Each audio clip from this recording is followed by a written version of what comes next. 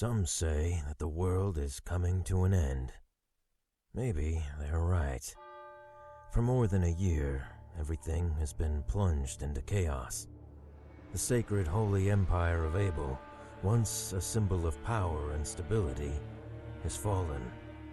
Broken and fragmented, the nations that were once part of it sought after the empty throne, and now the shadow of an insane war threatens to engulf everything. Oblivious to the conflict, the Order of Nathaniel, founded centuries ago to keep humanity safe from what lurks in the night, continued its restless fight against the dark. Over the ages, the Order waged countless secret wars, always hiding from mankind that the monsters who walked among us, our darkest fairy tales, were still there. And then, 2 days ago, something unexpected happened. While the Order was negotiating a way to stop the upcoming conflict with the warring states, the Red Lady, a high-ranking member of Nathaniel, stole one of the artifacts that the organization had sealed in the dark long ago. The Biblos, a book written with the blood of the founder of the Order. Nobody knew why she took it, nor the importance of the artifact, but I, Romeo Exet, leader of Nathaniel, did. Understanding what was at stake, I was forced to send the best agents of the organization to recover it at any cost. As fate would have it, amongst all of those agents, it would be the girl with no name, a cursed child bringing calamity with her, who would find it.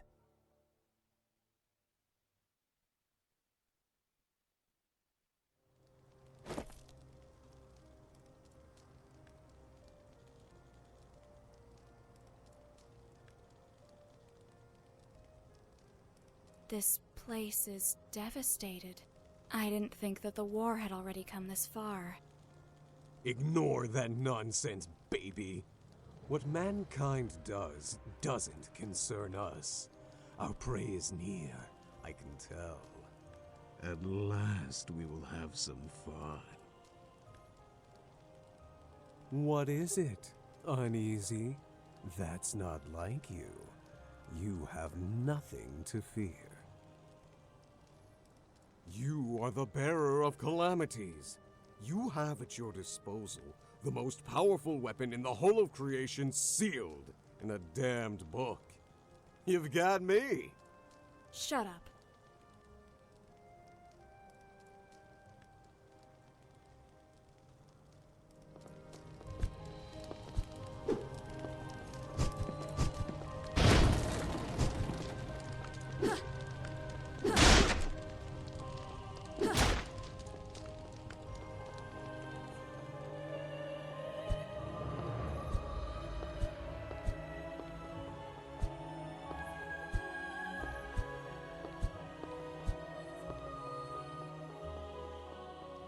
Welcome, Bearer of Calamities. I knew they would send you. Unfortunately, you've come too soon. I have not finished yet. Lady, in recognition of your years of work for the Order, I will give you a chance to surrender and return the Biblos. As pragmatic as ever. Well, I didn't expect a greeting from you. What have you done with this place? Make no mistake, Bearer of Calamities, I had nothing to do with the destruction of this city. Its inhabitants left before the armies of the Empire arrived. To prevent them from taking it, the people set it on fire and killed everyone who wanted to stay. It's human nature. War, murder, death. It is something you should already be accustomed to. I didn't come here to listen to your pointless speech. Give me the artifact. I will not ask again. Unfortunately, I'm not finished with it yet. But don't worry. I've prepared something to entertain you and your creature. Goodbye forever, Bearer of Calamities. Wait! Damn.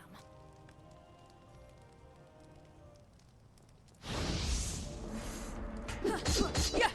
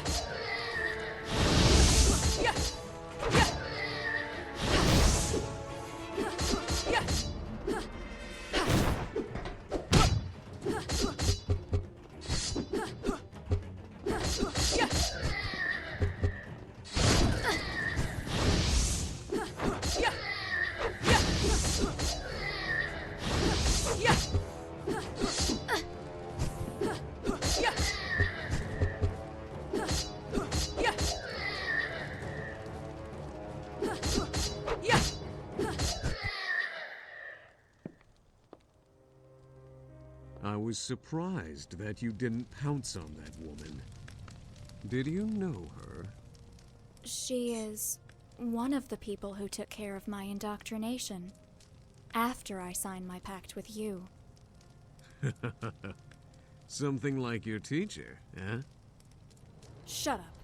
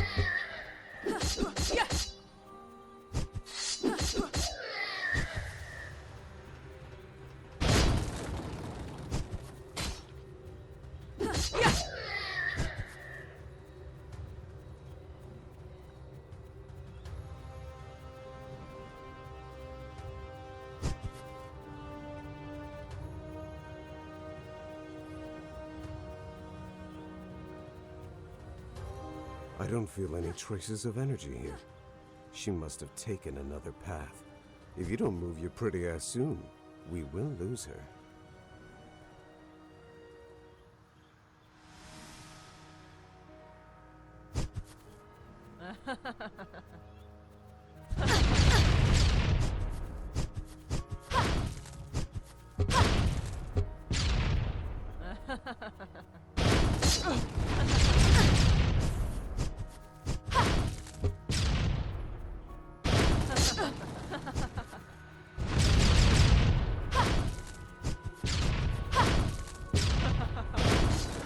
ever told you you're too pushy, my dear?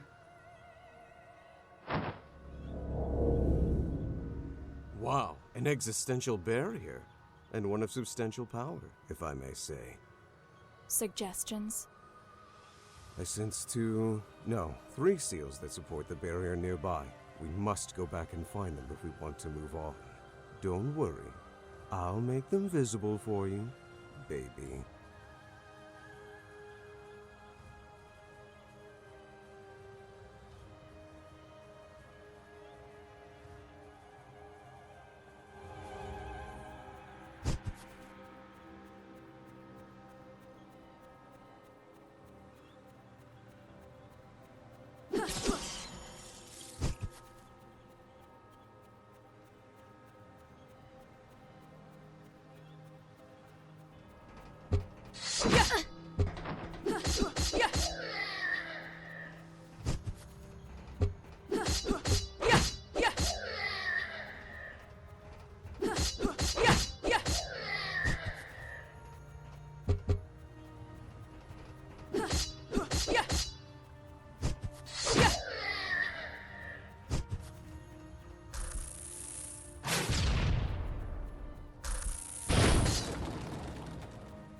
One down, two to go.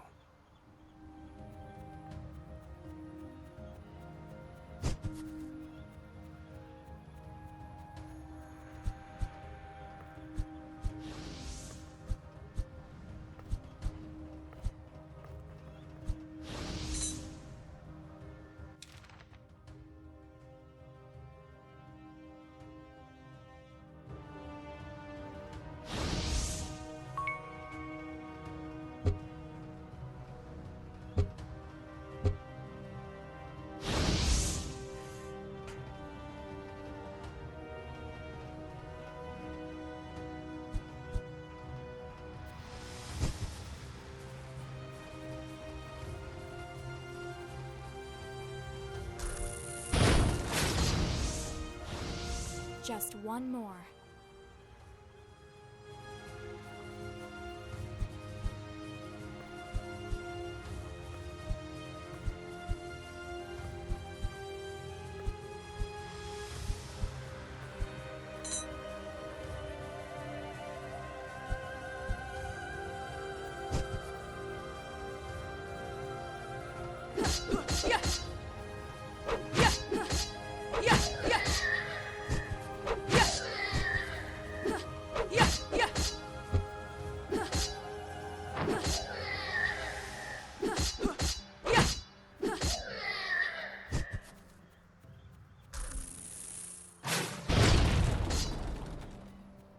The barrier has fallen, baby.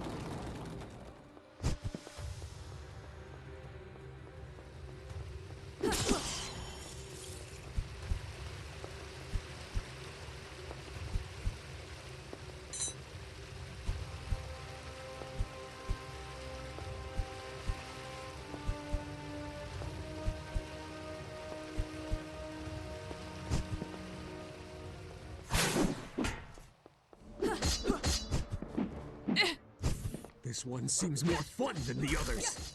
Come on, let me out. Shut up! Party pooper.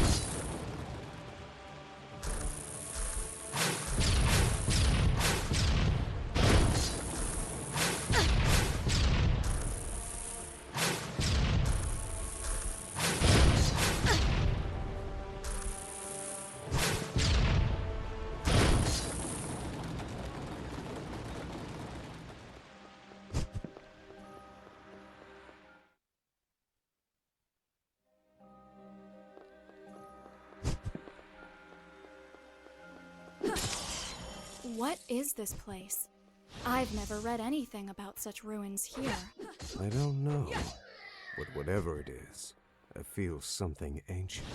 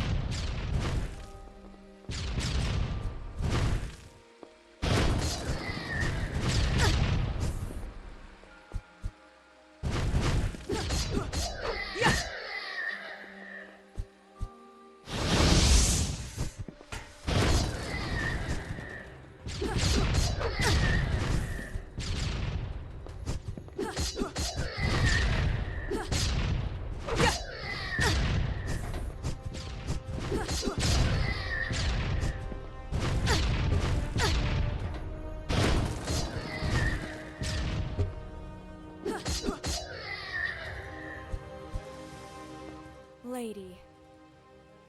I'll admit, I expected to have a little more time, Bearer of Calamities. The Biblos is not ready yet. What do you want? Want?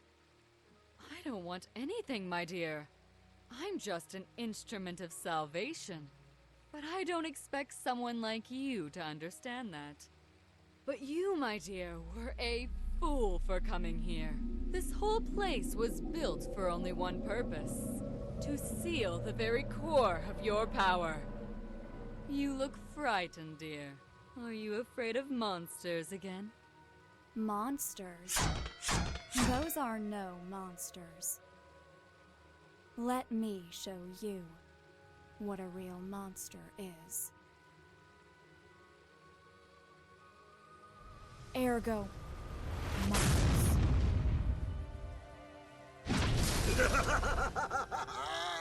I love it!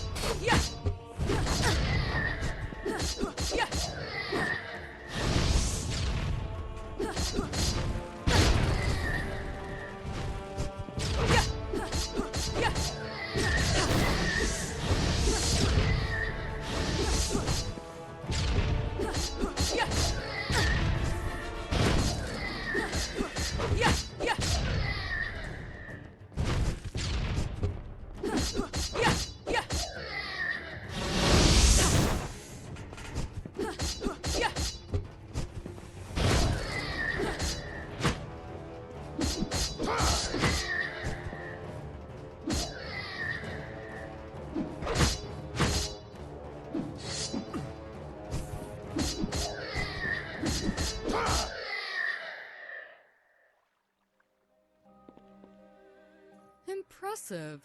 And to think that you only have a fragment of your true power. I guess this leaves me no choice but to interfere.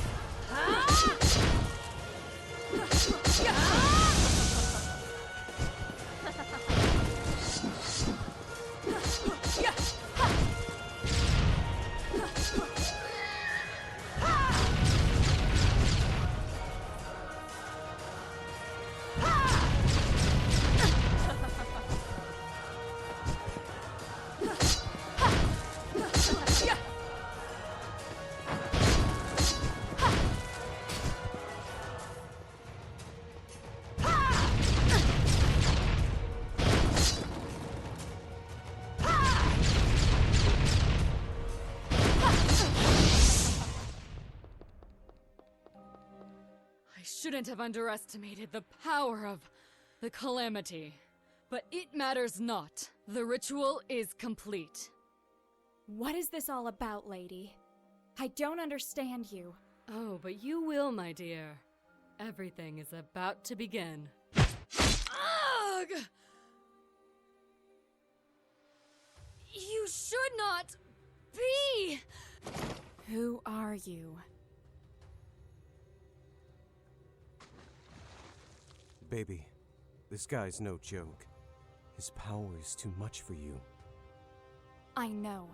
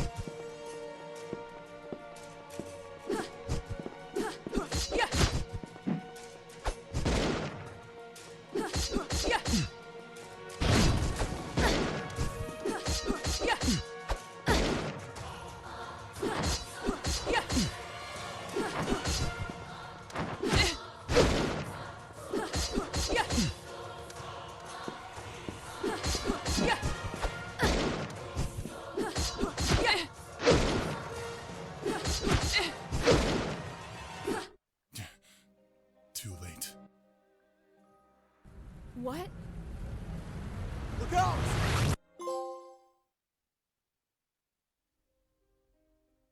Once more. The same dream. Always the same. The little girl runs. She runs to escape the horror that haunts her.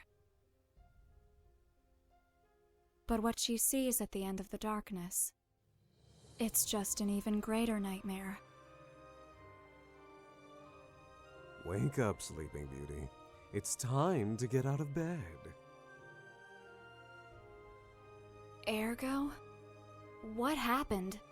Where are we? Not a clue. After that light, everything became chaotic. I only know that when I regained consciousness, I was in this place. I've never seen anything like it. How long have I been asleep? A few hours. Before you open your big mouth to complain, I tried to wake you up earlier. But stay calm. I assure you, nothing has come close or done anything to you while you slept. Thanks.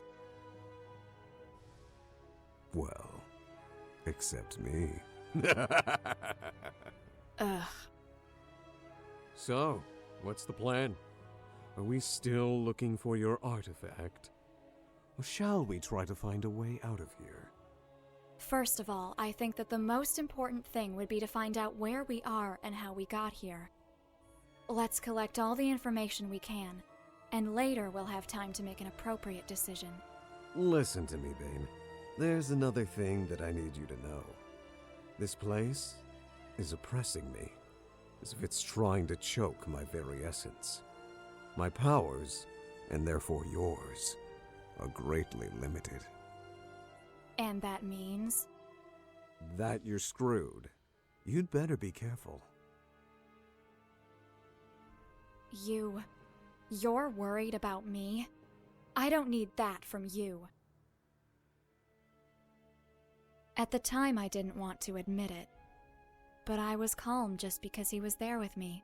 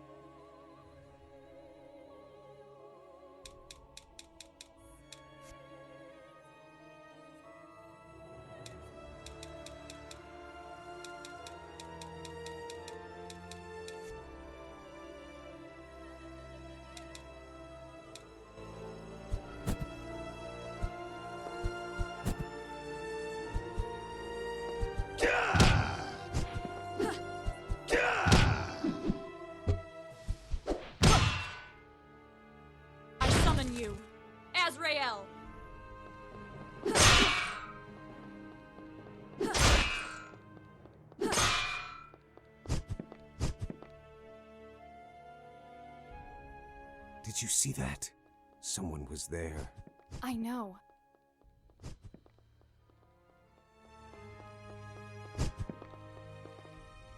These seals are really powerful. I don't think that we can open them, baby.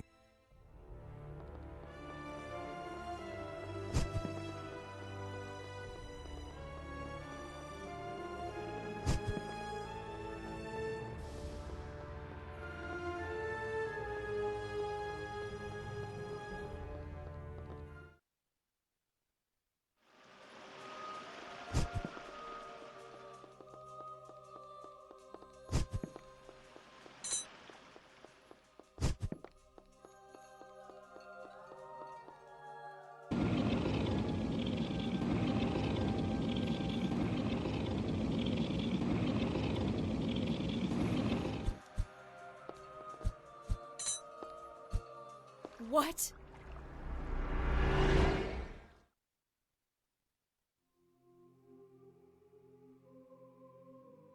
Wherever we are, this is not the world we both know. Go back. This place is not safe. You? What the hell are you doing here? Not the time or place to talk. Go back from where you came. I will wait for you there. Ergo? You know what that thing was? Let's go back, baby. Answer me. There is something I need to check. Let's go back. Ah.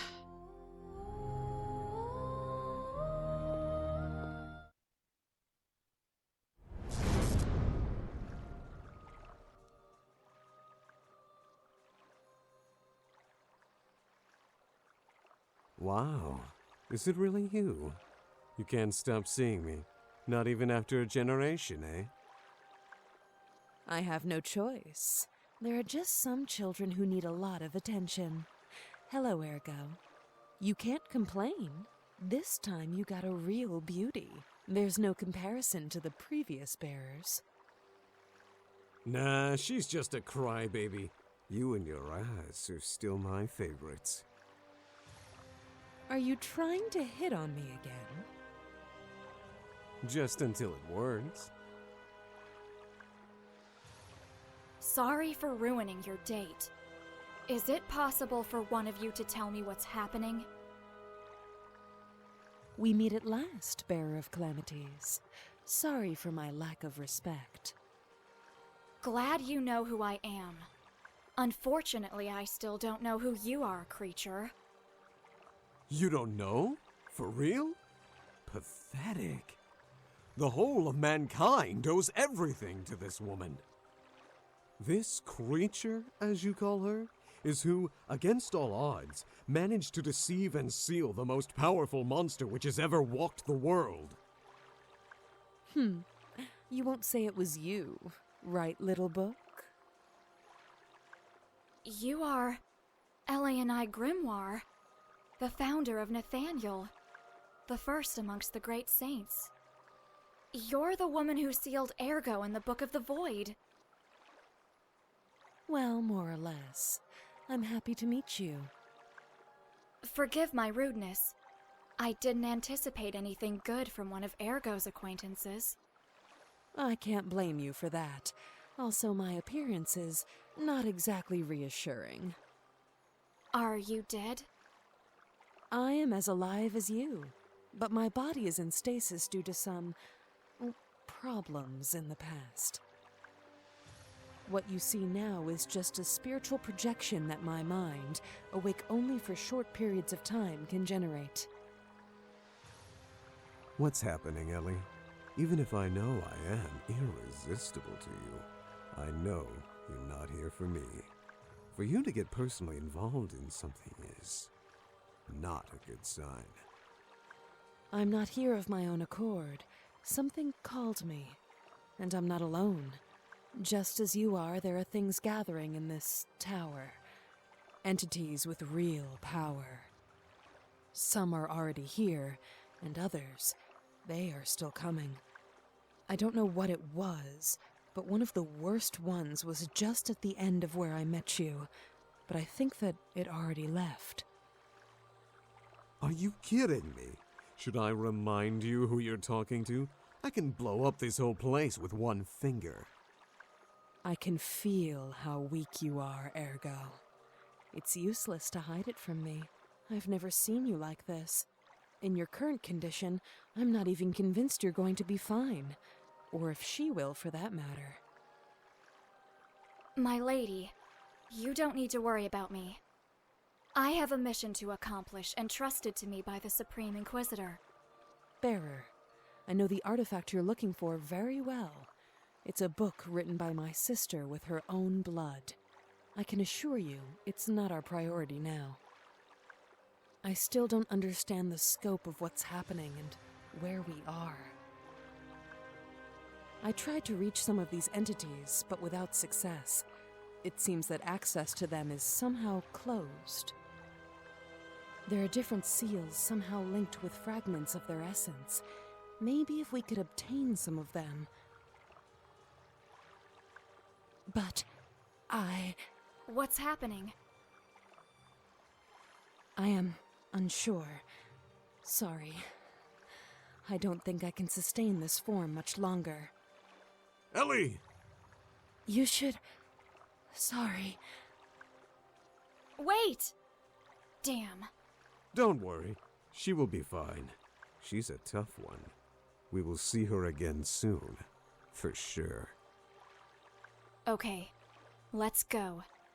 Let's meet those things. That sounds nice.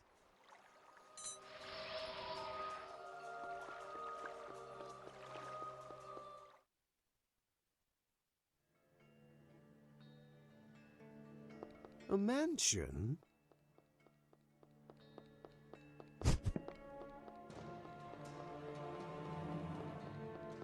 Look at all those puppets. They seem almost alive. Yeah, this looks like a haunted house. I hope that they move and attack us or something. That would be so cool. Ugh.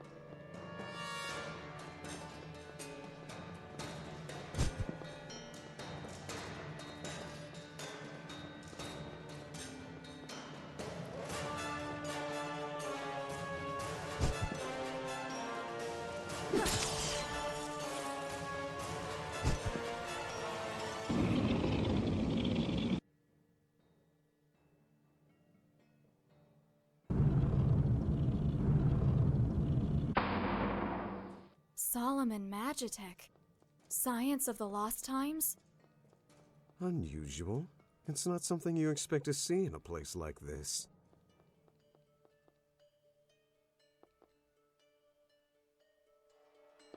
Babe, these seals, they are linked to the paintings.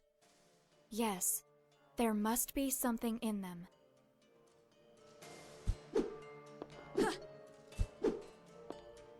Babe, Yes. I summon you, Azrael! I summon you, Azrael!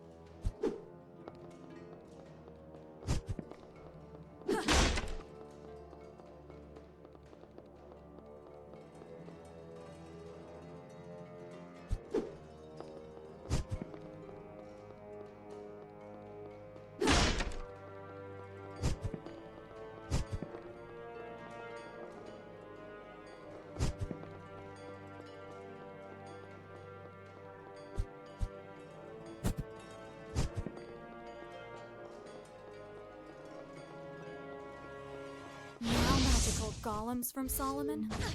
yeah, this mansion is full of surprises. Azrael!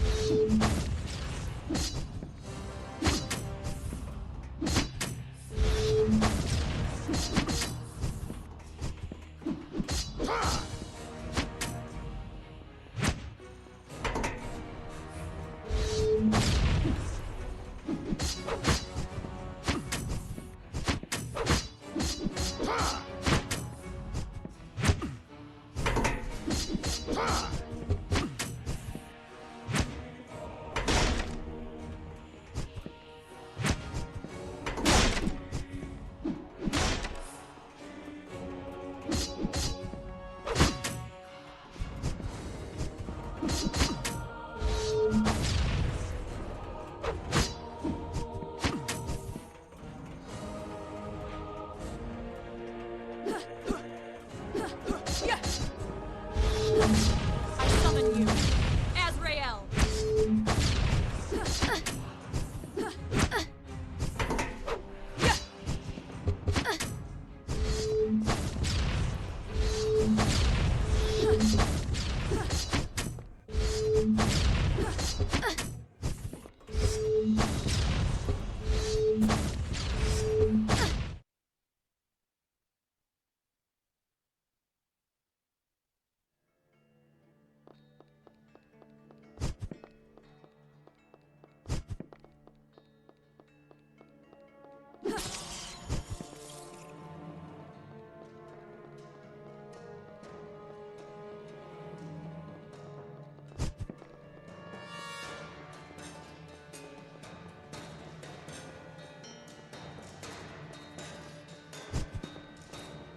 Now magical golems from Solomon?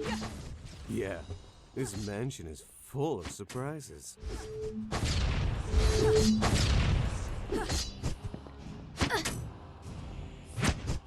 I summon you, Azrael!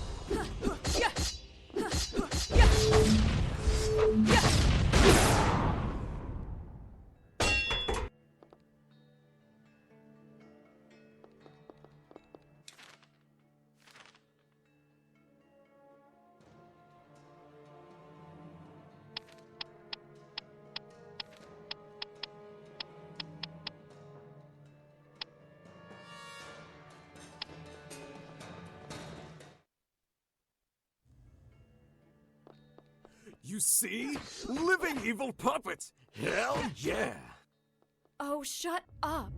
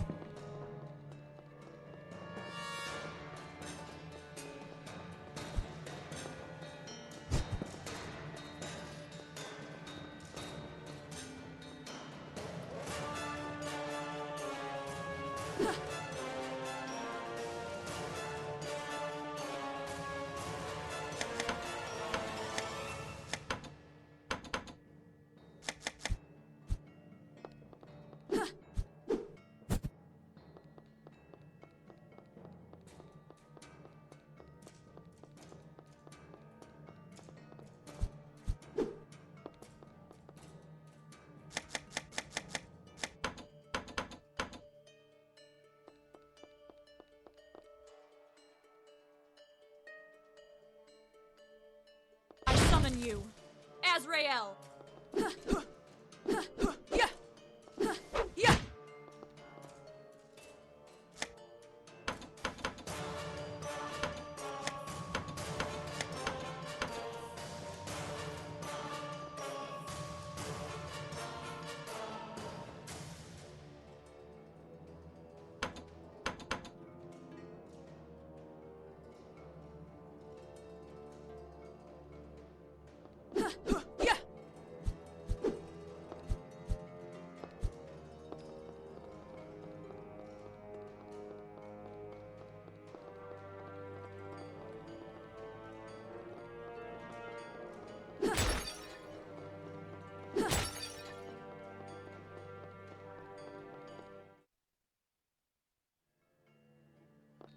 There is so much suffering here.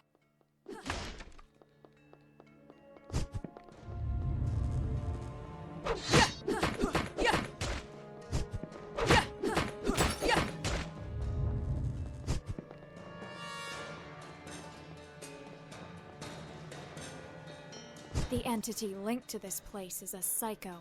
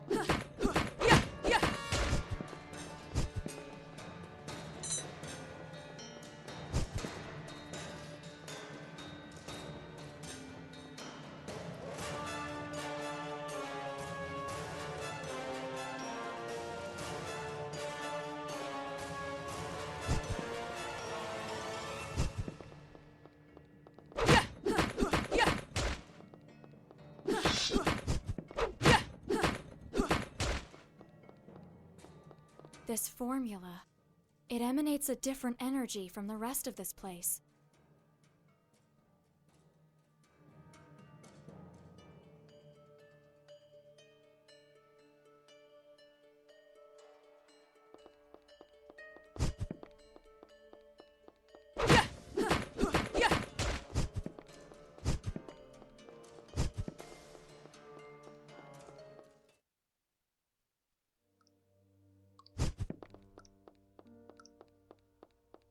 Death traps?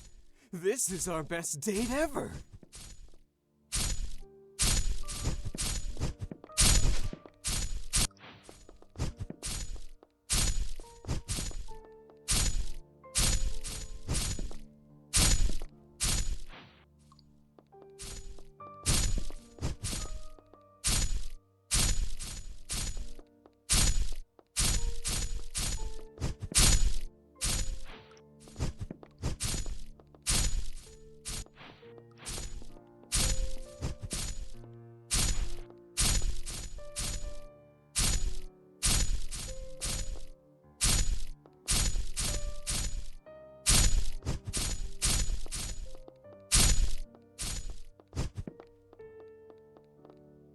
I'm just a merchant, and if I had a name, I do not remember it now.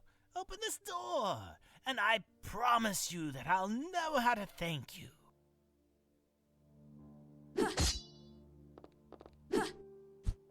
I'm just a The secrets, the passages, they echo in my head like screams. Stop them! Make them stop!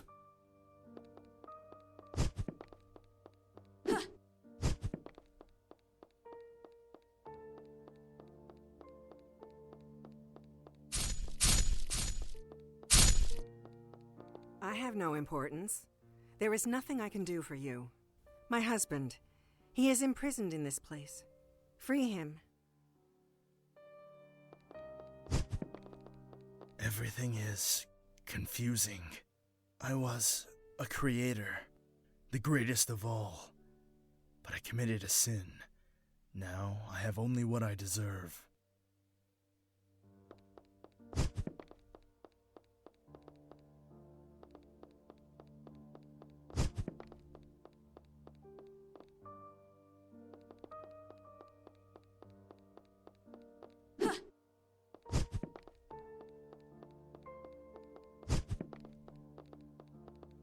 I am the one who devours everything. The one who stands over creation itself.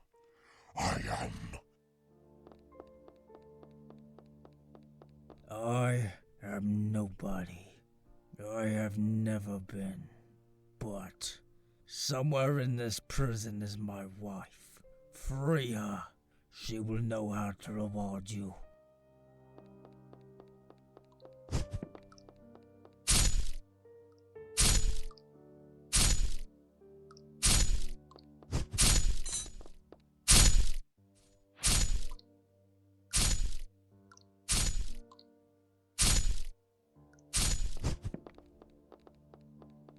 blood. I only remember the blood. What kind of monster am I am sorry, World Walkers. I have nothing to say.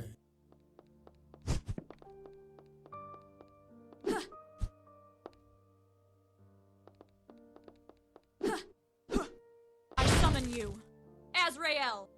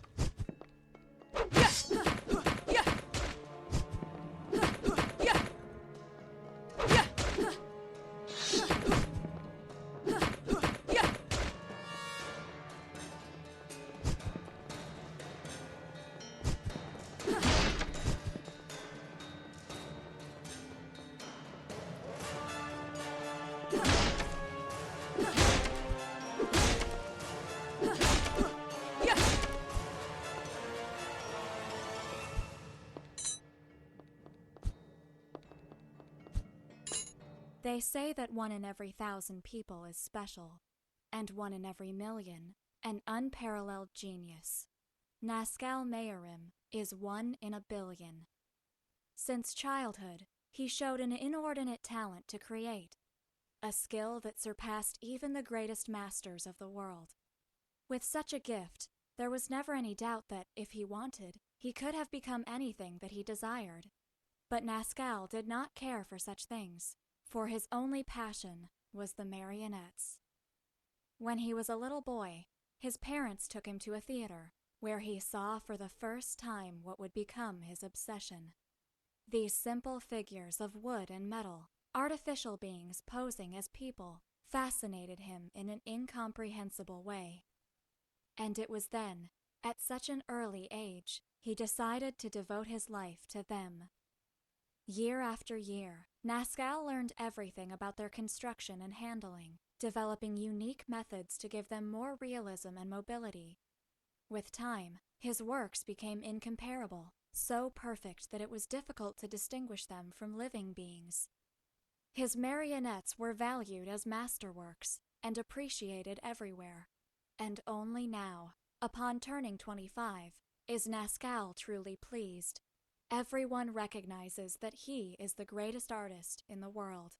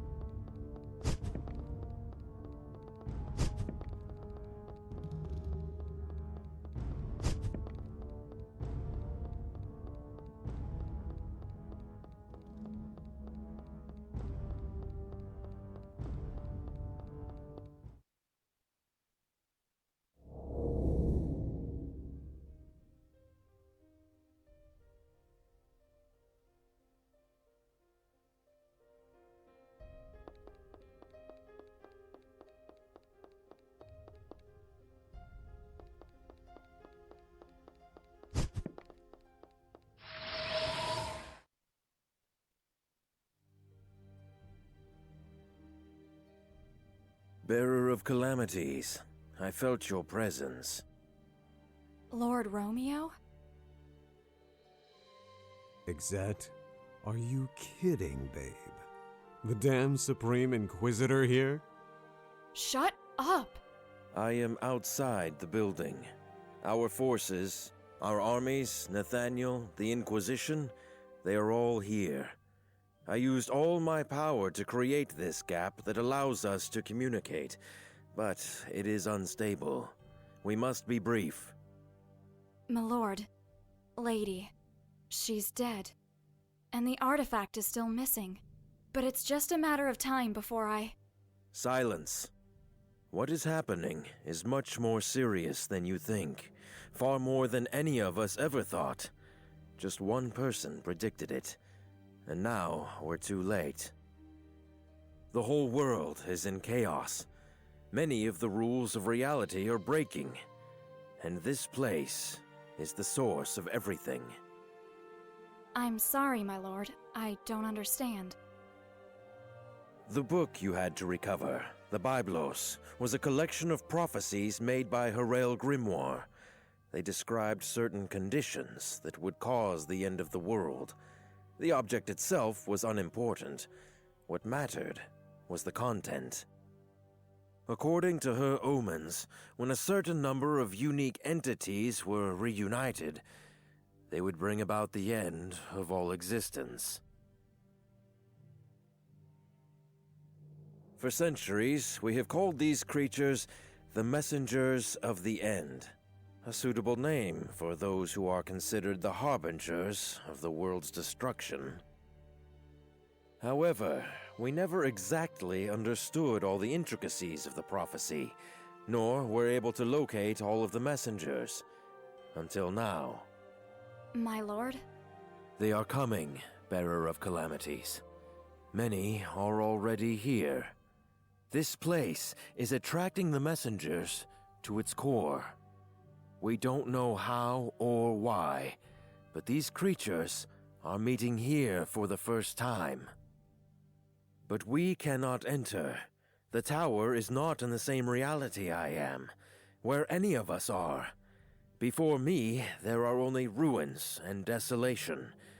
But you are already inside, which only means one thing.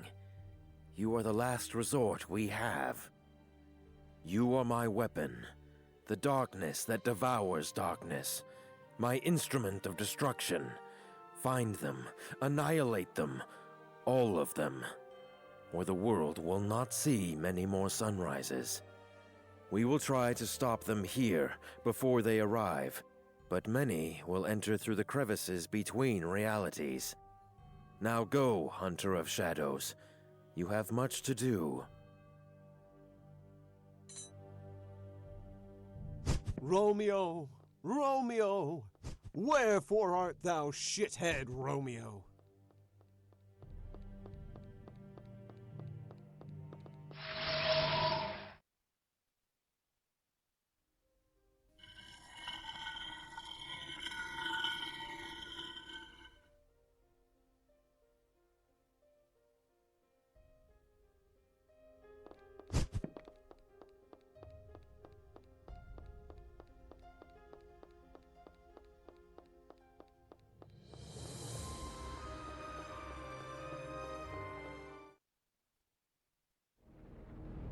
If that thing says something like, "It's dangerous to go alone," I will kill him.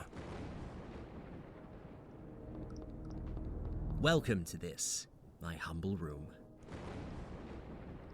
My name is Velez.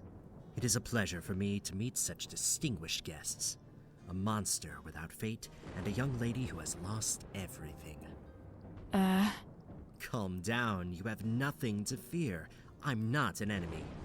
Though I suppose I would not consider myself an ally either. I am neither a memory nor a guest of the tower. You could say I'm a simple intermediary. He speaks the truth, baby. I feel no hostility from him. In fact, I don't feel anything from him at all. I know, but I can't help being uneasy. There's something strangely familiar about him. Velez was your name, right? Excuse me if I was rude. The truth is that it's been a difficult day. Do not worry, my dear. Under the circumstances, it's logical that you're confused. You're not the only one here who feels this way.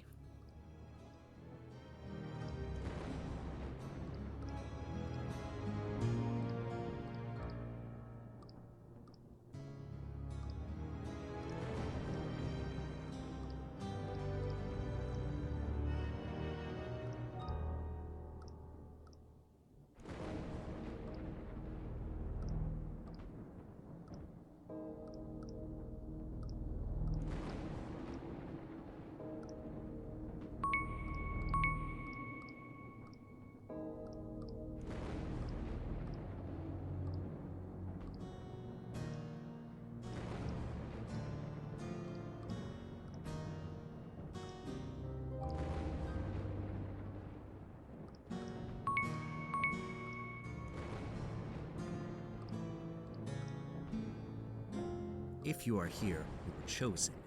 You, a monster without fate, and the one who has lost everything, you can choose what? Your eyes ask, even when your lips have not yet moved. Everything. There are no limits. Such is my task. You can obtain everything or nothing, as long as you exchange it for something of equal value. Of course, they, the same as you, are moving too. Many of them are also invited to Labyrinthos. Or at least, those who are real. But excuse me, I may have already said too much. And I should not ignore the rules.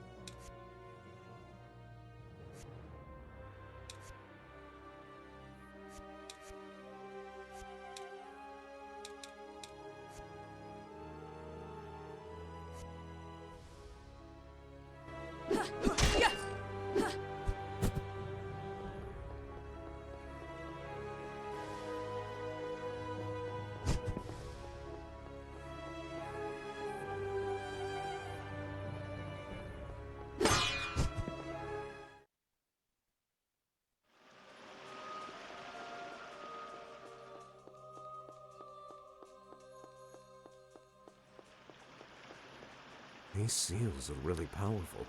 I don't think that we...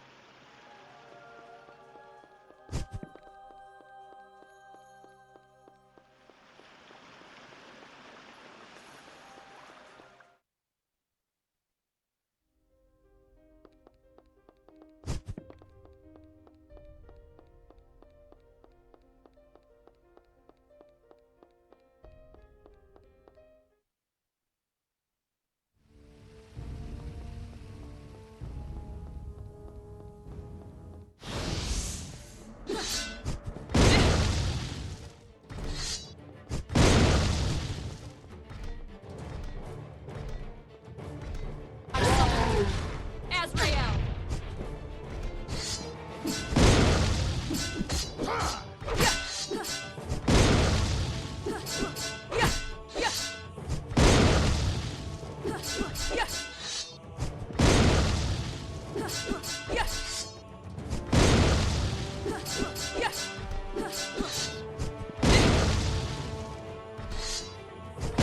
I summon you, Azrael!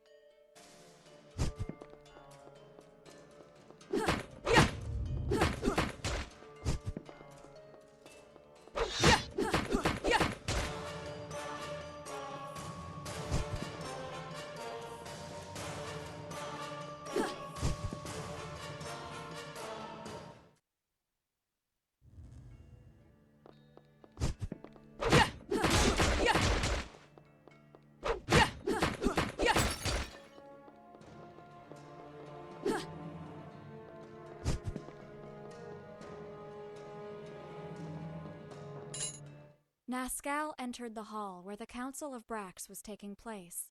The greatest artists and creators of the world met once every decade under those walls. Different civilizations, even non-human creatures were there to show the wonders they had created over the years. Naturally, only the very best could attend, those whose fame had crossed all frontiers. For many of them, just having been invited represented an honor, but to Nazcal, it was quite the opposite. They should feel honored by his attendance. The puppet master walked through the room, trying to pass unnoticed.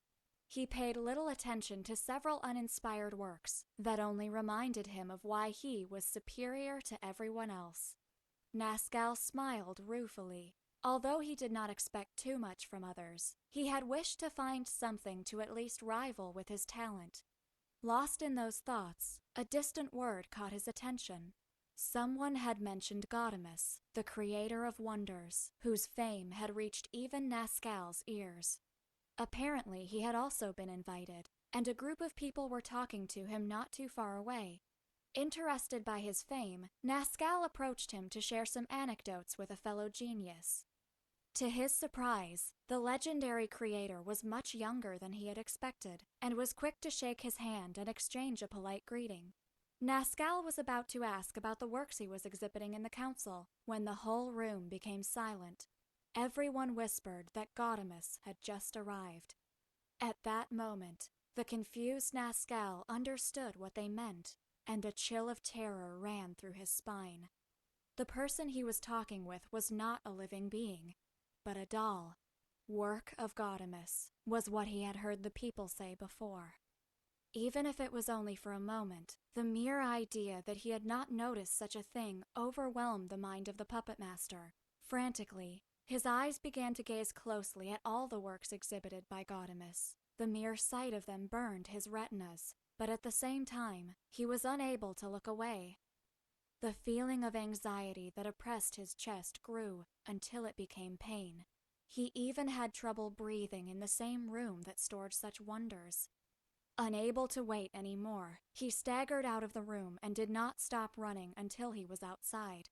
Then, Nazcal cried and laughed as hard as he could. He had been blind all this time. In his egotism, he thought he was on top of the world when he was only standing on a small hill. Only in that moment did he realize that his work was far from having reached its full potential. That night would change his life completely. He would create greater works. He would surpass Gaudeamus, surpass them all. From that moment, his obsession would be perfection.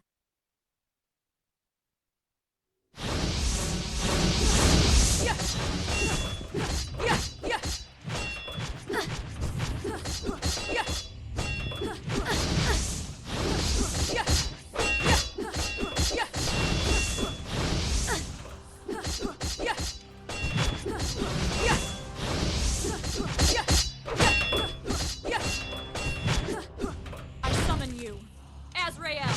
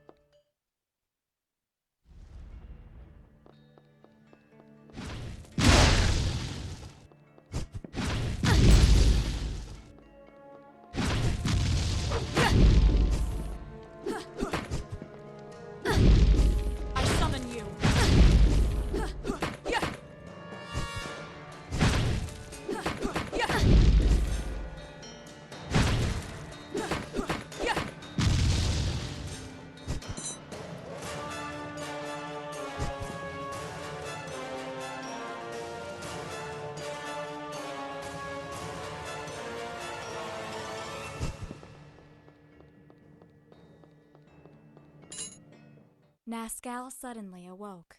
For months, he had been unable to sleep well, and that night had been particularly bad, something which he blamed on the emotion of being so close to finishing his work. Washing his face, he noticed how terrible he looked in the mirror, and thought that very soon he would have to be ready to return to society. Nazcal was unsure of how much time had passed since he had visited the Council of Brax. After that night, he invested his vast fortune in creating a secluded mansion away from the civilized world. A huge and well-equipped workshop in which he could devote body and soul to his work, free from distractions. It had been years, or maybe even decades, since the last time he had contact with another human being. But loneliness meant little to him. All that mattered was that he was close to reaching his goal. Over the years, just improving his creative talent wasn't enough for Nazcal. His goal was much higher. He devoted day after day to research the same process Gaudemus developed to make his works, becoming an unrivaled expert in lost science and supernatural rituals. With such unusual tools, he managed to create countless animated puppets, which were able to move by themselves. The very ones that now protected his mansion and took care of its maintenance. But they were all just prototypes for his definitive work, the ultimate puppet. An artificial being so perfect, it would not be aware that it was not alive. Nazcal solemnly went down to the heart of his workshop, where his most valued masterpiece waited for him. On the table was a body. Any observer would think without a doubt that it was a true human being. It had the same appearance as its creator, as identical as 2 drops of water. The master puppeteer smiled. In his next encounter with Gaudemus, it would be his marionette that greeted him. An ironic joke that only he would be able to understand. After reviewing the status of the project for hours, Nazcal determined that it was only a matter of days until it was finished.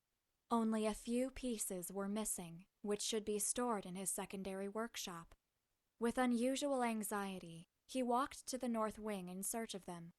It had been a long time since he had visited that area of the mansion, and he was not even really sure of why he stopped going there. Upon entering the room, the master puppeteer was struck by the terrible state of the place.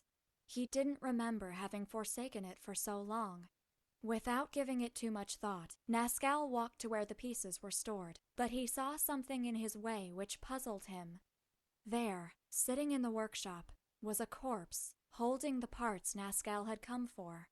His flesh, rotted and dried, was in pretty bad shape, suggesting that it had been in that place for a long time. Surprised, Nazcal approached to examine the body, but before he could do so, the puppet master became completely paralyzed with terror. Because, despite being worn and wasted, there was no doubt. The corpse had exactly the same face as him.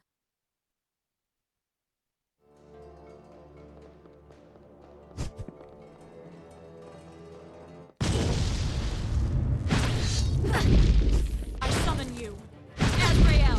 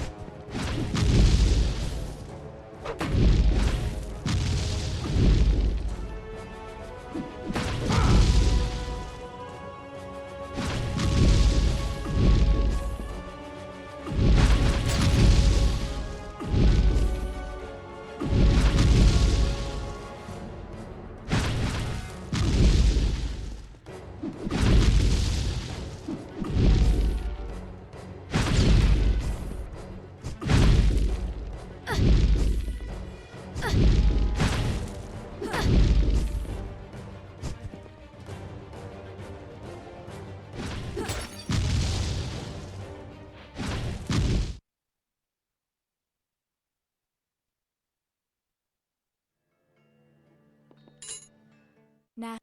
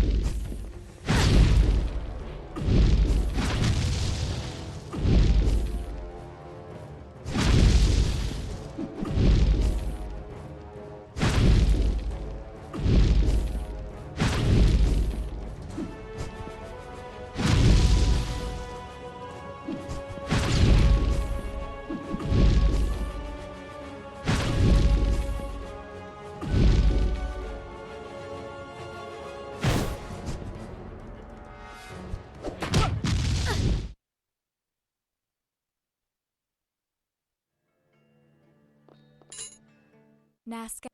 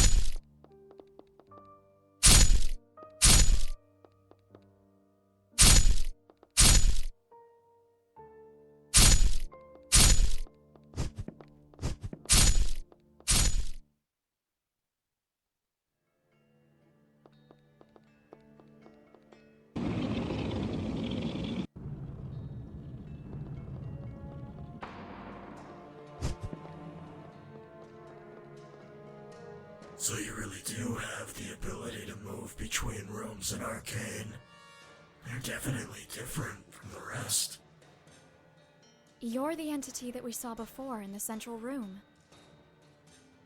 Correct. But it would be better if you don't ask silly questions like who I am or what I'm doing here. I can't answer what I don't know. You're different from the other shadows. Because I have awareness of everything around me? You could say that. I've seen more like you. They were locked in a prison. I tried to talk to them, but they were not lucid. Nor will they ever be as long as they're there. For many of them, that's not where they belong. In their correct rooms, they would be more lucid, as you say. So I just need to free them? You can't release them. It would be impossible for you. The tower won't allow it. They're too entrenched in their memories. And you think that some bars will be a huge impediment? Idiot.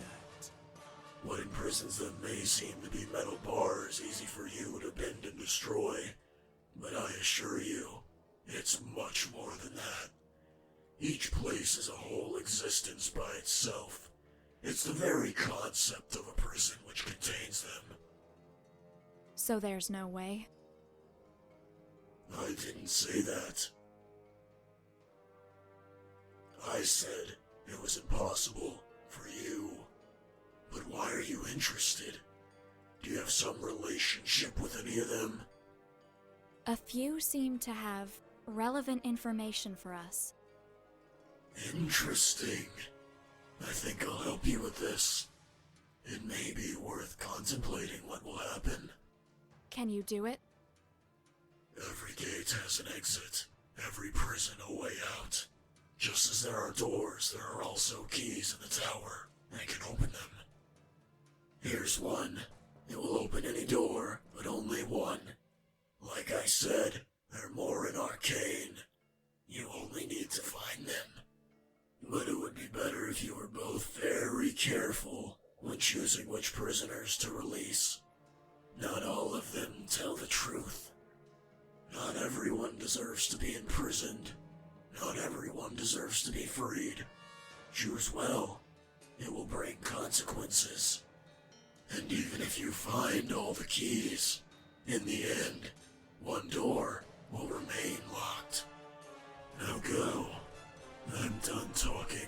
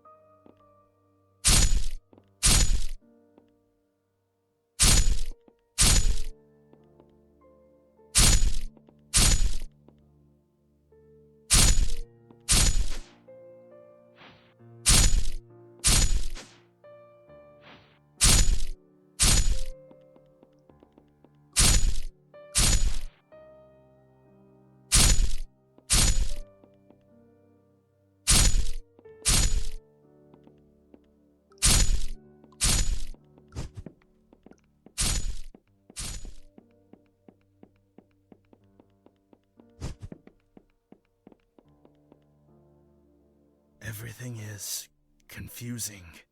I was a creator, the greatest of all.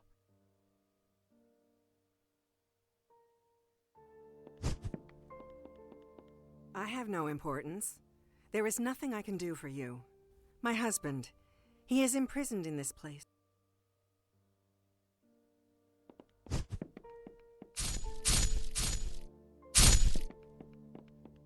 I'm just a merchant, and if I had a name, I do not remember it now. Open this door, and I...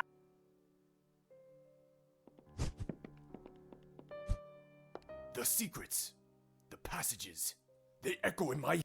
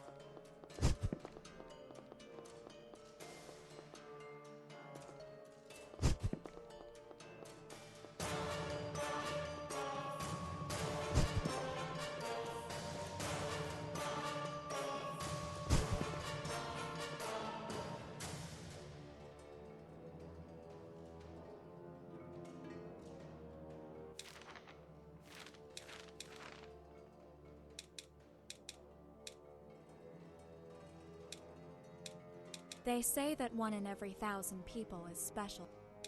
Nascal entered the hall where the Council of Brax was taking place. The greatest artists and creators of the world met once every decade under those walls. Different civilizations.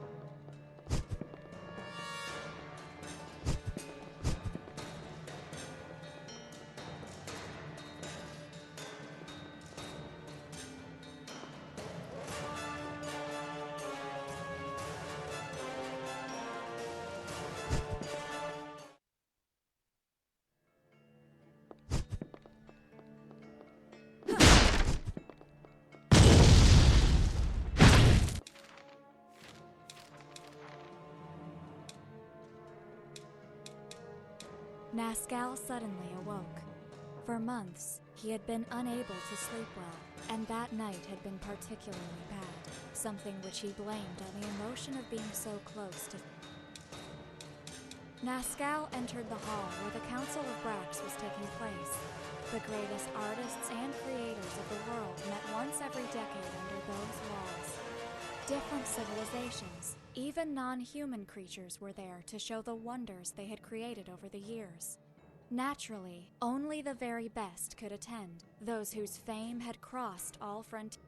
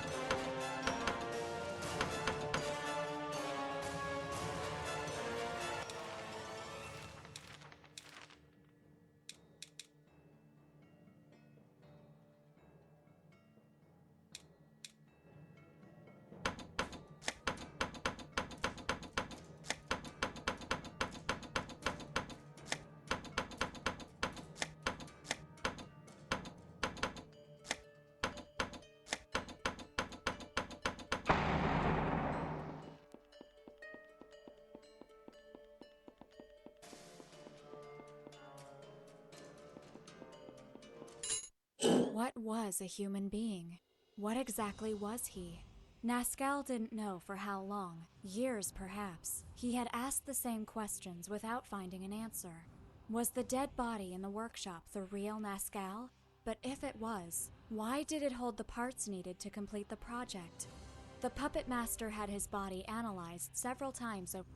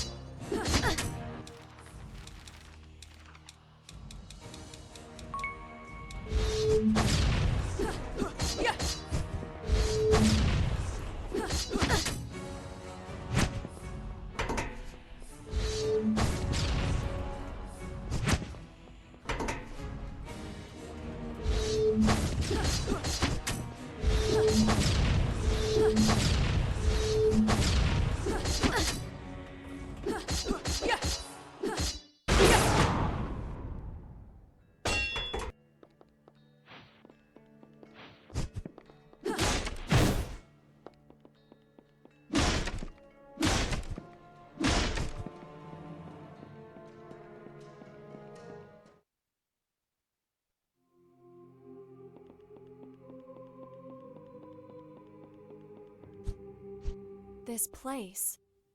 This is part of the messenger. Everything here resonates with his fragments of memories. We can use it to reach him. Yes, but we will need at least 3 to summon him.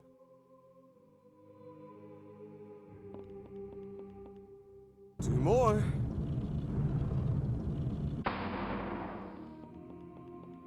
One more.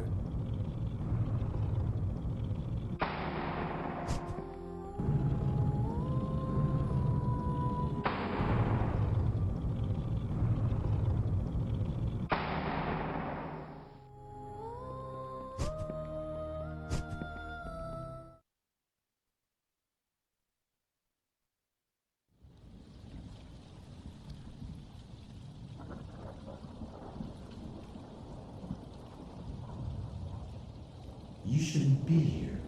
This is my core. Nascal the Puppet Master, come out. Don't hide in the shadows. Go away. If you won't, I will destroy you. Answer me. What is your intention coming to the tower? I did not come.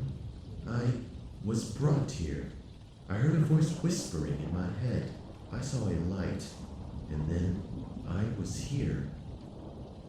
I have seen your memories. The things that you've done. The lives you've destroyed. Everything.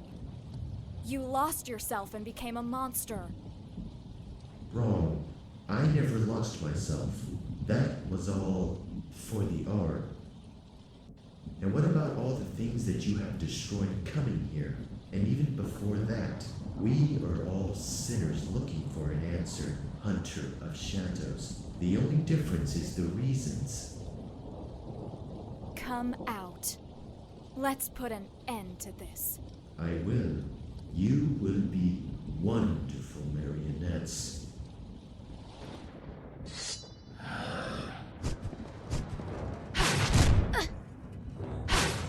I summon you, Azrael!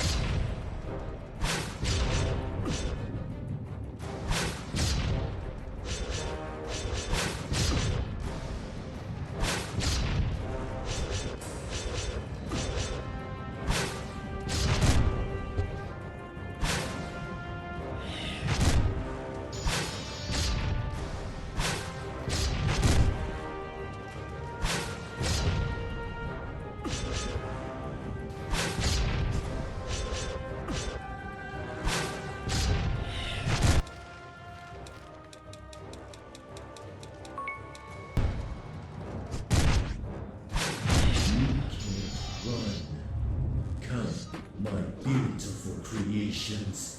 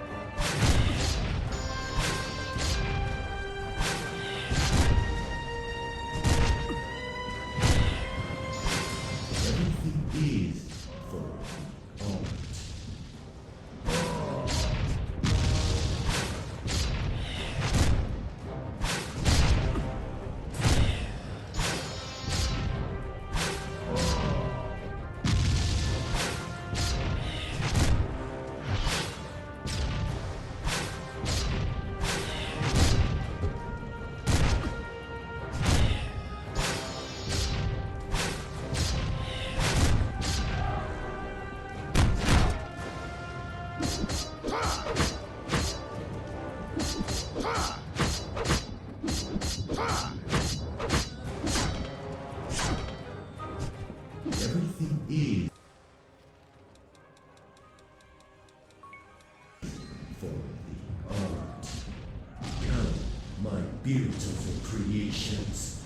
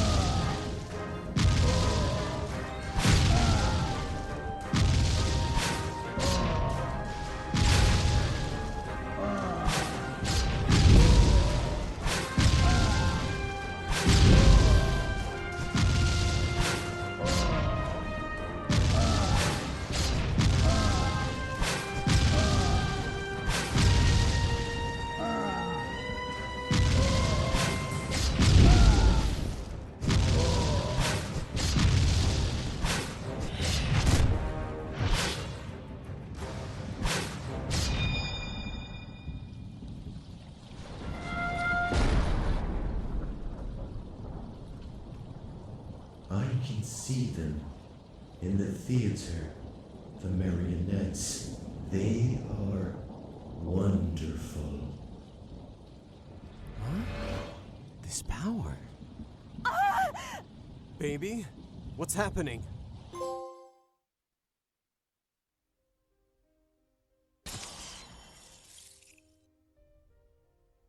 The dream goes on. The little girl is still in the dark hallways of the heart of the Order of Nathaniel. Around her, there are dozens of sealed rooms which contain incomprehensible monstrosities that should not exist.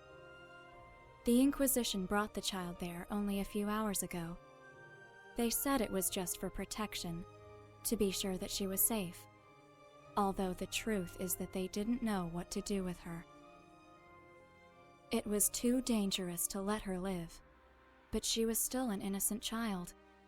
Even the most radical amongst them didn't want to kill her just because her blood was different. A blood that would empower any supernatural creature who fed on her. The Inquisition thought that her pursuers would not be able to enter the holy city of Nathaniel, so they would have time to decide what to do there. They were wrong. The little girl can't run anymore. The long hallway ends, and in the darkness, she finds a closed door. With her frail arms, the child opens it. She hopes that inside, she can finally hide from the things that follow her. Those who pursue her are the same monsters that had destroyed her village. The ones who took her parents away. The ones who stole the little world that she had known. Her small eyes look around the room. A chill runs through her body. It seems that no one has been there for a long time. But it is not empty. In the center, there is a book. And somehow, looking at it, she feels even colder than before. Ergo? What happened? I'm not sure. For a legendary godlike entity, you know very little. I was near omnipotent, baby, not omniscient. Knowing too much always spoils the fun. My guess is that the core was linked to that entity. After we destroyed him, it couldn't hold itself together and collapsed. Following that, we reappeared in this place. I don't know why you lost consciousness. There's something else I want to tell you. Little girl, that power, the one you felt there, it's mine. What do you mean? After kicking the ass of that guy, something came to me. I thought it was merely assimilating his essence, but it was more. I regained part of my power, my real power, the one I am unable to use sealed in this book. Why are you telling me this? Honestly, I'm not very sure. I guess I just wanted to play fair with you. Or maybe I just wanted to freak you out a little. In any case, it is true. And the plan is? You don't need to ask. We'll stick to our original goal. I can't complain. This is becoming much more fun than I thought it could be.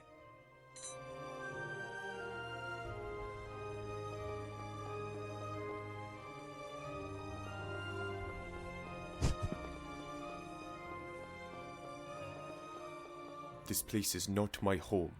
I was simply brought here by a memory. But if you reach my home, I will show you its secrets.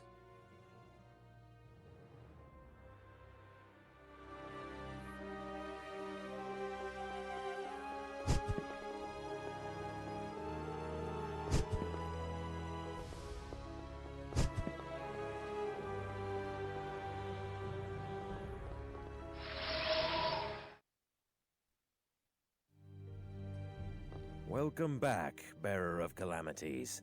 My lord, everything here is quite chaotic. I still don't understand what's happening inside this place. But you were right. Some powerful entities are being summoned here. You are a weapon child. You don't need to understand anything. Just destroy them before the omens can be fulfilled. The world is at stake. Yes, my lord. I have already begun. If nothing else, one of them is destroyed. Romy, could you give us a little more information on what's happening outside? Not to mention about this whole damn prophecy thing. Ergo Mundus, don't talk directly to me ever again. Your power may be necessary, but I don't need to discuss anything with you. Oh, do you have a problem with me?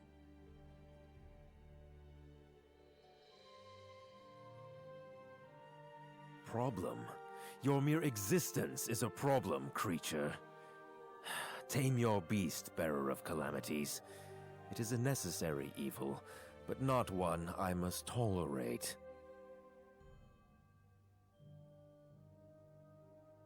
Shut up, Ergo Mundus. That's an order. My apologies, my lord. No need. Now go. At least one more messenger is already inside this place. Here, take this. It may help you in your mission.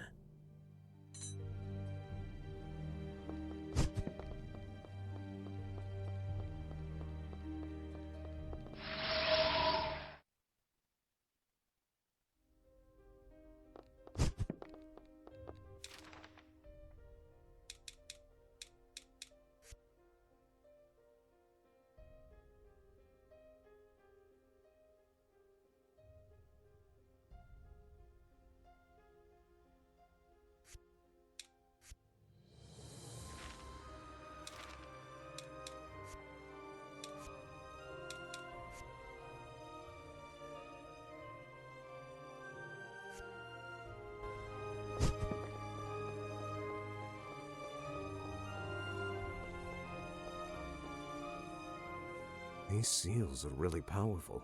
I don't think...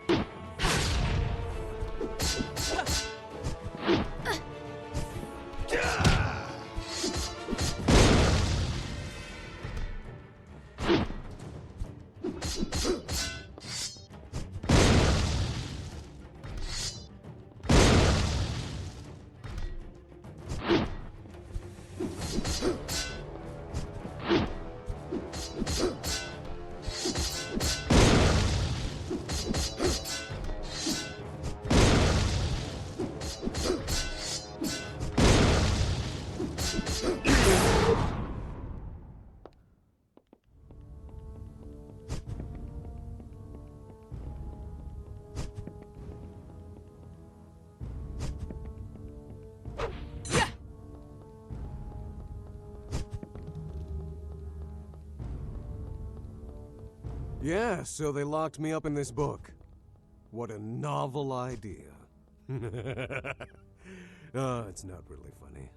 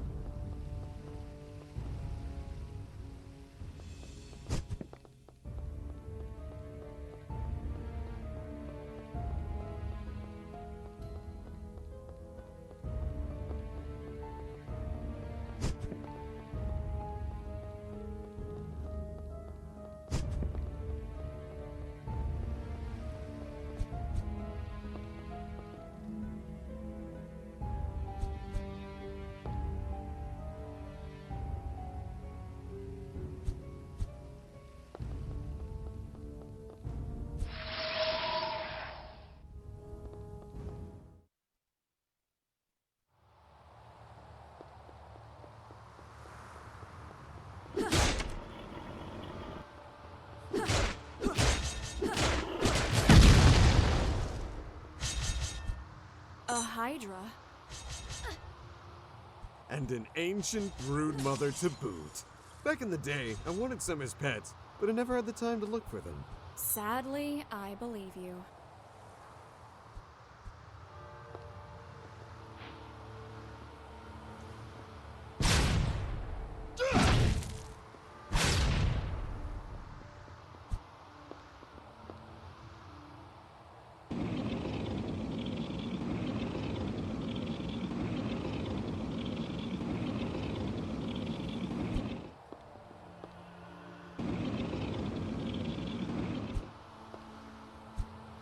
You know, baby, if you keep standing here much longer, I'm gonna have to get a dust jacket.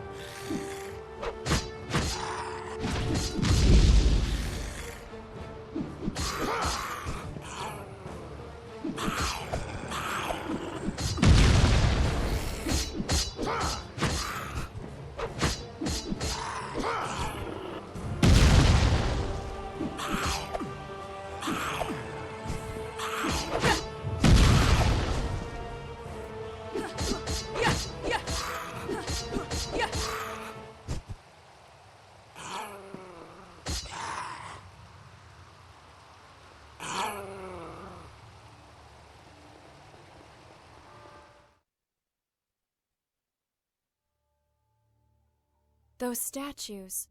Lady Ellie and I? She sure is popular. Wow, was that a joke? Shut up.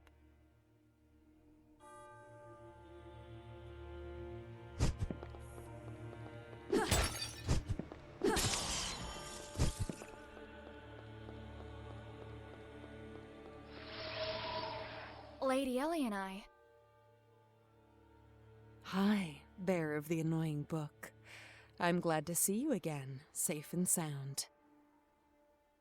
How are you, Ellie? The last time we saw you, you seemed to be in some kind of trouble. Worried? No, I know how difficult you are to kill firsthand. And everyone knows that it took a manifestation of hell itself just to knock you out for a while. Lady Ellie and I. Lord Romeo Exet was able to contact us. We have our orders. All our forces are outside, while we need to destroy certain creatures. Little Romeo is involved too. This is as serious as I thought. He thinks that it is the prophecy, right? The one that my sister foretold. The messengers of the end. If that's the case, it means that once all of them are reunited, it would trigger the end of the world. But something is wrong. I feel it. I will try to talk with Romeo, if I'm able. Why are you in this place? Honestly, I have no idea. My manifestations are too chaotic. I can't even move freely around here. I'm limited. Once I've regained enough strength, I will manifest again in the center of the core room, and from there, I will try to explore other places to see what I can discover. If you need something, I will be there from now on.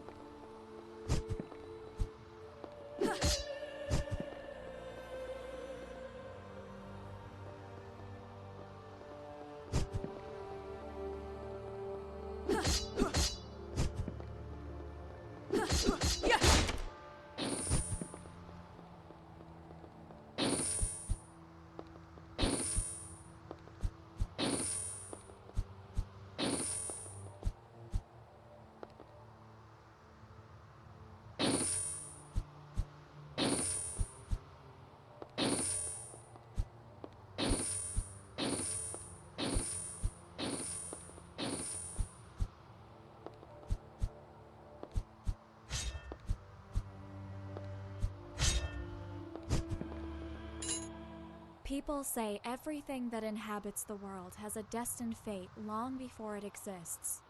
If that's true, there was a reason why Ramatek UI Del Lux would never know the relaxed life that was meant for him as the eldest child of a noble family of the highest rank. He was just 4 years old when he was sent by his father to the Cathedral of Aranus. For centuries, the ancient building received the firstborn child.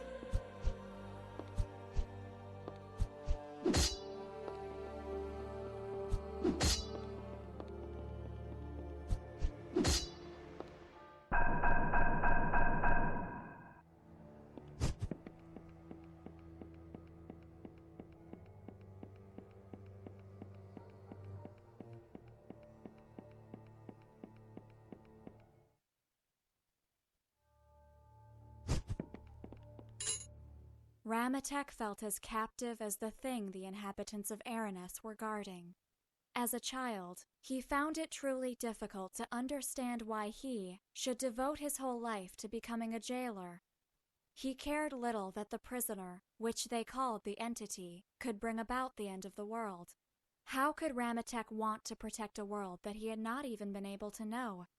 All of these concerns were at the forefront of his mind. Baby? There's something I have to tell you. There's a library card in the back of me, and I'm long overdue. Just shut up, please.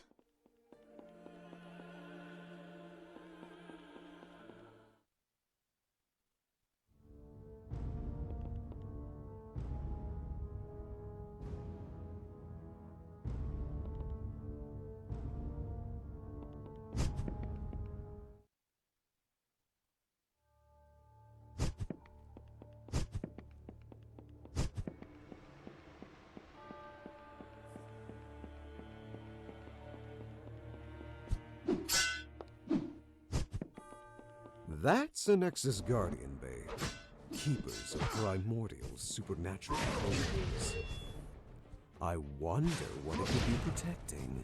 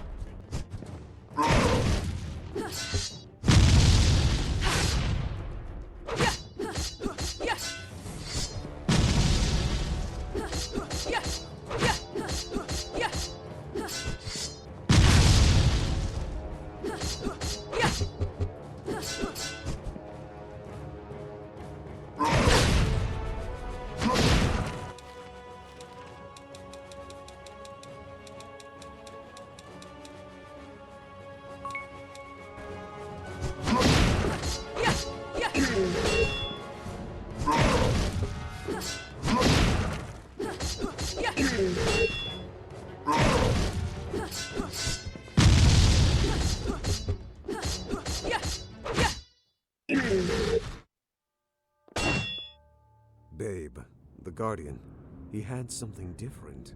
I noticed it when I absorbed its existence. A magic formula codex. Very primitive, but linked to the seals of this place. Add the formula to our magic. With any luck, it'll resonate with the seals in this place. Maybe we'll be able to activate them now.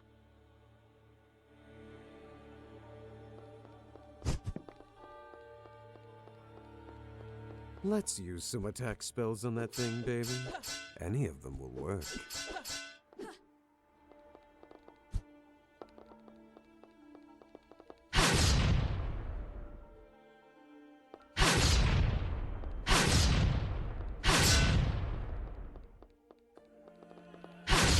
I summon you. Azrael, I summon you.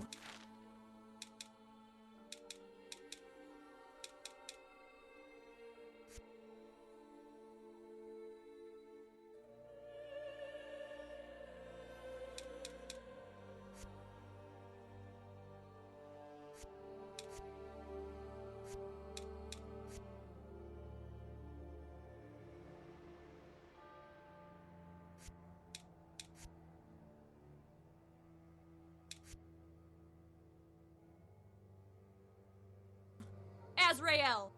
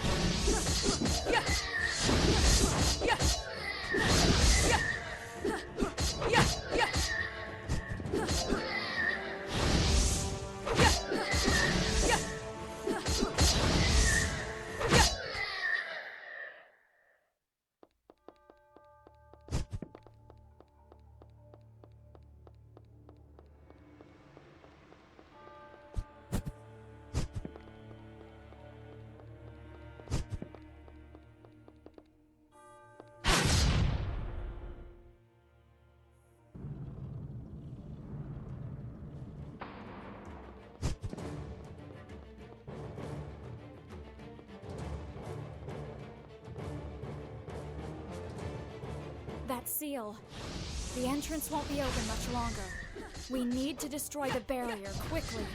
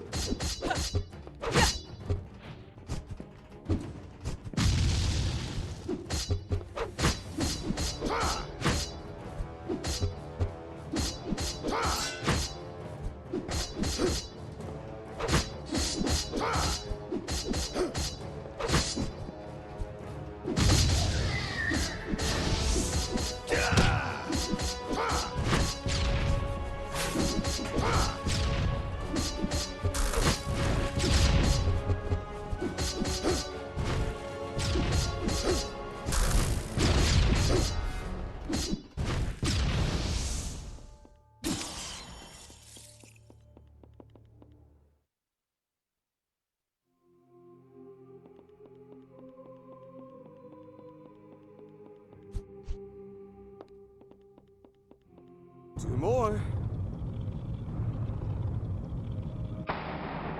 One more.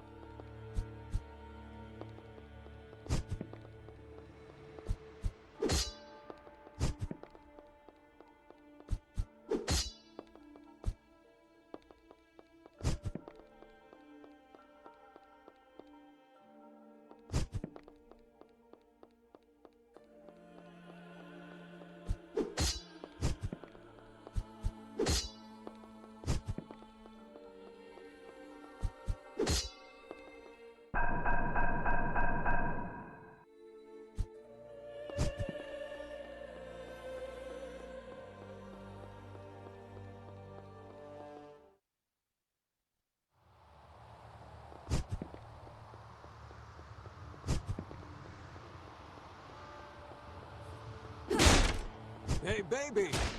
Just a reminder, the view from back here is great! No buts about it!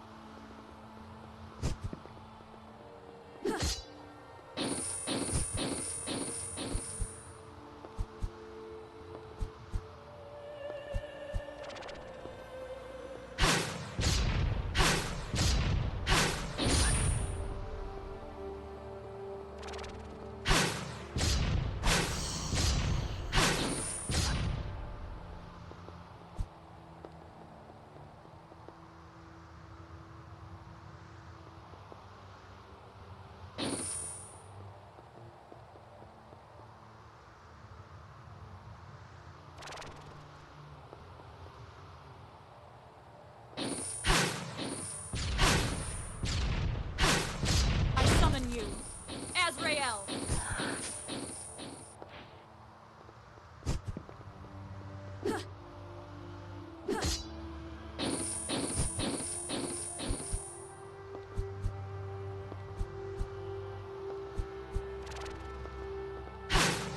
I summon you, Azrael!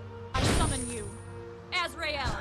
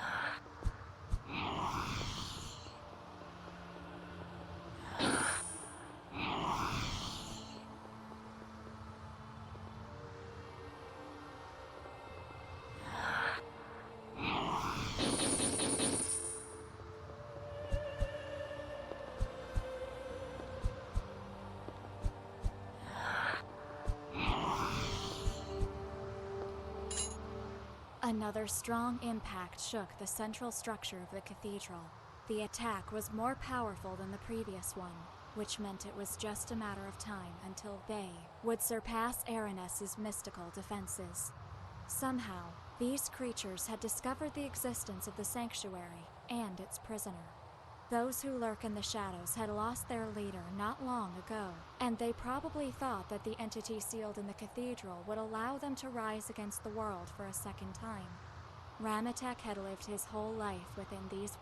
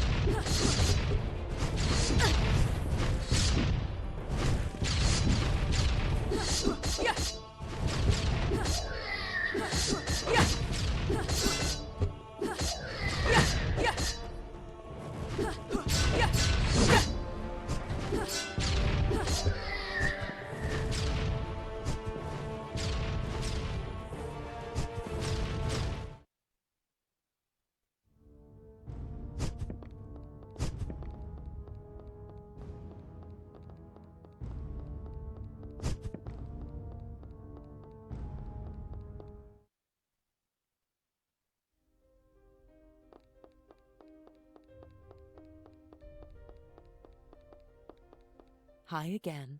I'm happy to see that you're okay.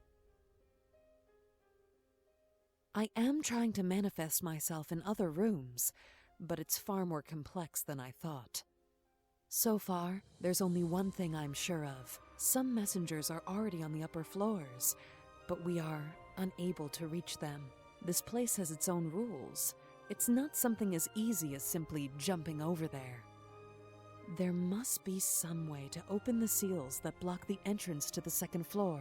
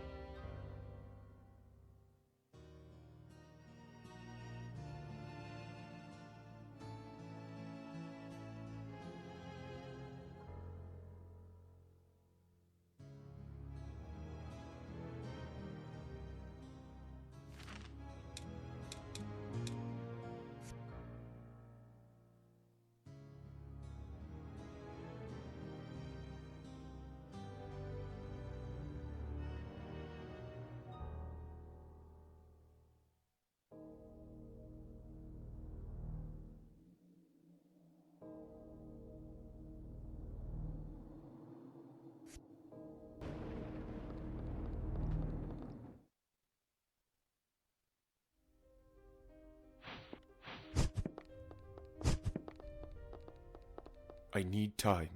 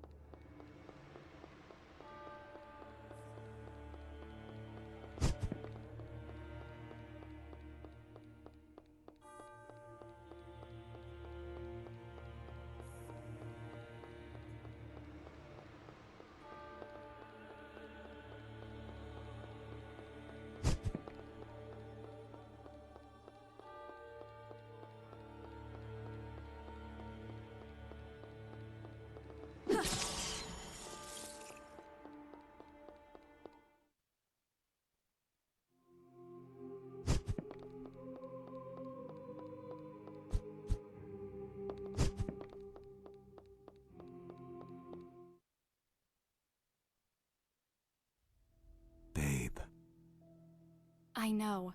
It's him again. It's too late for Ramatek. I have already destroyed it.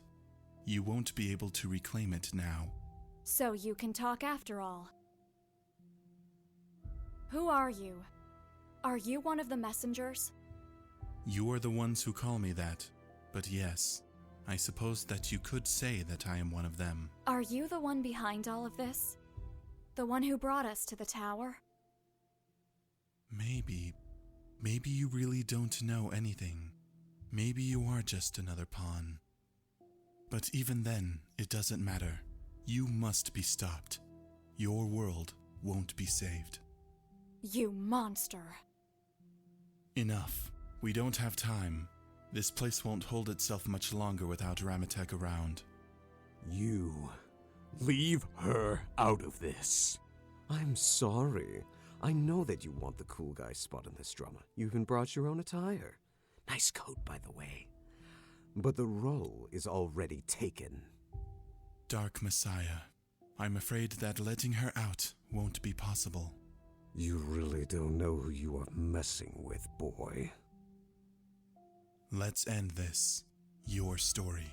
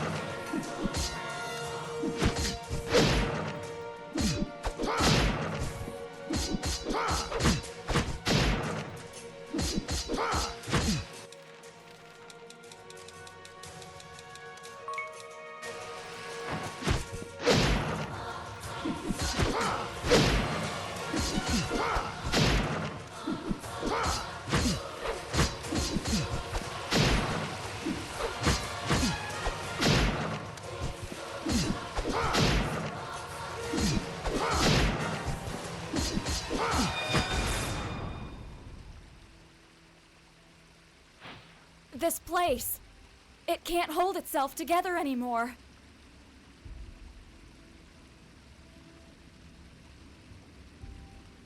You were saved by the bell, pal. And so, the story goes on for you. Just a little more. Girl, you should wonder if you really want to become an instrument of salvation. What?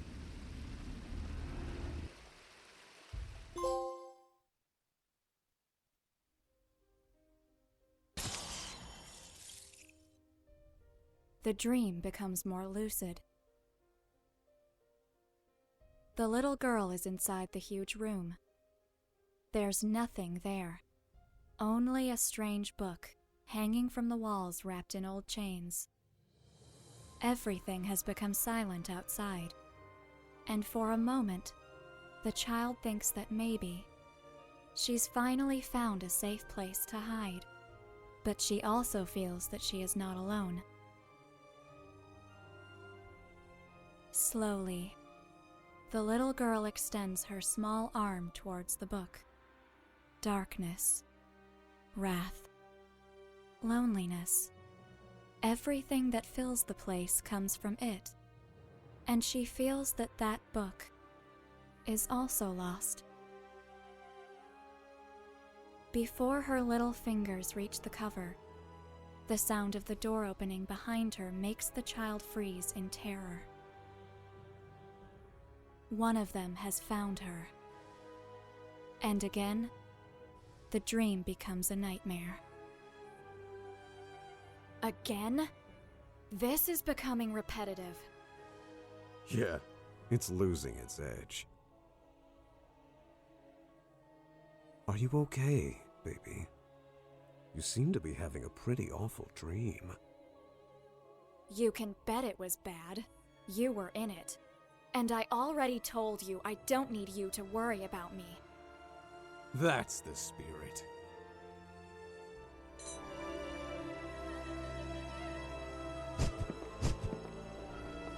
My lady, there's something I need to ask you.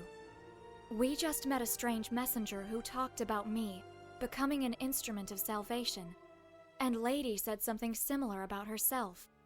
I was wondering if you had heard something like that before? In the past, we used that term to talk about people who performed an immeasurable sacrifice to end the war in the shadow.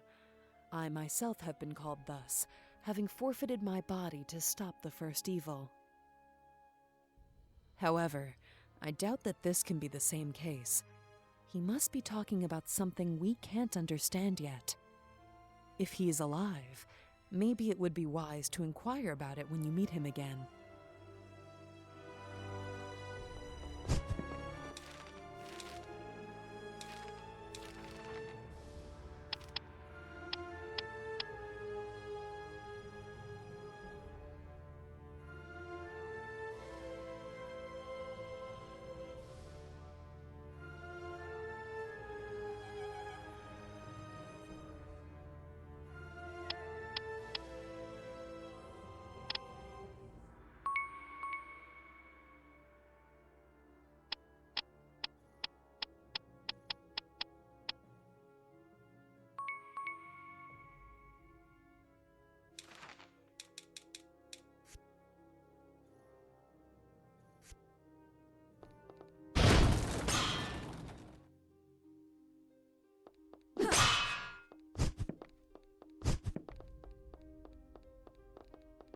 I need time.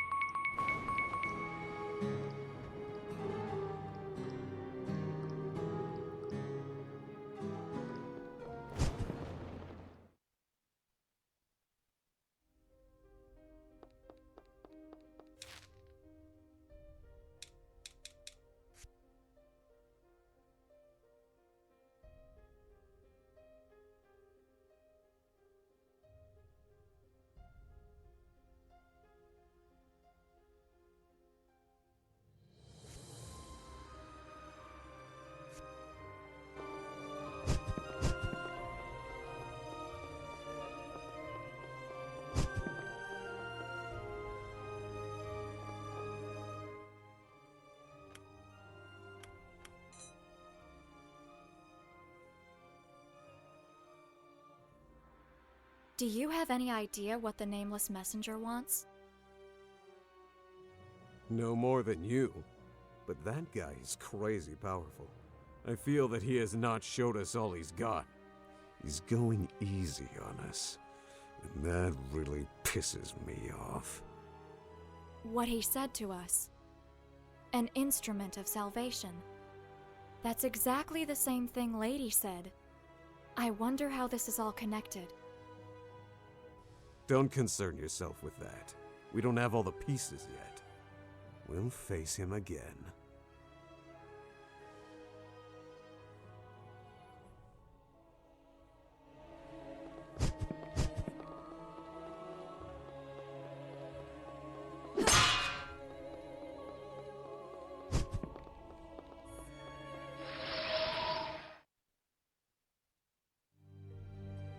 My lord, a new messenger has been destroyed.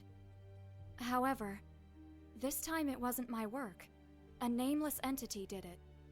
One which has identified himself as a messenger. He was the one who killed Lady. From what you are saying, Bearer of Calamities, that entity was here before this whole place was summoned. He may be the source of all this. The one who wishes to see the omen fulfilled. We can't be sure yet, but he was talking about me becoming an instrument of salvation. I was wondering if the Grimoire prophecy mentioned something similar to that. No, this is the first time that I've heard such a term. But it doesn't matter. Destroy that creature on sight. There is a good chance that all this could be stopped if he is defeated. Now take this and go. You have much to do.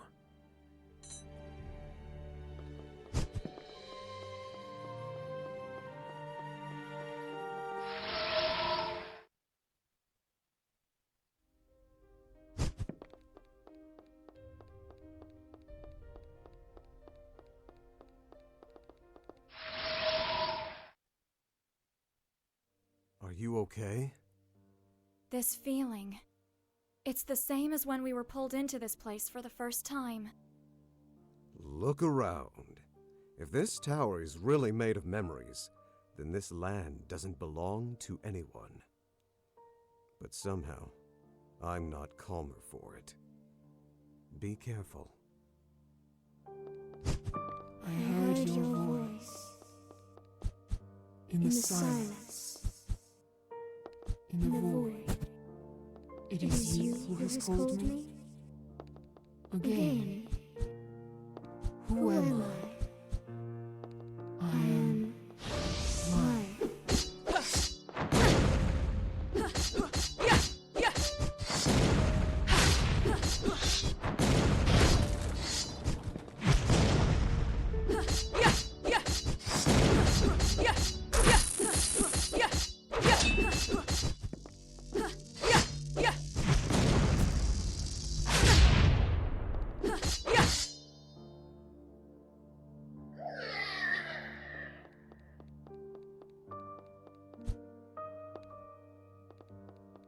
What is happening? I don't understand what's going on.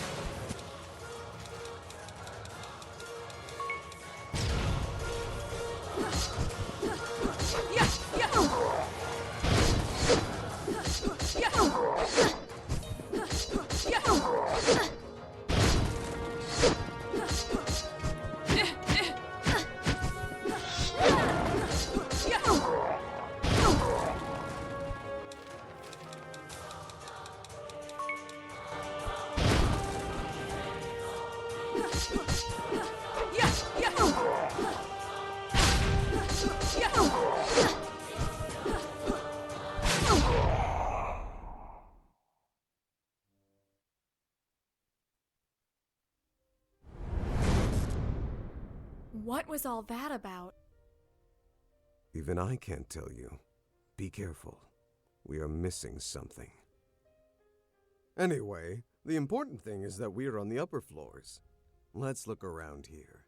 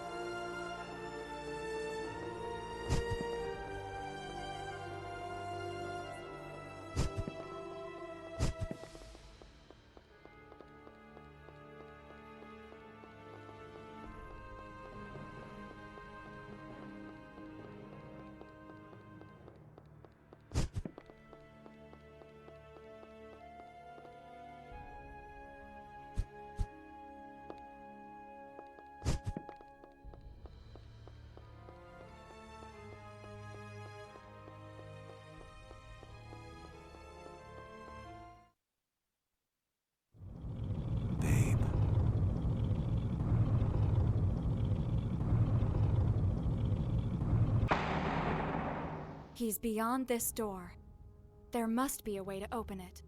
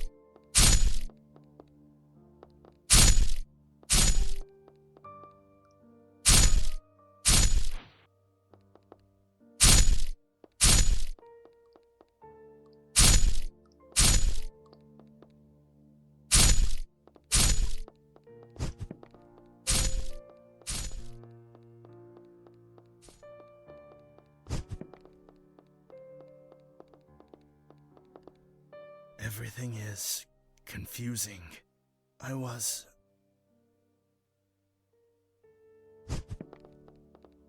I have no importance.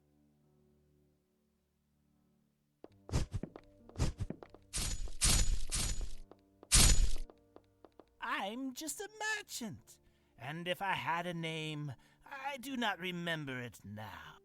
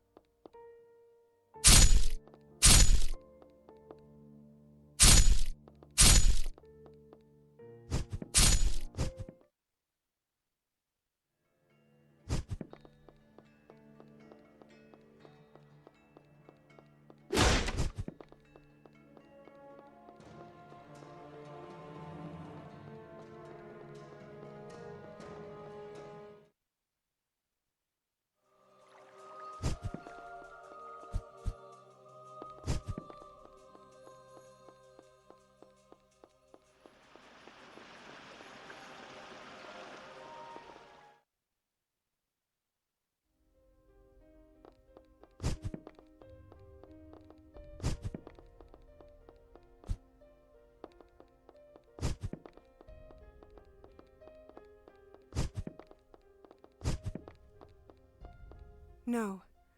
I can't be free knowing that he is still there. Please, save him from that prison.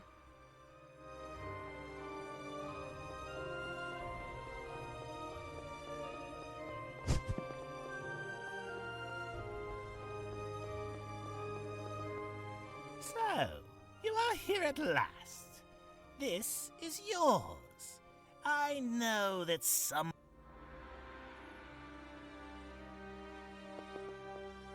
Me? There's little I can...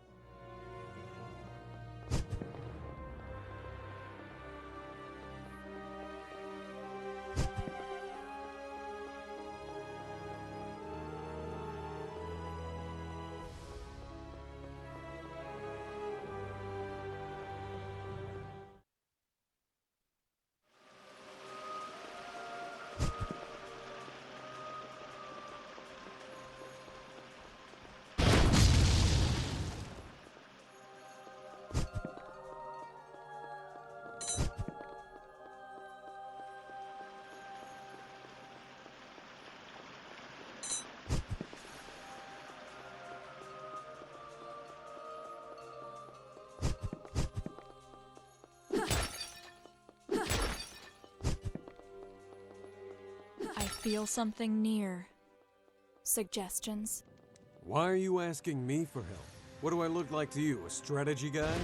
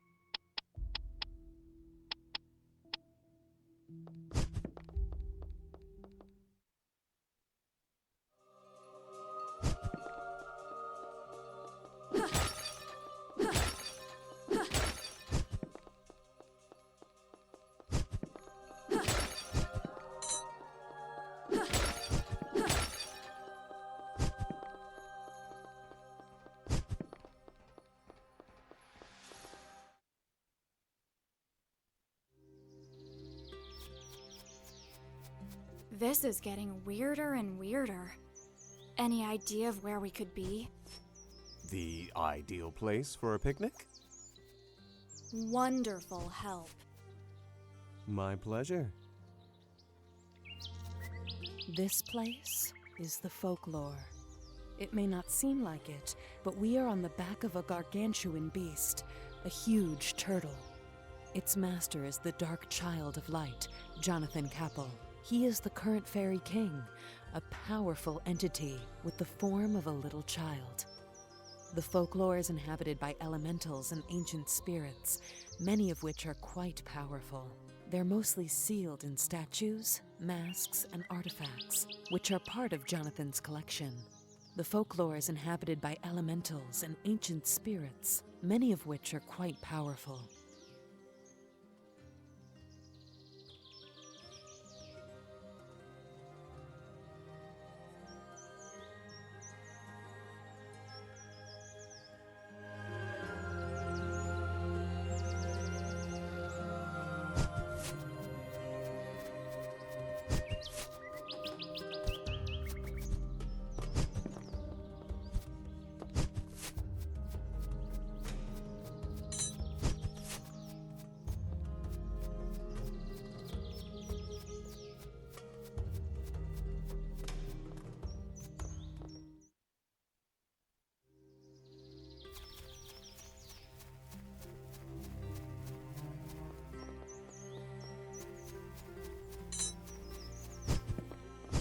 This being, it's pure darkness. It'll be quite resistant to my powers. Yeah, leave the black ones to me and take the white ones for yourself.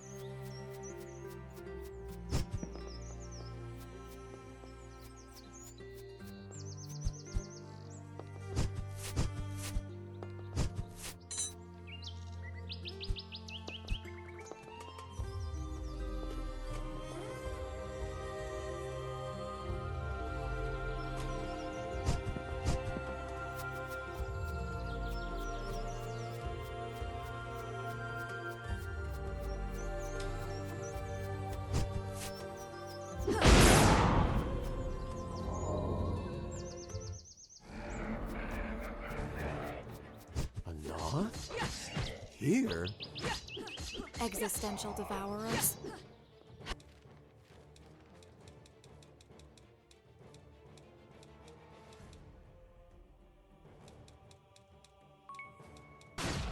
Yeah, those guys are bad news. This one is from a lesser hierarchy, but in our current form, you are not ready to face a higher one.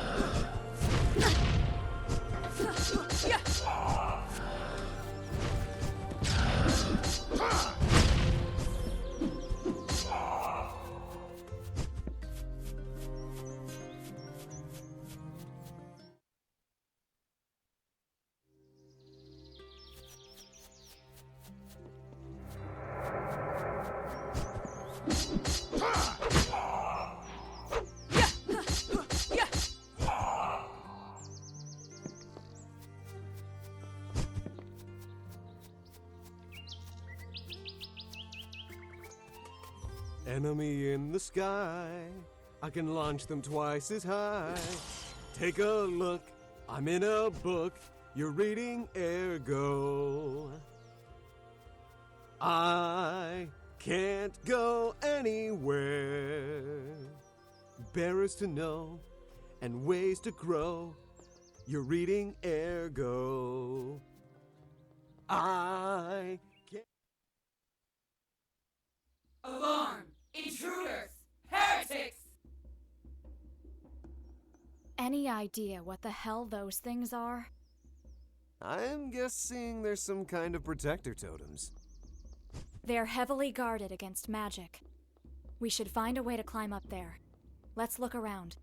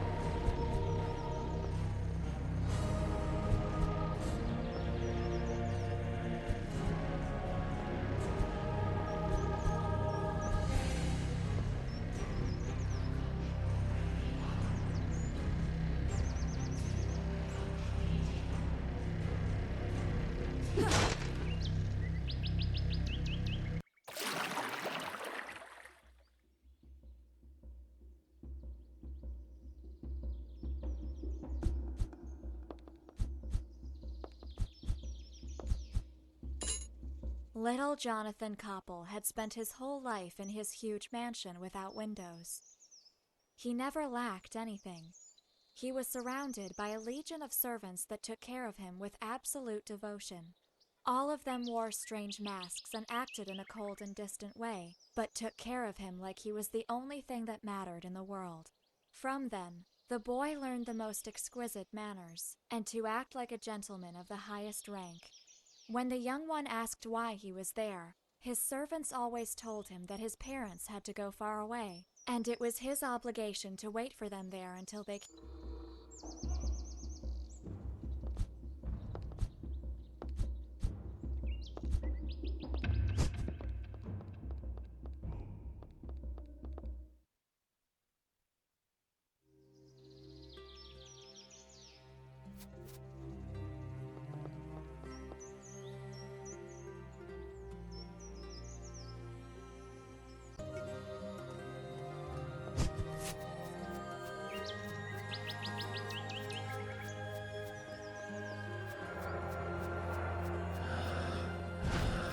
Enemy in the sky, I can launch them twice as high.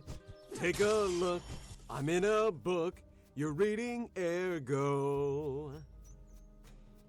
I can't go anywhere. Bearers to know and ways to grow, you're reading ergo. I can kill anything. Take a look, I'm in a book, a reading ergo, a reading ergo, a reading ergo!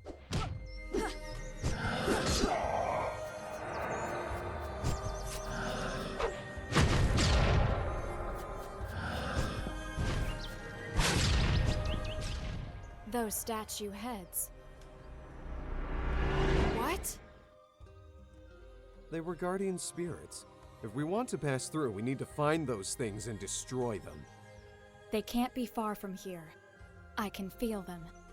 Good girl! You really are doing your homework. You may be able to control my powers better than I thought. Shut up.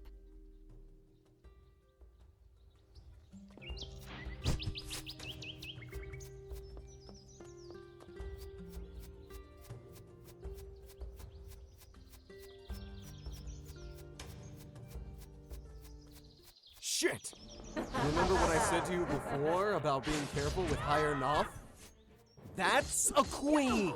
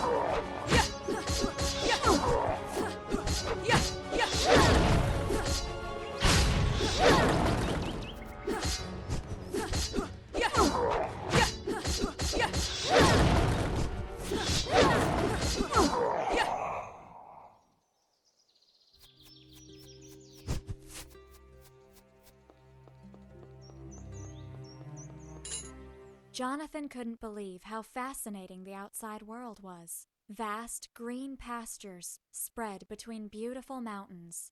Just a few hours ago he had left the mansion, and all that he saw only increased his attraction to the wondrous outside world.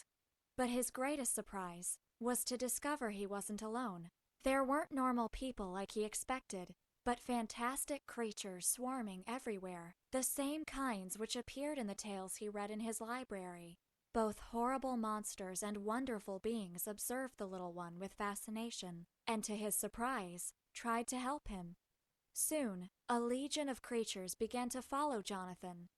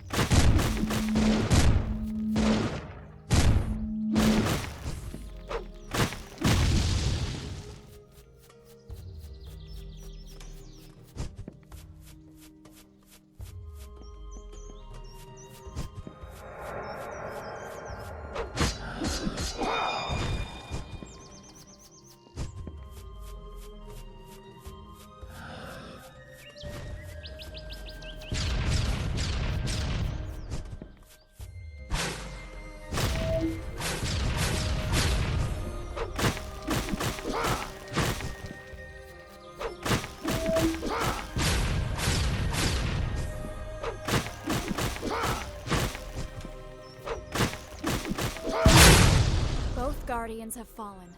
The seal is broken.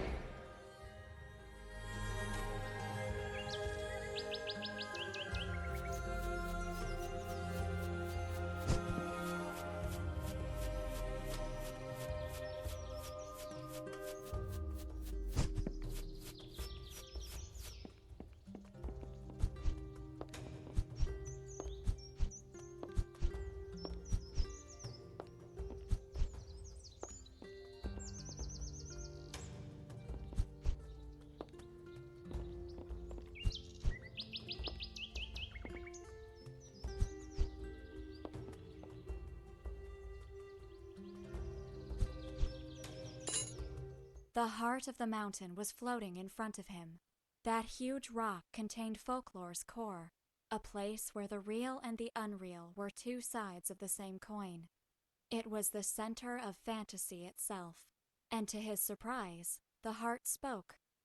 It told him the tale of a crossbred child, half human and half fairy tale. His mother was the greatest witch of her time, the only mortal that the fantasy loved above any other. But a child born of such a union was something that should not exist. His birth would destroy his mother, and fantasy didn't want to lose the woman he loved. The witch understood what was going to happen, and ran away to ensure that the child she was carrying didn't suffer any damage, even if that meant her own demise. She built a great mansion and filled it with soulless homunculi to serve the boy.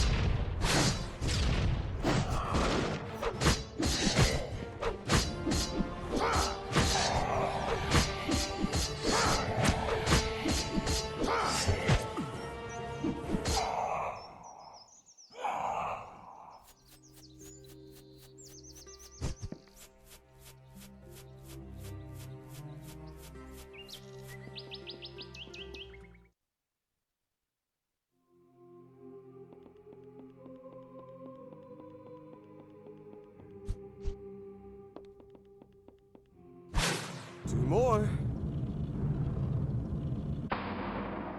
One more.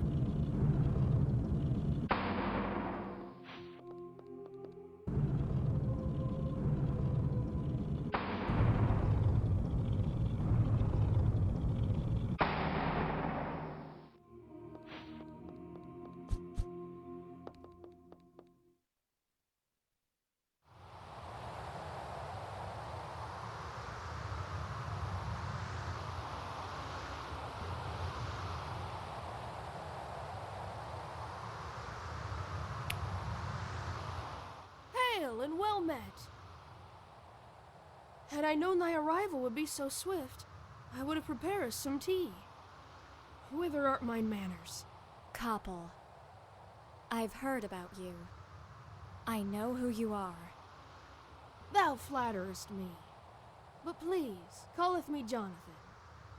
I hath also heard about ye, the legendary Ergo Mundus, and its beauteous nameless owner. Thou art even lovelier than they hath said. Are you behind all of this? You created Arcane? My most humble apologies. I fear thou art mistaken. I have been invited hither, the same as thee. You are one of the most powerful known entities, Jonathan.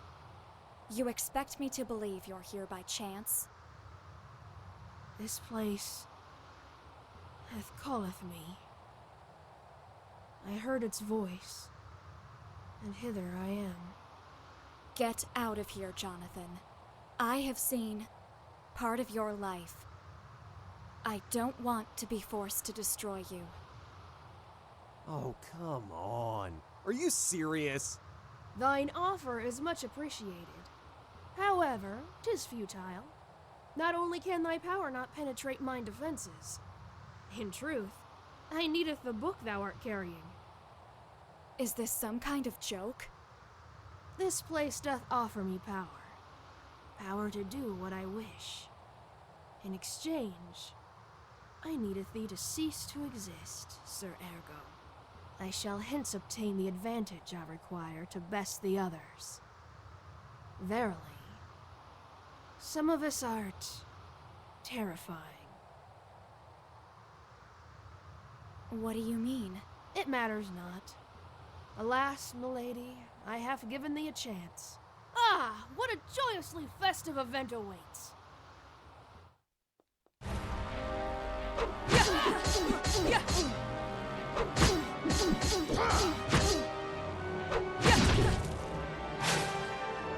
Dost thou not comprehend, fusty sir? Thy time draws short. Forgive me, milady. 'Tis not personal. Run! Run! Run!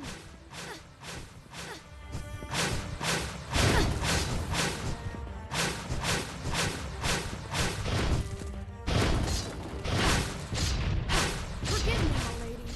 'Tis not personal.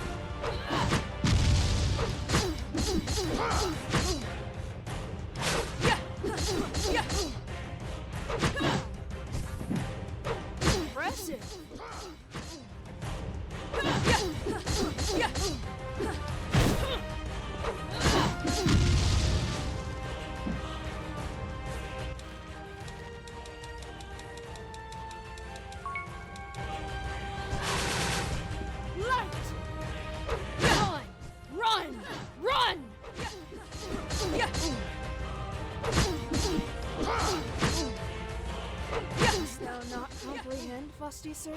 Run! Run! Run!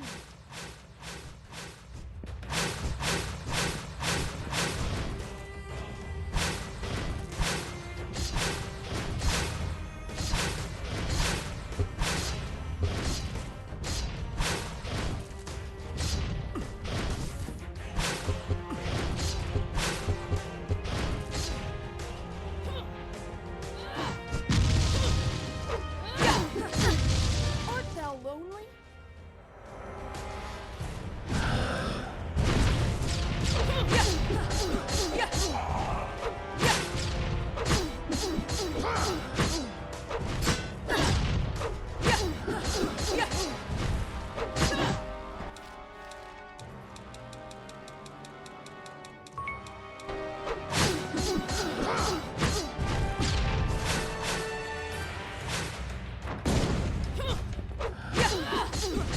Be gone!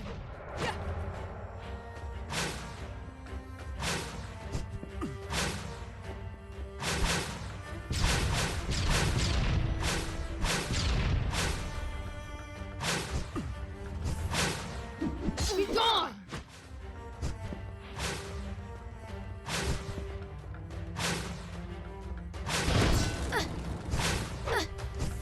Be gone!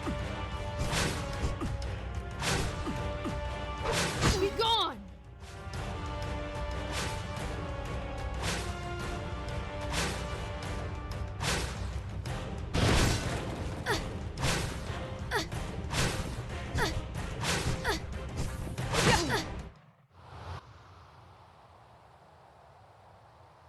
So, I have met my end. 'Tis not at all well met and merry.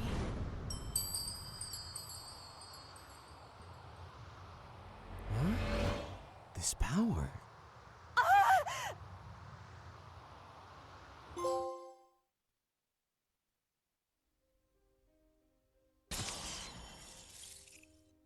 The monster looks at the little girl. It knows that it's over for her. The child cries, shouts, and tries to escape. But the monster is faster. The claws penetrate her flesh, and she collapses with her body broken by pain. Everything will be over soon. But then something happens. A drop of the little girl's blood falls on the old chained book. The world becomes silent. And suddenly, they are not alone anymore. Hi again, Sleeping Beauty. How are you? Honestly, you don't look too well.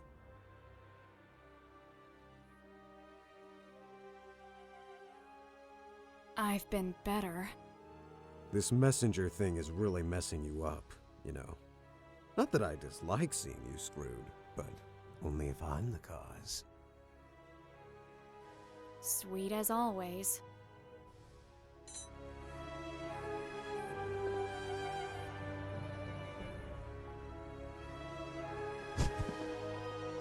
Lady Ellie and I. Another messenger has been defeated by my hand. But there's something that's concerning me. Their destruction is affecting us in a strange way. Somehow, with each one of them that falls, Ergo's seals become weaker and weaker, and my own condition is getting worse. So, it is as I fear. Things are worse than they seem. What do you mean? This is just conjecture. What would happen if their energy is not just being dispersed? In this place, when one messenger falls, its power is absorbed by anyone nearby who can be an appropriate vessel. Of course, Ergo, you know you're one of the best. Maybe they are simply fighting each other until just one remains. As a result, that one will have the power of all the messengers. A truly ultimate monster. So, for a moment, let's consider your conjecture is right. What should we do then? I mean, we can't let them roam free. But if destroying them can also be a problem, what would happen to Ergo if he absorbed the power of the rest? I don't know. Yet. I don't understand what the problem is, girls. I don't need anyone else's power. You're concerned about nothing, since I already am the ultimate monster. In any case, this is just conjecture. Go on with your mission while I talk with Romeo. Even if I'm right, we could find a solution later. Ergo may be a pain in the ass, but I trust him. I wish I could say the same. I'm sure you do. More than you want to admit.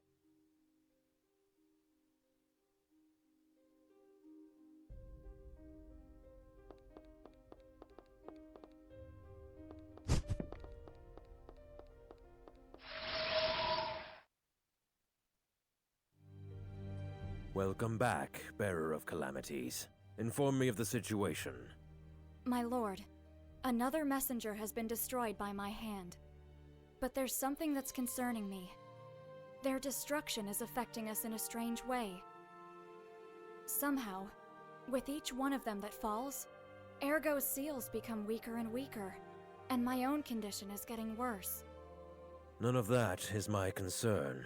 I have heard some strange theories from Ali and I, but honestly, even if they are true, it changes nothing.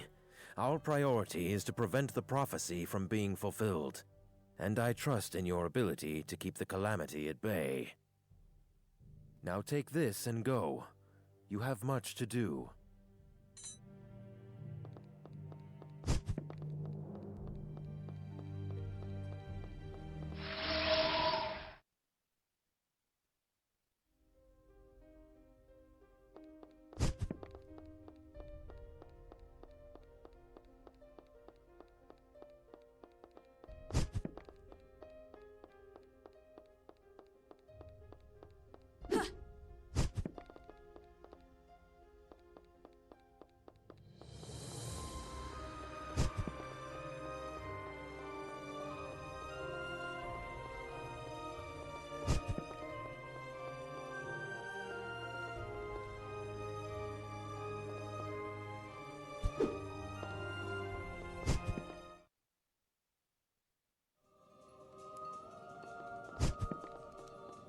Hey, baby. What? Do you think that I technically count as an audiobook? Do you? Oh, shut up!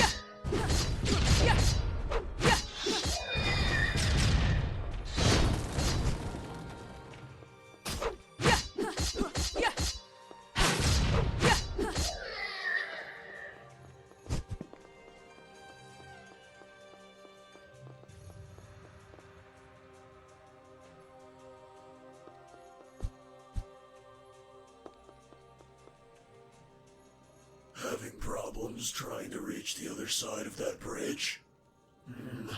I guess you should reactivate the ruined stones to make things easier for you.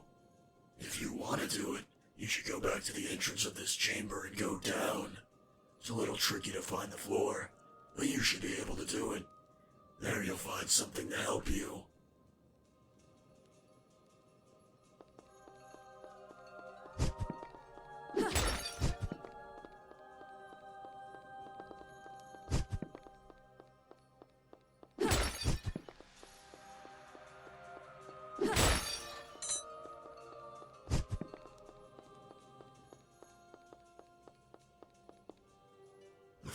was talking about is just beneath us. There's no normal way to descend, so I guess you should try being a bit unconventional to go further from here.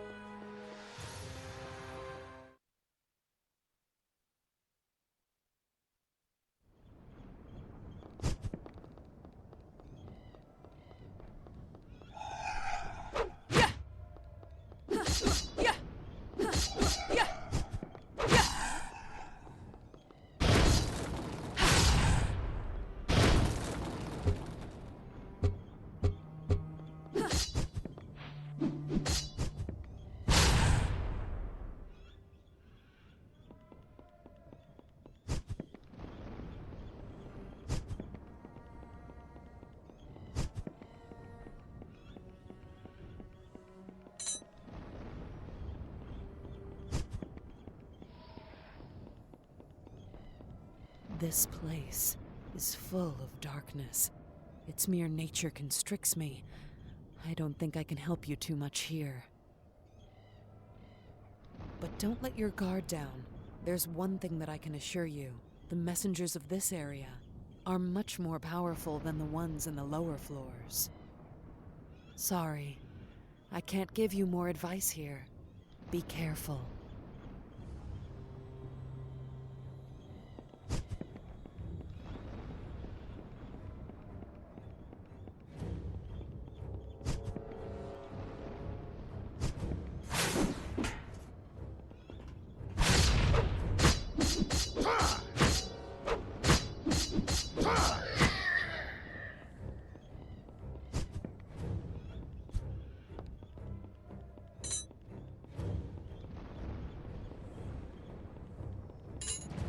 The children ran into the darkness. Neither of them looked back.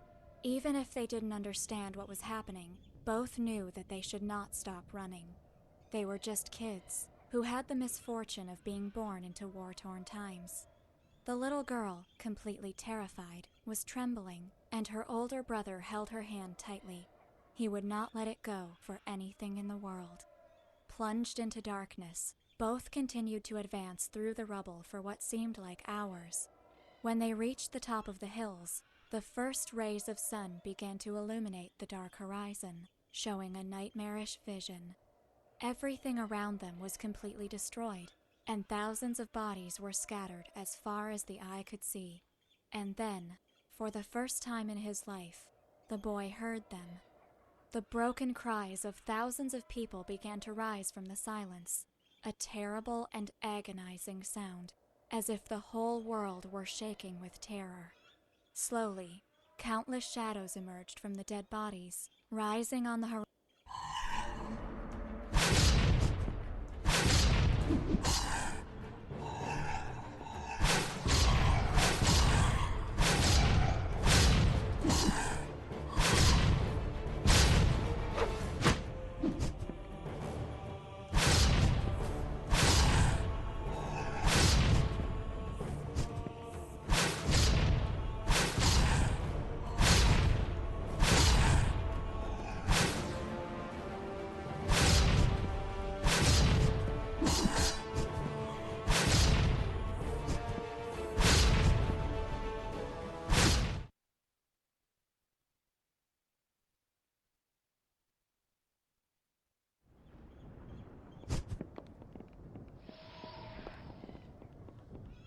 This place is full of darkness. Its mere nature constricts me. I don't think I can help you too much here. But sorry.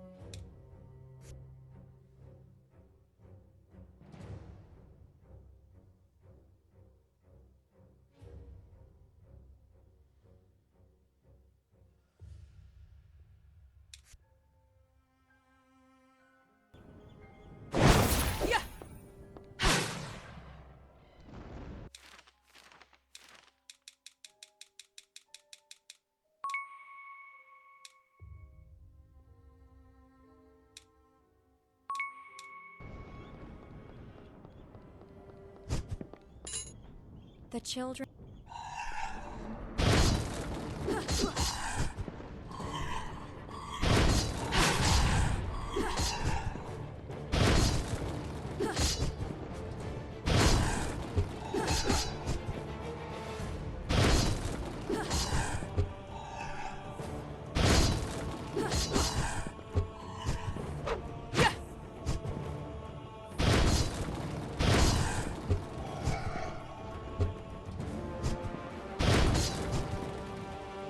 Ugh!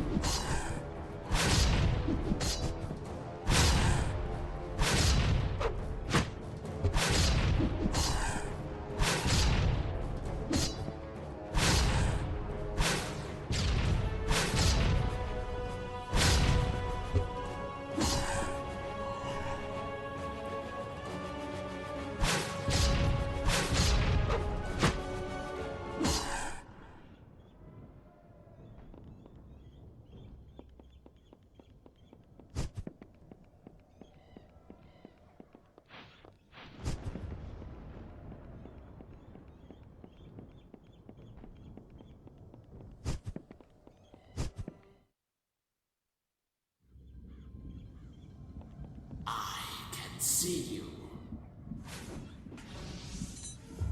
Go away.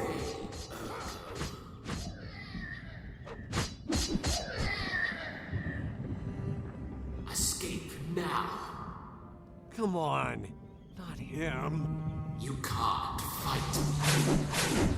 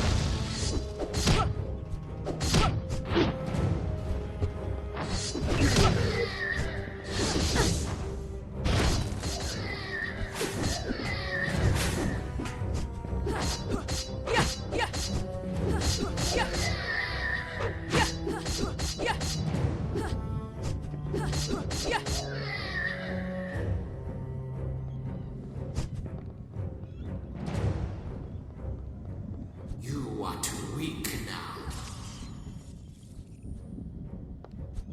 Let me show you.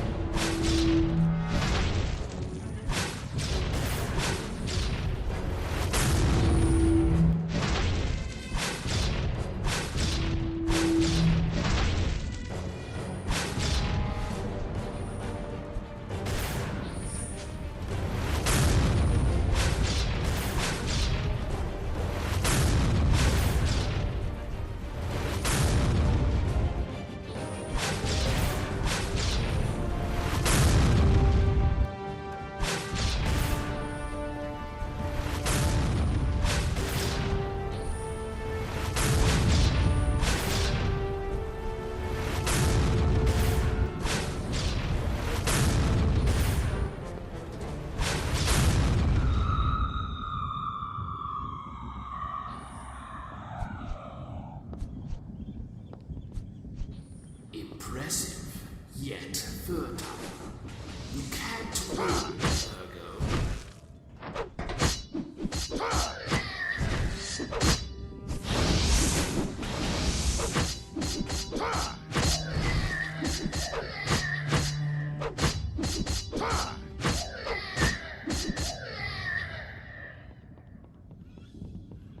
As I am fear, darkness, and you will fall.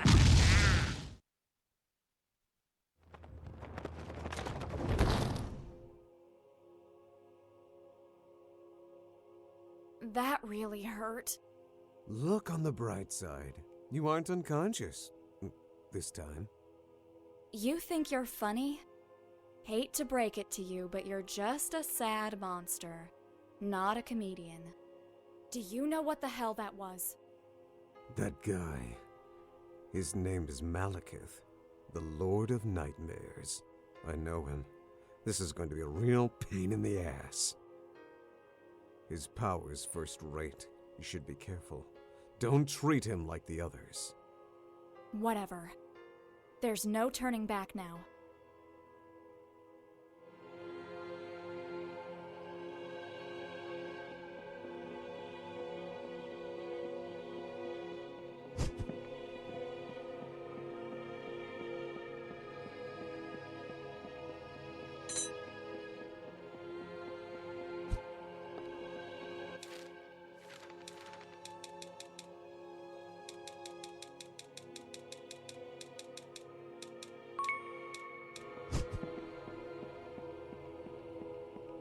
Are we in some kind of sewer? I think that it is a little more complex than that. This is the labyrinth that spreads underneath the city, the place where all the waste of the nightmares go. But it doesn't matter. You were right after all. There is no turning back now.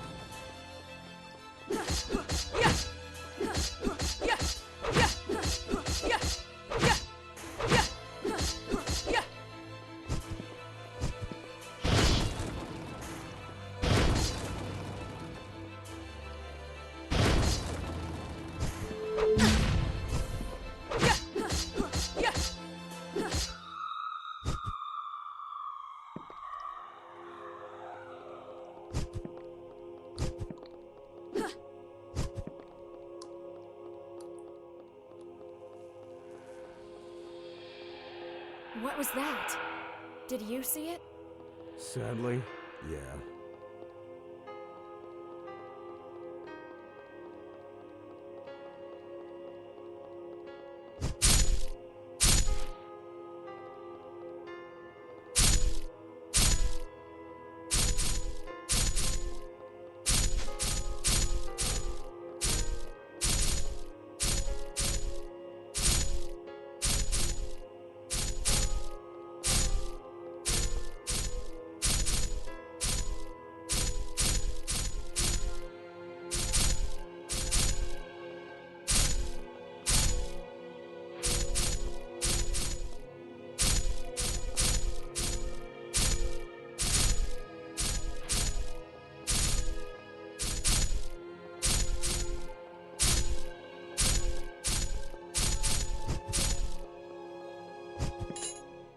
Malekith smiled as he walked through the cathedral. The pieces were already perfectly positioned on the board. The only thing left to do was to start the final game. Everything he did over the past many decades was aimed at this moment, and it was about to end. Once outside, he looked at his forces, extending across the horizon. Someone like him, who was born with nothing, had achieved what no other being in the world's history could even dream: to unify all the forces of Gaia under his command. Now he controlled the largest armies on the continent, and even kings and emperors followed his instructions. Contemplating that breathtaking spectacle, Malekith could not help but remember the price he had to pay to get there. He had paved his way with the blood of friends and enemies, becoming both a savior and a monster. All that for a promise, for the hand that he was forced to let go. Now the fate of all rested on his shoulders. There was one last battle to win. One battle which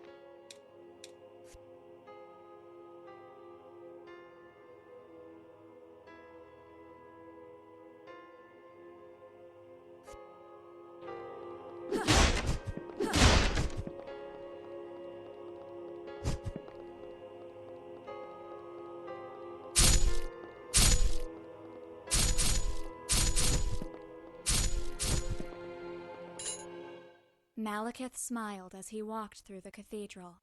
The pieces were already perfectly positioned on the board.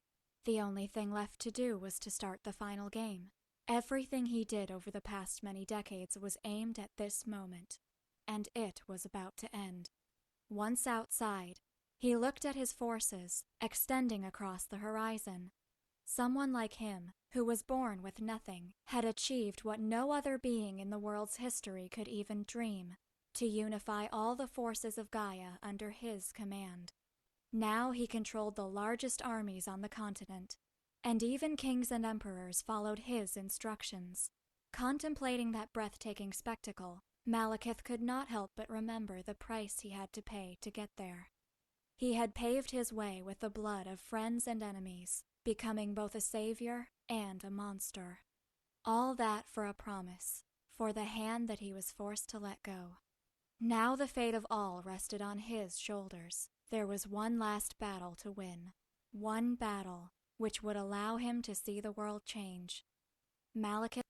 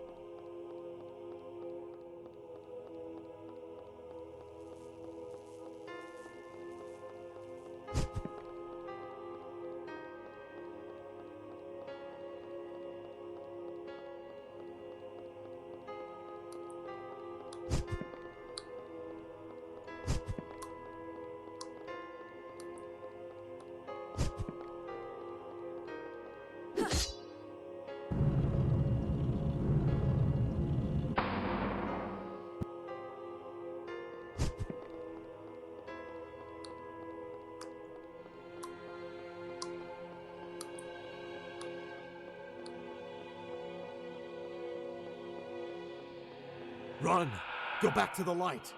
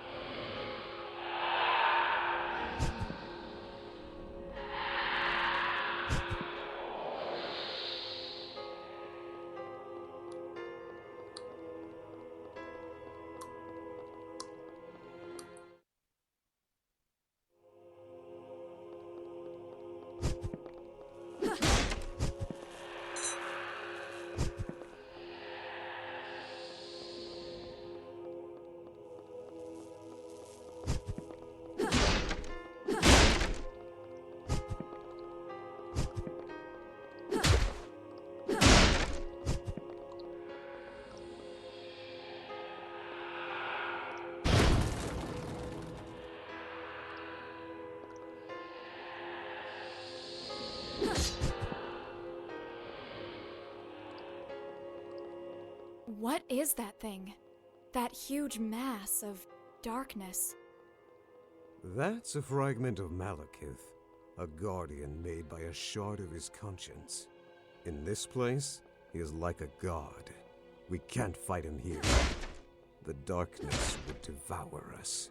We need to find his real body if we want to stand a chance. And what will happen if it finds us? Let's use the light. We will be safe inside. Or at least I hope so.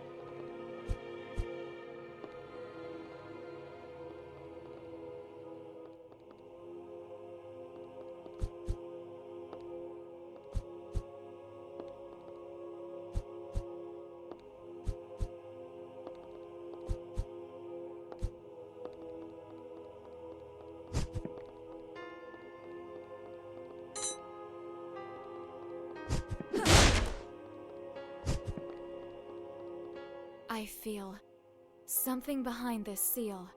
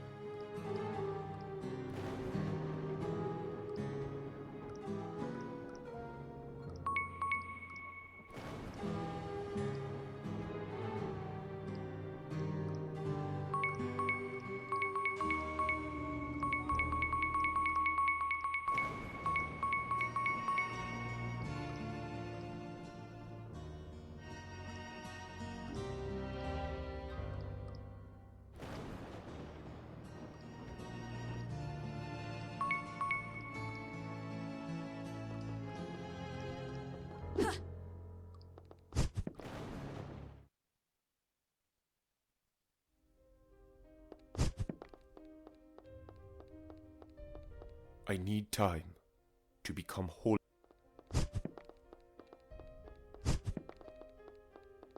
No. I can't be free knowing that he is still there.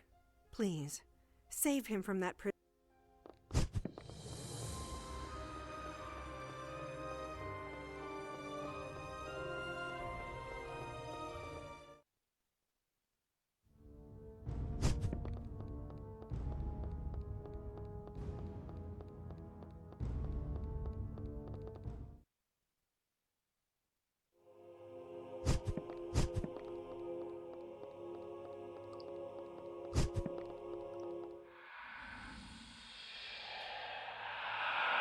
Shit! Run!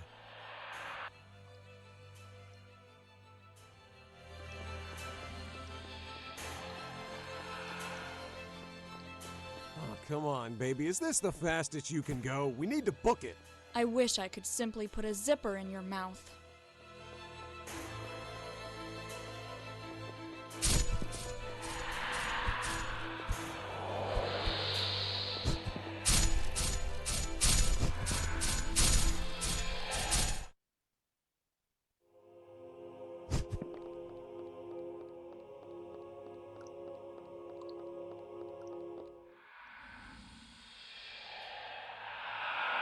Shit!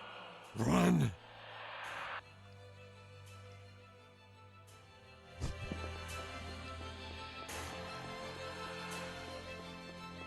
Oh, come on, baby. Is this the fastest you can go? We need to book it. I wish I could simply put a zipper in your mouth.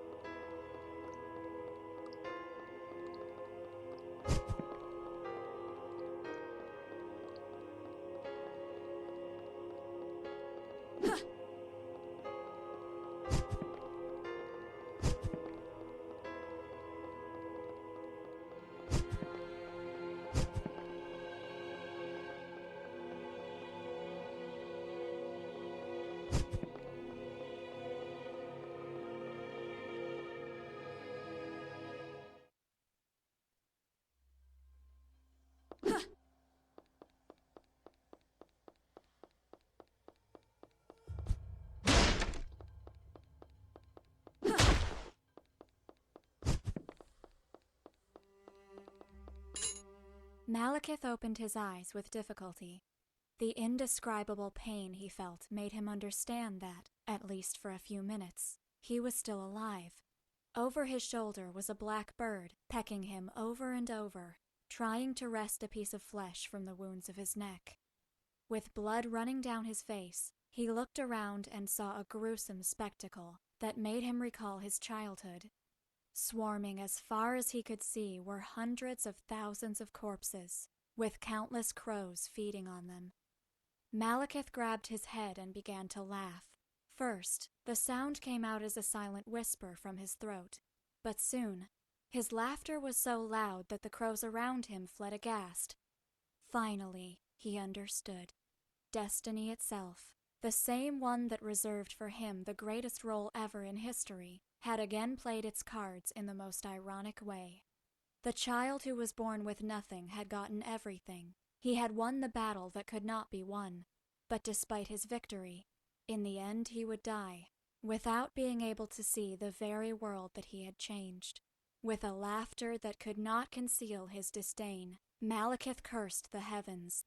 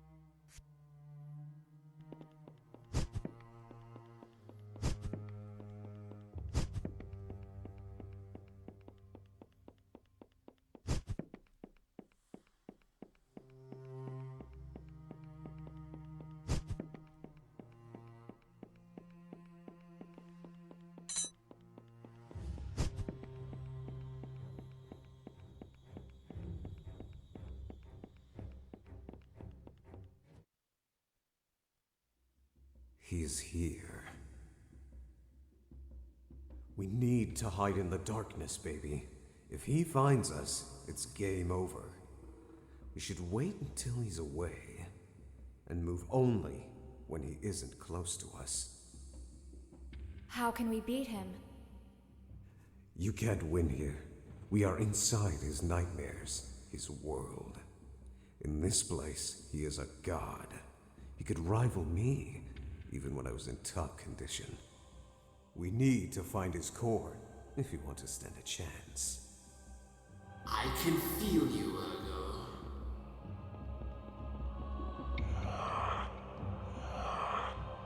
Come out, wherever you are.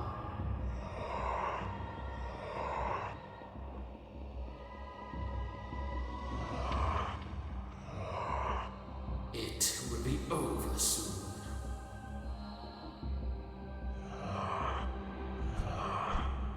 Come out, wherever you are.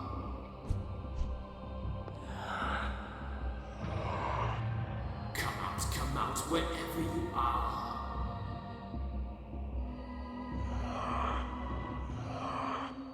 It will be over soon.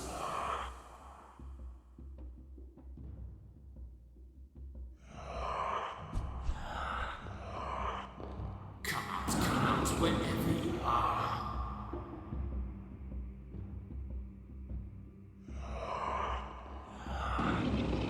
Come out, wherever you are.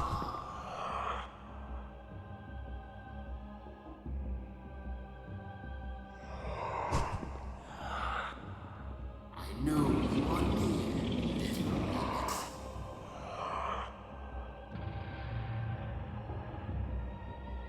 It will be over soon.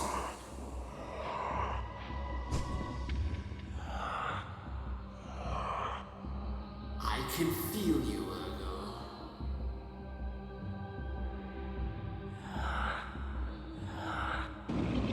I can feel you, Ergo.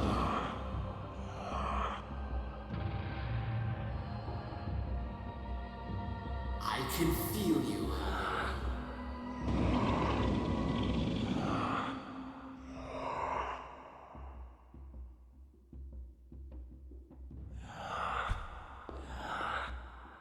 Come out, wherever you are.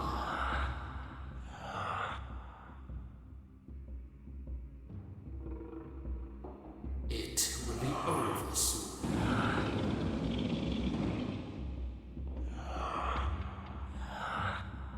It will be over soon.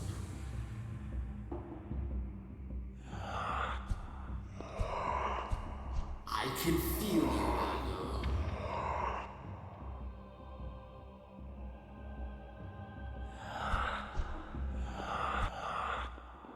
I can feel you, Ergo.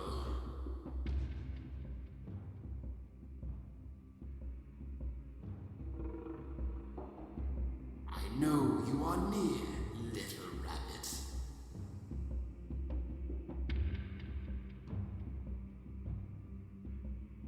I know you are near, little rabbit.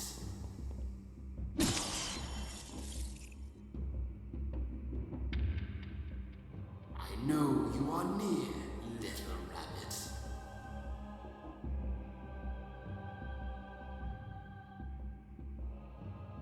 I can feel you, Ergo.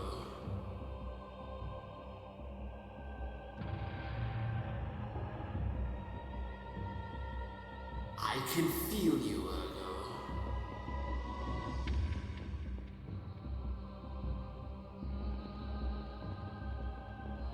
I can feel you, Ergo.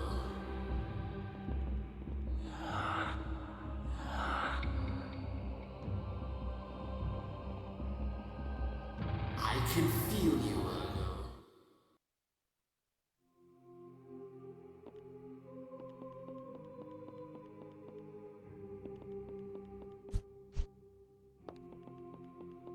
Two more. One more.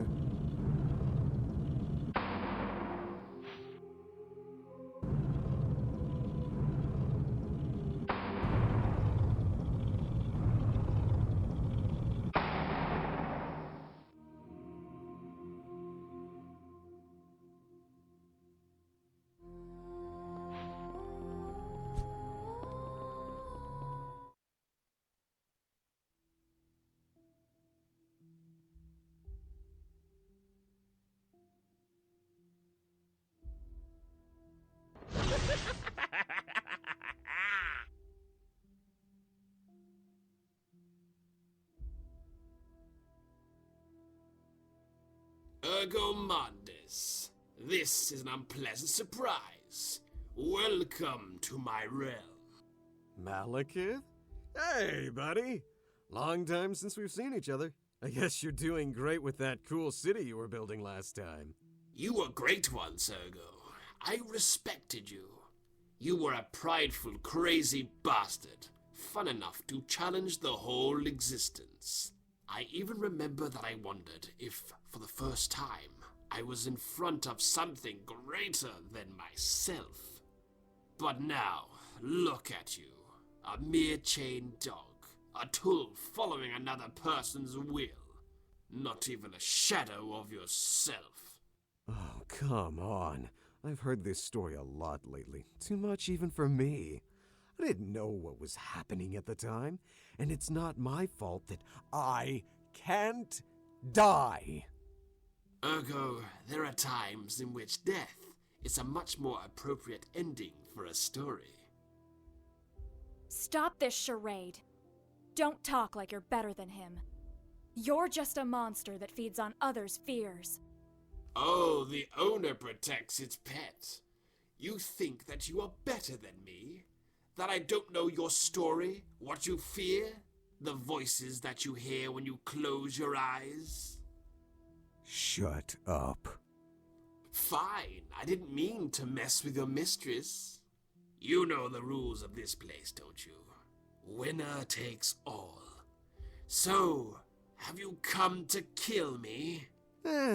More or less. It's kind of complicated. But I guess you should be used to that sort of thing. After all, you are a big evil bastard yourself. Honestly, I thought that you would be out there, killing the rest of the club. I won't. I hate it when others try to tell me what I should do. Even to obtain power. I am fear, Ergo. I am the shadow that lurks in everyone's mind. I am nightmare itself. I don't need more power. I'm beginning to get tired of all this talking. How about we start going wild? You mean something like a you kill me or I kill you type of scenario? No, old friend. This will not even be a fight. It'll be a one-sided annihilation. You are so damn right.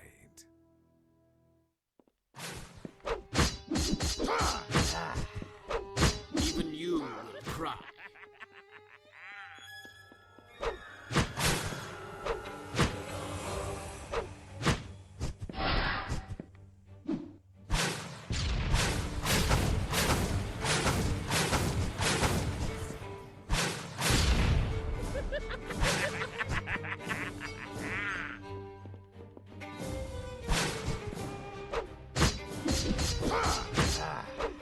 This ends now!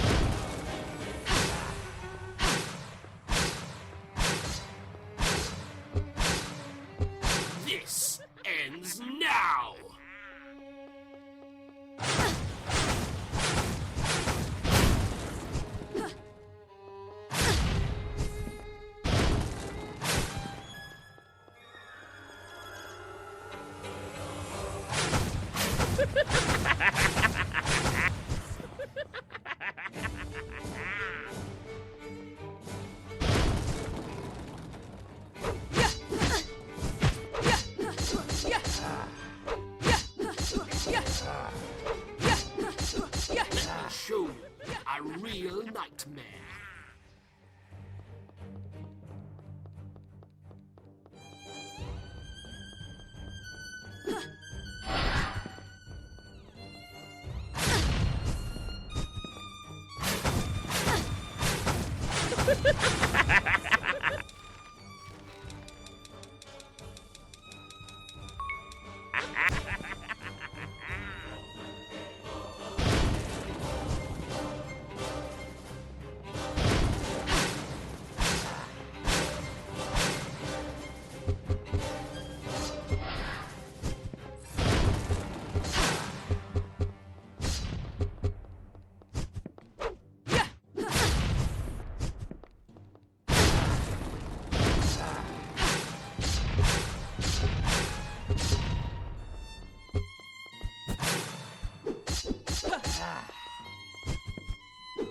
Enough games.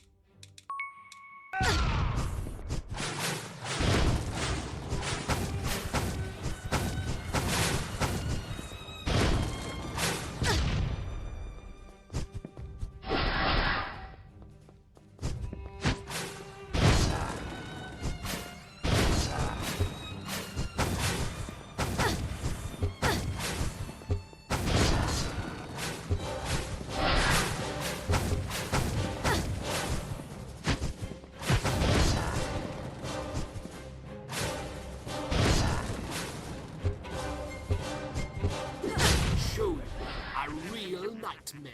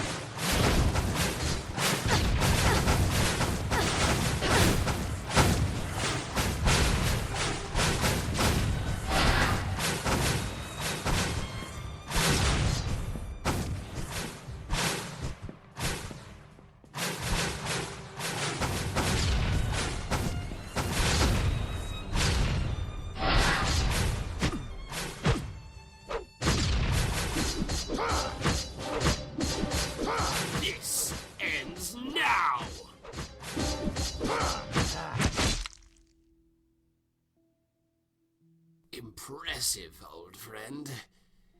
I didn't think that I could be defeated.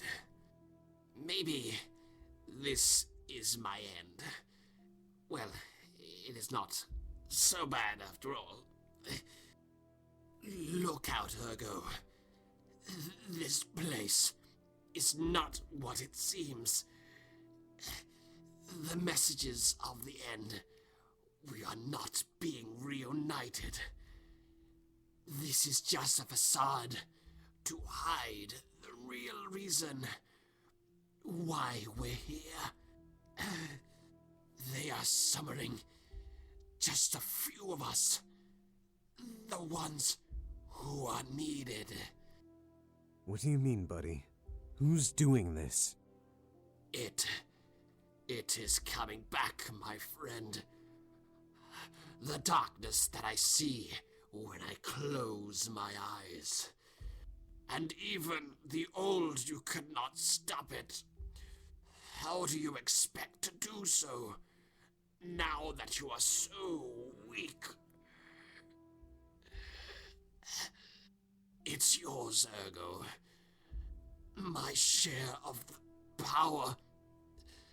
I doubt it will help you. Goodbye, old friend. Shit! It's the same thing again! Ergo? No! Try to resist, babe! Come on!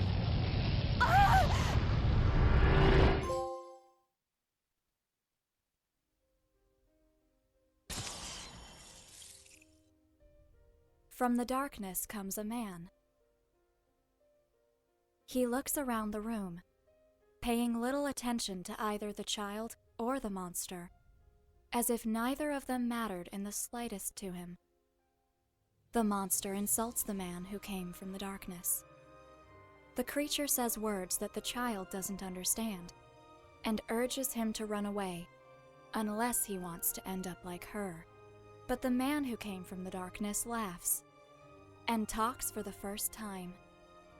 In this world of fools, you must be the king of them all. Let the lesson begin, he says with a smile on his face, and pounces on the creature. The room is filled with screams of terror and pain, but this time, they come from the monster. And then, silence again. Hey, babe. Maybe you should stop doing this. You can be someone unique, but you're still human after all. You can't handle any more of my power. If things go on like this, I will be free soon. The seals that contain me in the book won't withstand much more of this. What will happen to me if you're released? You will be erased from existence, like if you never existed to begin with. Only I will be able to remember you. Let's forget all this shit and get out of this damn place. Come on. I'm really tired of this. I really doubt that the world will end. Too many messengers are already destroyed to cause the Grimoire prophecy. We can't risk being wrong. We'll follow Lord Exet's orders to the very end. All messengers will be destroyed. Why are you so obsessed with this, baby? I know that you lost your family when you were a child, but you're not the kind of person to simply hate everything. What do you know about me? I have no name. I have nothing. Being a hunter, the bearer of calamities is all I've got. All I am. Without that, what else do I have? Well, you've got me. You are the only partner that I only hate a little. You're just doing this because you're afraid, aren't you? Because you don't know if even Ergo, the almighty legendary monster, would be able to survive if your current form is destroyed. Go to hell, human. Thanks for reminding me of who we are. Bearer of calamities.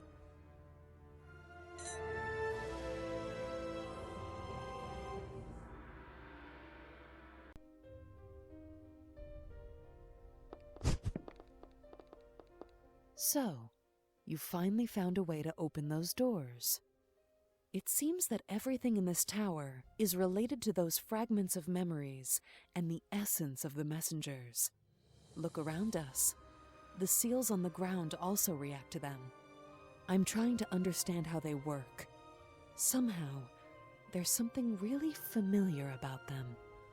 But I shouldn't take any more of your time. As soon as I find something relevant, I will make sure you know.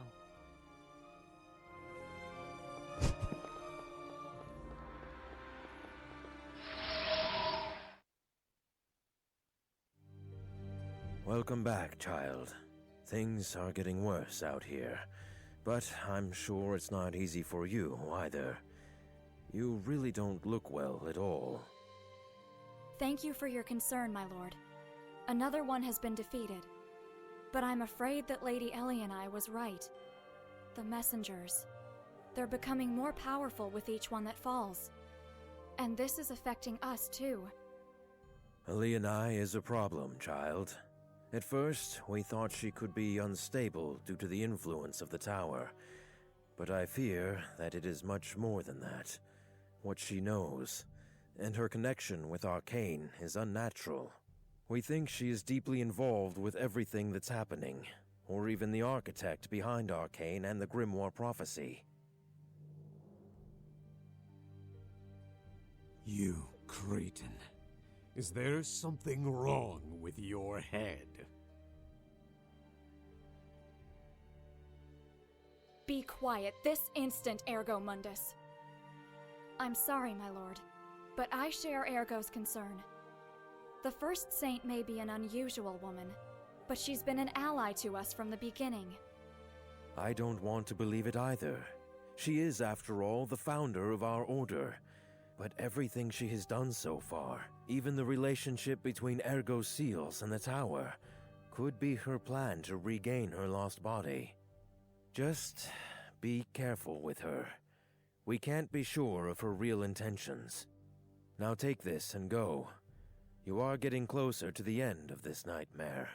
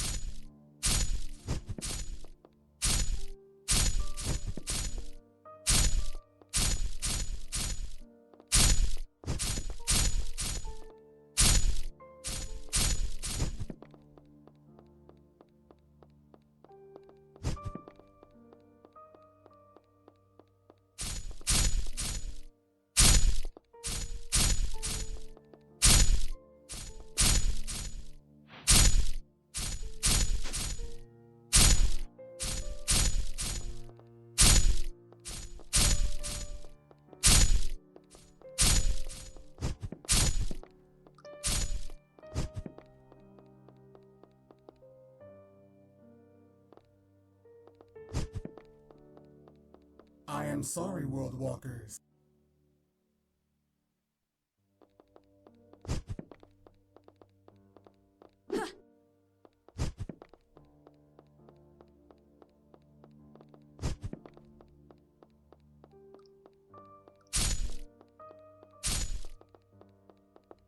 I am nobody.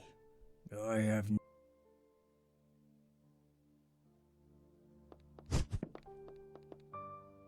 I am the one who devours everything.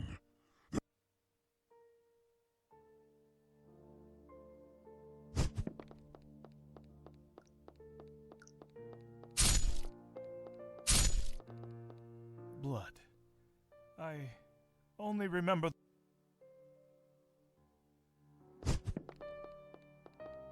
I am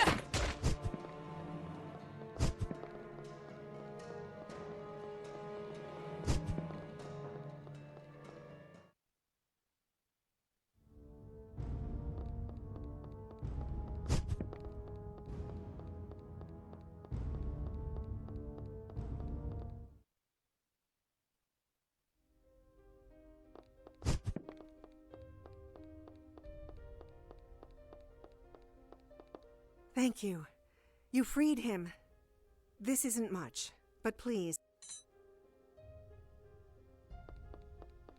You saved her. You really did.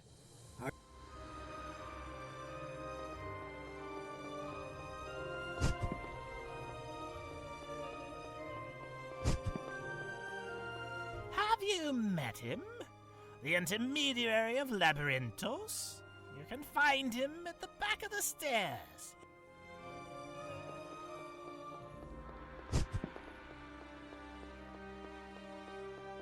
I need time to become whole again.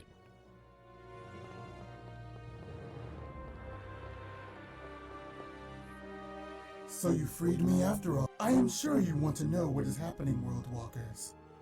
What is this so-called tower? Come. Seek me. Find where I really belong in this place. I will be waiting in the darkest corridor of a holy...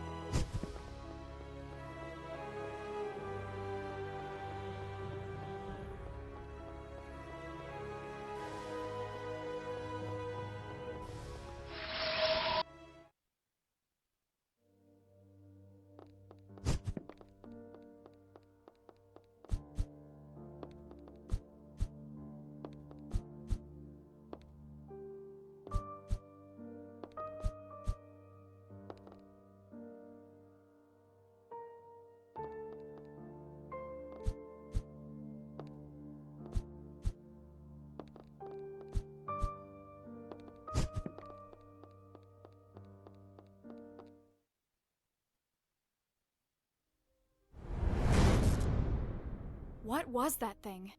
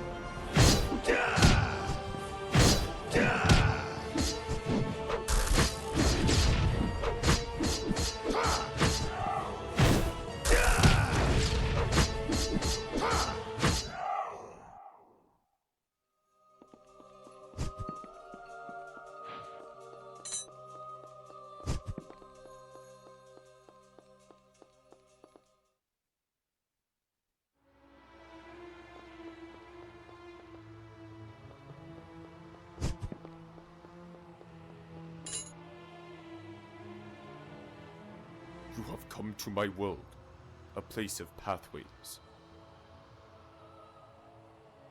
Now, let me do something in return for your help. I will tell you some little secrets of the other rooms.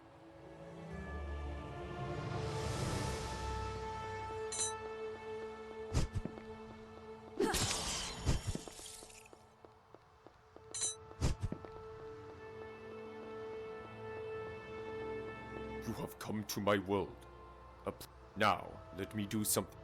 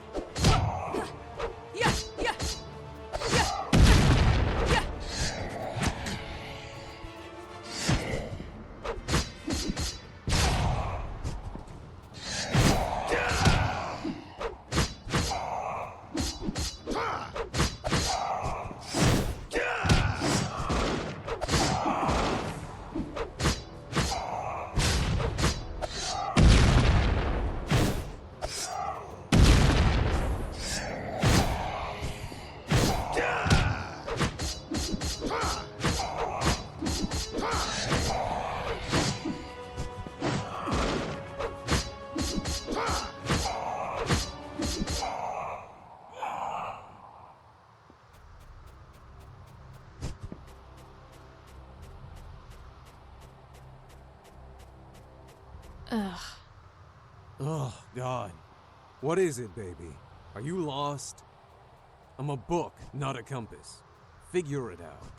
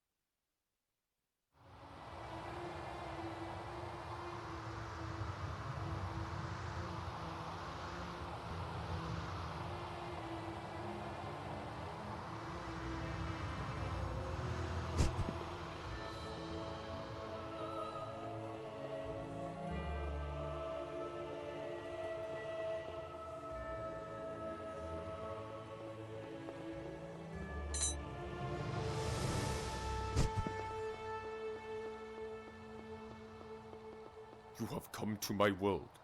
Now, let me do something in return for your help.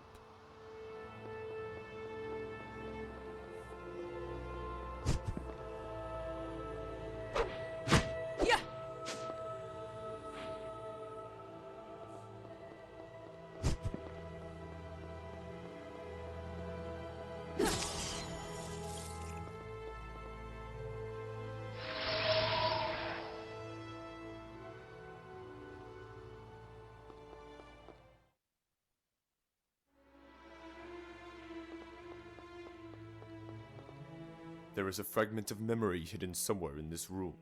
Look for it carefully.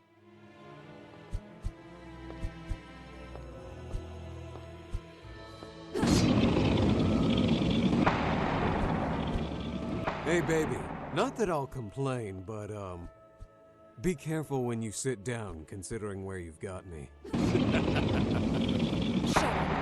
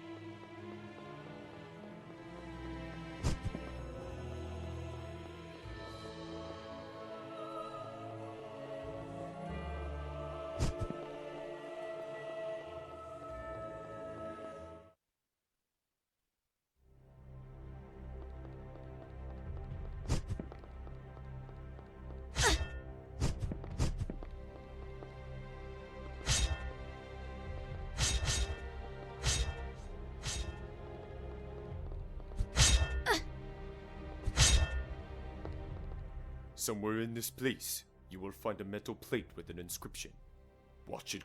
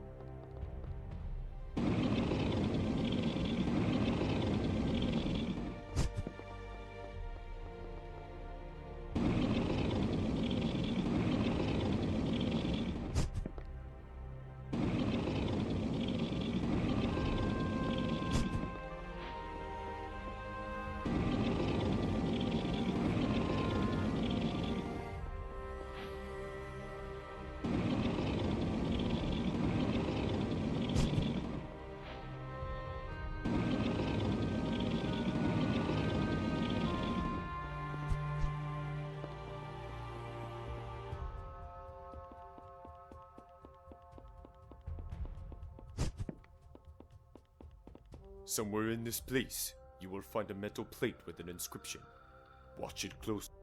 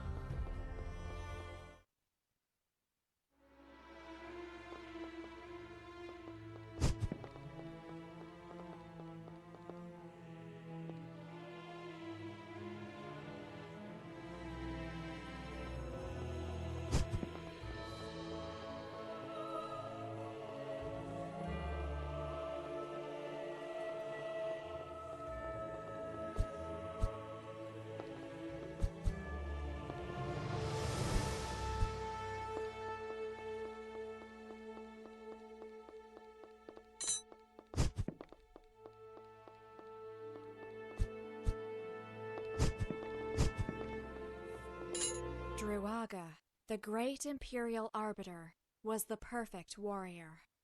He wasn't born with unique powers, but for as long as he could remember, since he was old enough to wield a weapon, Druaga lived for greatness. In his youth, he traveled the world in search of glory, and there is no doubt that he succeeded. He overcame impossible feats, defeated enemies no other man could, and his charisma allowed him to become the greatest Imperial agent of his era. So, when he turned 50 and was selected to become the personal tutor of the young Elijah Giovanni, future Emperor of the world, Druaga felt a mixture of pride and satisfaction. That boy would become his legacy, and even if he could not become as great as the Arbiter himself, a part of Druaga would always live on inside of him. But when he started training Elijah, who would someday occupy the Imperial throne, Druaga understood. The young man would eventually surpass him easily. It was not a question of talent or will. Elijah had real power. Day after day, year after year,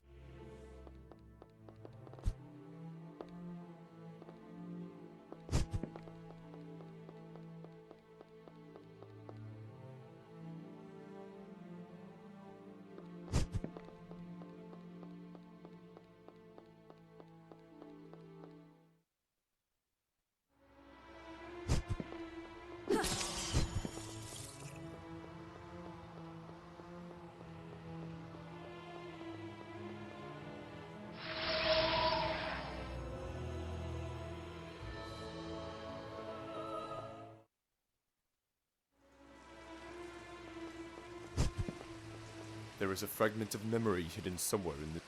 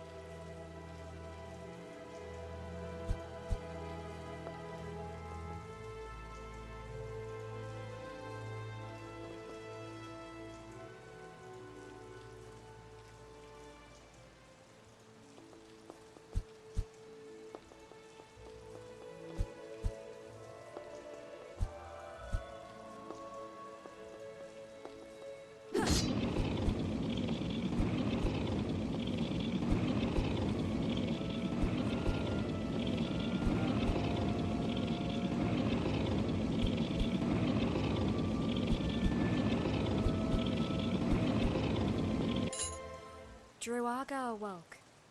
His strange dreams were becoming more frequent and annoying. While he was washing his face, he took the opportunity to look at himself in the mirror and confirmed what he already feared. The lack of rest had begun to affect him physically. Why wasn't he special? In his head, he repeated the same question again and again. It had been several days since Elijah had left with his fiancée to investigate a series of strange events. When thinking about what the boy could be doing at the time, the old man smiled. The future emperor was a lot like him when he was young, with a strong sense of justice and an avid desire to do great things. But the Arbiter knew that Elijah would go much farther than he ever did. He would do things of which the old man could only dream. At the end of the day, Druaga had barriers he could not cross. Thinking about it, the Arbiter felt extremely exhausted.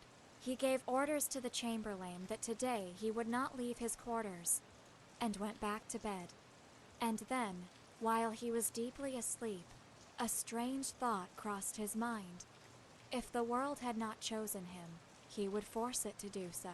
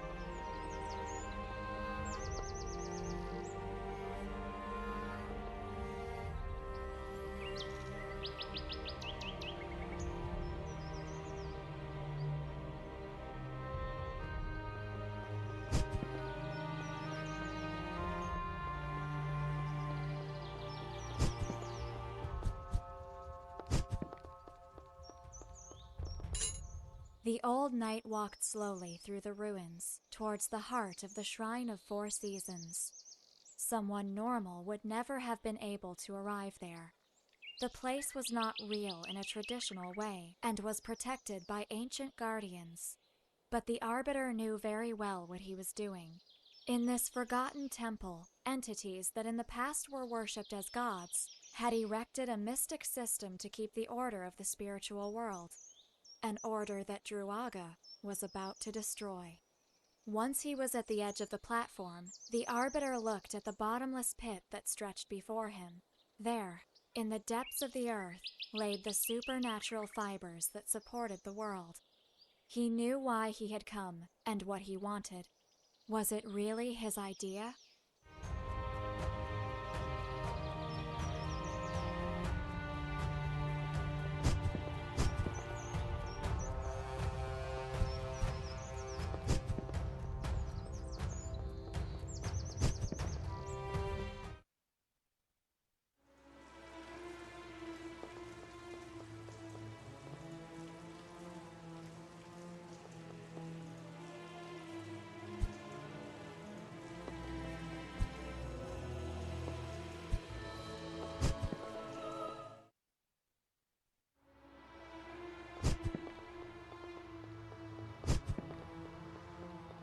You have come to my world. Now, let me do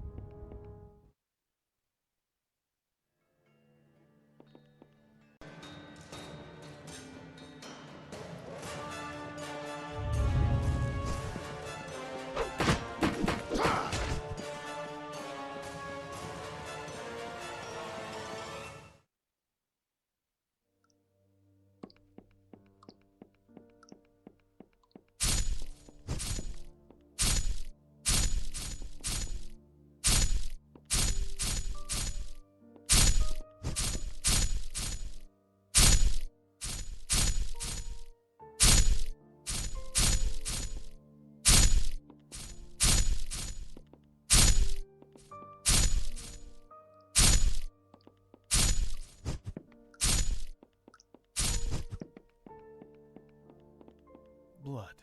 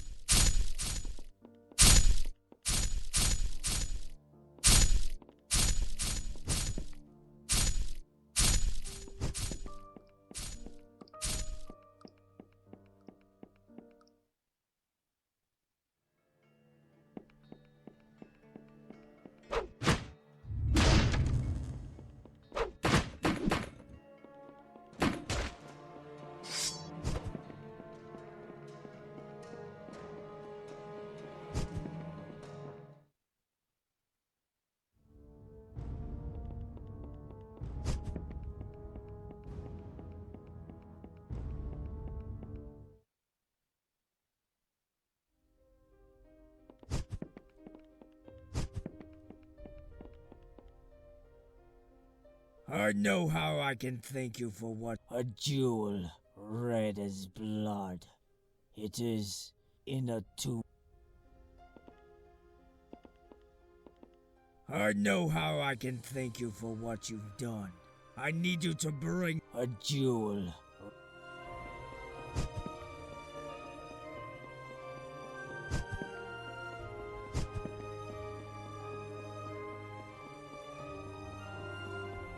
Have you met him? The intermediary of Labyrinth. You can find him at the back of the...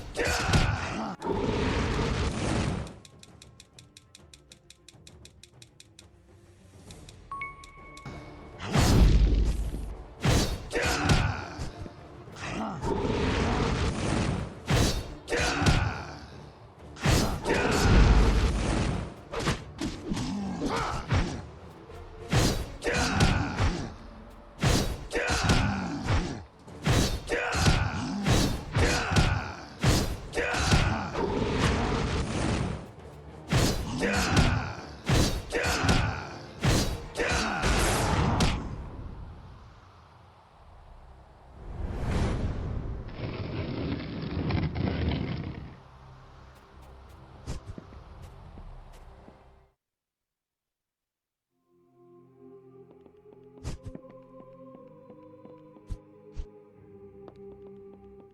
more.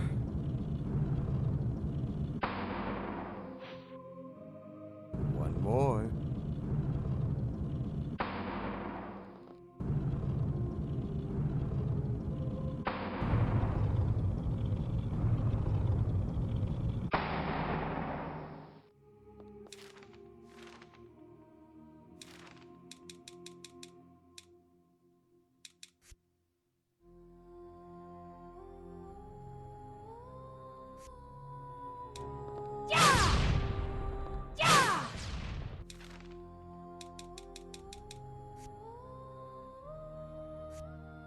This is the end.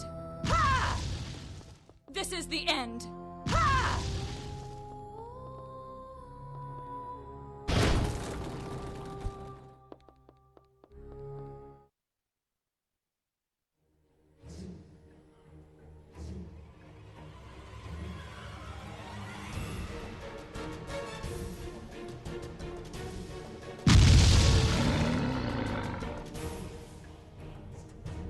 And who are you supposed to be?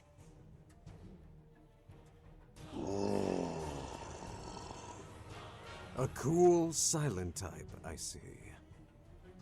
Babe, this guy is going to be extremely problematic. He's divided his soul, and the pieces are in different dimensions. Suggestions? Take care of him here, and give me freedom to move in the spiritual world. Remember, it's vital for us to destroy them at the same time. We need to coordinate ourselves.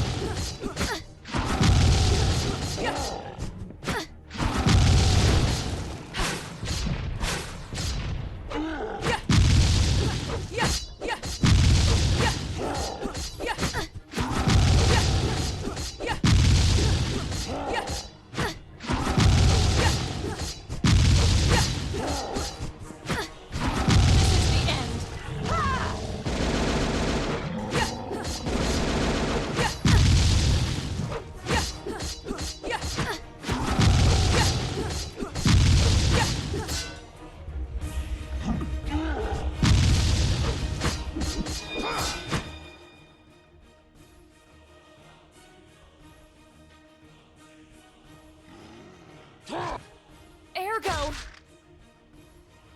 That was close. Be careful, you idiot.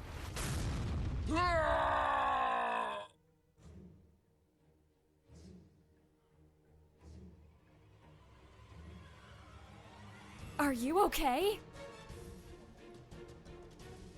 You're worried about me?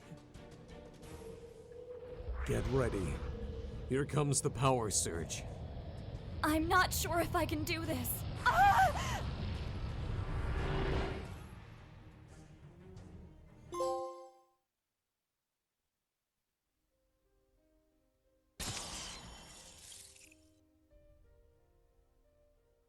In the middle of a pool of blood, the man stands like a shadow, a dreadful entity of nightmares.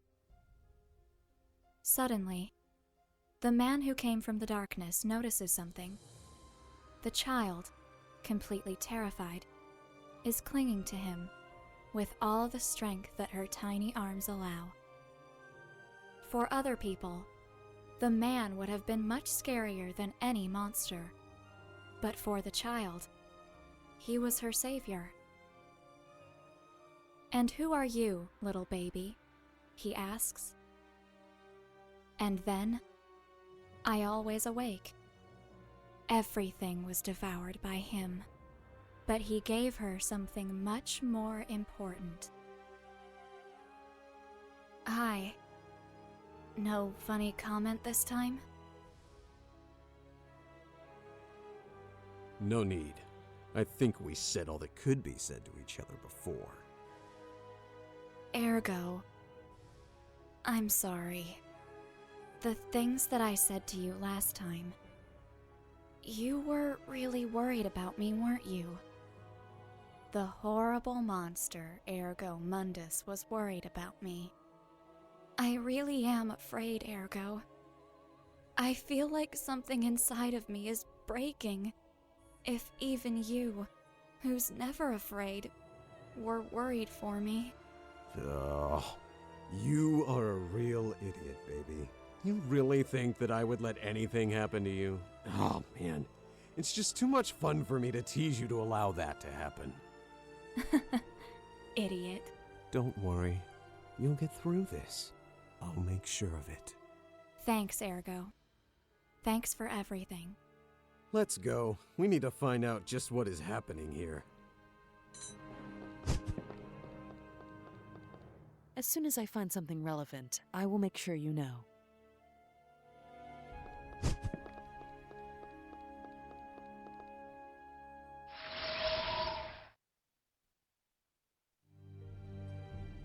Welcome back, my child.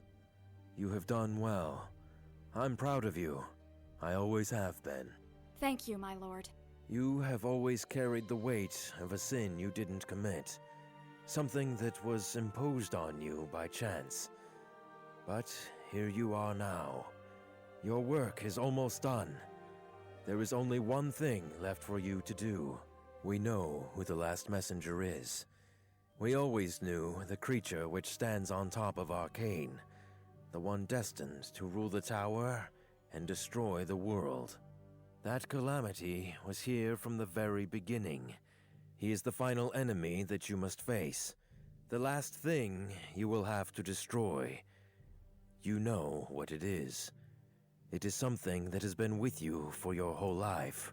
My lord, what are you asking of me? I am asking you to save us all. I am asking you to destroy the ultimate monster that could annihilate the world. You are not a child anymore. You know what I mean. Open the door to the last floor. Do what must be done.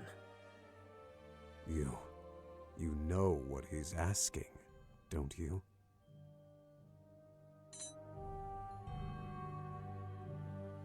Go to the last floor. Go to...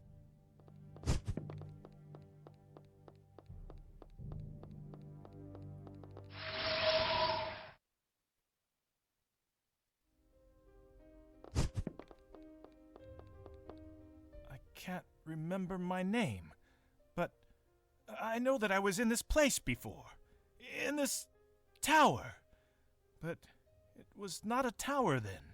Oh, everything is so confusing.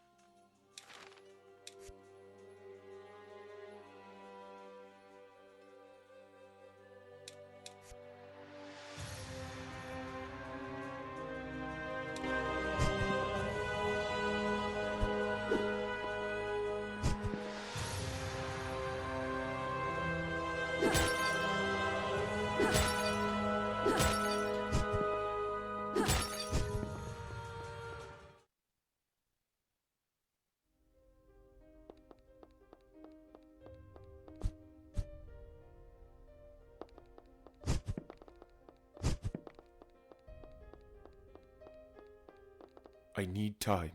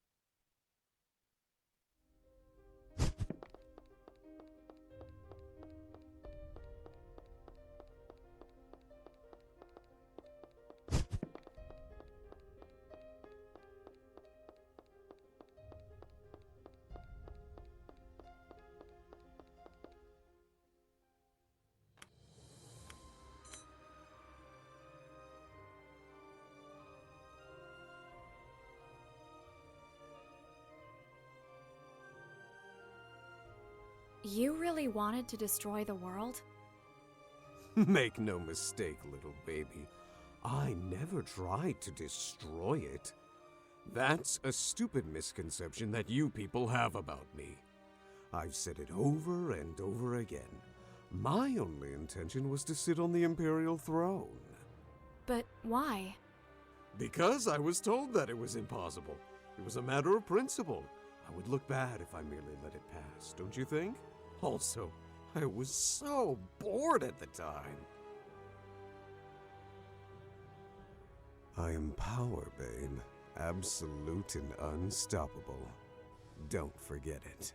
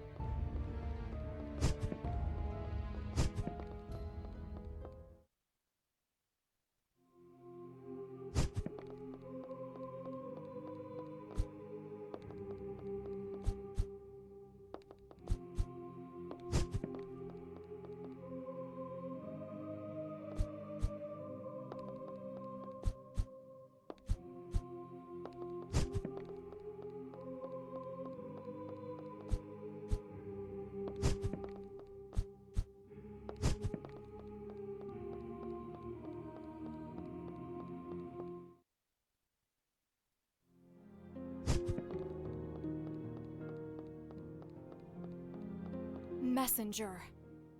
So, you two are finally here. You took your time. We have many questions for you. But I have no answers for you anymore. You won't obtain your fake salvation. Playtime is over. I won't hold back anymore.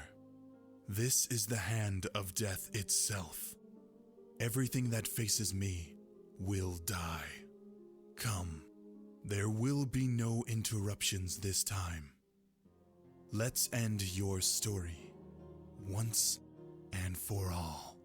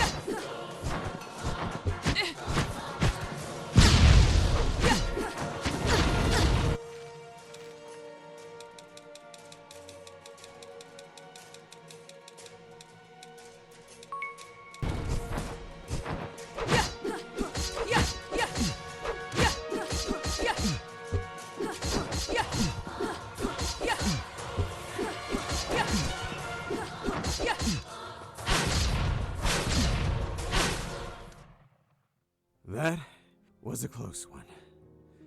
Congratulations. Not many entities have been able to push me as far as you have. This is the end, Messenger. Whatever it was you were trying to do, it ends here and now. Just tell me something. What did you want to achieve? Was it the prophecy of Grimoire? Is that why you did all of this? So you really don't know anything. I'm sorry, but I'm afraid that you are mistaken. Your prophecy is a mere legend, and I am not the one who is behind what is happening here. I was just trying to stop it. Then who? Nathaniel, your own order. Honestly, couldn't you have thought of a better lie? Believe what you want, but it's the truth. This whole place, arcane as you call it, is part of an ancient sentient being which was sealed ages ago. Baal, the Gate of Memories. 7 centuries ago, mankind and those like me who dwell in the darkness fought together against it in a desperate attempt to save us all. Months ago, Romeo Exet rebuilt this place and prepared it to hold a unique ritual. He needed many components to make it possible, but thanks to your order, he obtained them all. How do you know all of this? I, who was among those who fought Baal in the past, was attacked by your order. A part of myself was necessary to undo the seal. Nathaniel failed to destroy me, but during the fight, the one you called Lady was able to escape with some of my blood. They needed Elianize too, but since it was impossible for them to obtain it, the Order used her sister's blood, which was inside the Biblos. I guessed what could be happening, but I arrived too late to stop the summoning ritual, and like both of you, I ended up trapped inside this labyrinth of memories. But don't be mistaken, I am just an uninvited guest in this story. Everything has been orchestrated just for you two. All this time I was trying to reach the foundation of Arcane to stop Baal before he could awaken. I merely destroyed the other messengers to prevent you from becoming too powerful. At first, I thought that you were cooperating with him all along, but it seems that you and Ergo were just unwitting pawns in his plan. Very important ones, I think. Nonsense. If what you're saying is true, tell me why Lord Romeo Exet, the Supreme Inquisitor, would do such a thing. I am not the one you should ask. So I must believe you were trying to help? Not all who live in the darkness are the monsters you have been told about. Many of us lived among humanity for a long time, hidden among you. However, it doesn't matter if you're human or a creature of darkness. If no one does anything, we are all doomed.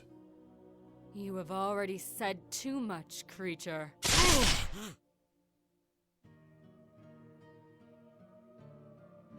You? I saw you die! I am sorry, child. Everything is much more complex than you think. Right now, I need to take this. See you around. Damn! What is going on? We both know that there's only one person who can answer you now.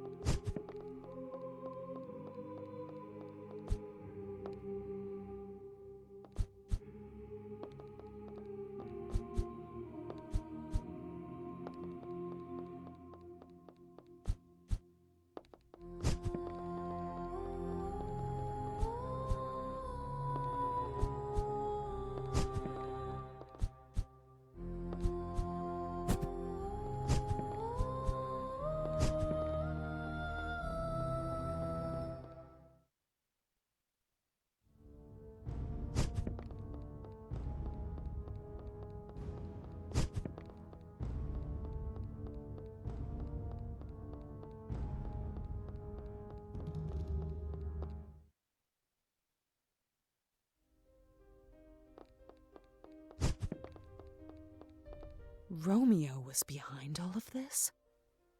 If that's true, everything makes sense. My blood was one of the things that were used to seal Baal, and was necessary to awaken it. That book, the Byblos, it was not important, only the blood that my sister used to write the prophecy, as a proxy of my own. But why? I know him. I watched him as he grew up.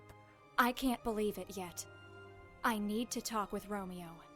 I guess both of us need answers. Go to him.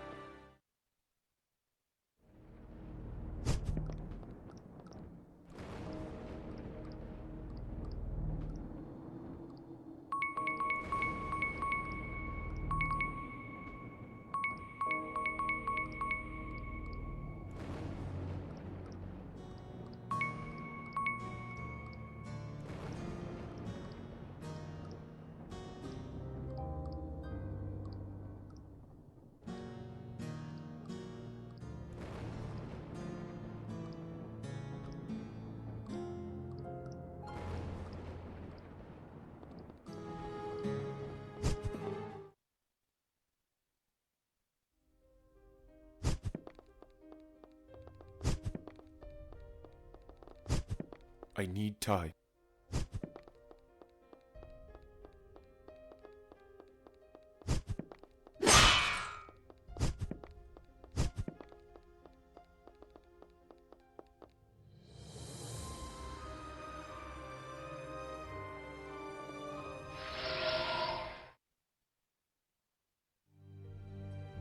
What are you doing here, Bearer of Calamities? You know your orders. My lord, I know what this tower is.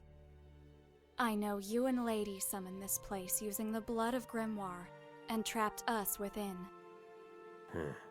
Impressive.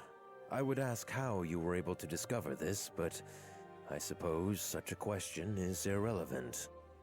You don't deny it? Why should I? I don't have anything that I should be ashamed of. Besides, you already know everything, don't you? I know many things, yes. But there's one thing I don't know yet. Something that I really need to ask you. Why? It was for the world. It always was. Gaia is on the brink of war. A fratricidal confrontation that we won't be able to stop. All our attempts to reach a peaceful resolution have failed. We called ourselves guardians and protectors of humanity for so long. And now, we can't do anything. Millions will die. It's so ironic that sometimes it makes me want to cry. But I understood. Humanity needs something that unites all of us. An enemy that makes everyone, regardless of their nationality, race, or creed, stand together towards a common goal. A real monster. But it couldn't be just anyone. It had to be a dreadful monster, an unlimited and unstoppable creature that would make darkness itself rise with him. However, we couldn't simply release something like that in the world. We needed the ability to control it, limit the destruction that it could cause. An unstoppable monster that we could stop. And there you were, Ergo. I gathered those who shared my vision. I explained what we should do, and they decided to follow me of their own accord. I didn't include you, dear child, because I feared that your faith in humanity could tarnish your perspective, and if you refused, Ergo would know our intentions, and everything we were building would collapse. But the Calamity, limited by the seal system created by Alienai, could not yet serve our plans. Everything was orchestrated behind Nathaniel, using the myth of Harael Grimoire's prophecy to hide our intentions. I chose Lady to be your successor, the last bearer of calamities. something she was delighted to do if she could free you from the weight of Ergo's curse. The Byblos, written with the blood of Alienai's sister, was all we needed to invoke Arcane and partially awaken what was slumbering inside. In the past, this place was used to seal the greatest evil, one that surpassed all others. Even you, Ergo, are nothing more than a fragmented shadow which emerged after its fall. Baal, the gate of hell, an entity born from the darkness that is hidden in the core of humanity and nourished by the essence of dead gods. In the past, it tried to manifest in the world and was about to engulf everything. The cost was higher than anyone would have thought, but finally, diminished and weakened, Baal was sealed forever. It is arcane. All that you have found in your path are but shadows of those it has touched, scattered fragments of its power that you had to claim, so that you could recover all your strength, breaking Alienai's seals and replacing them with stronger and easier-to-handle chains. That's what you've been doing, absorbing fragments of Baal's power to become the ultimate monster, our monster. Unfortunately, there have been complications. Somehow, one of the real messengers discovered our plan and came to stop us, and even Alienai herself was invoked by our ritual and became an impediment. But in the end, all is ready. Now you know everything. What has begun can't be stopped. You need to finish the ritual, and therefore create hope for humanity. If you don't listen to me, the whole world will descend into a war you cannot even dream. And all that pain, death, and destruction will lead to the return of Baal. Now leave this room, climb to the top of the tower, and do what you know you should do.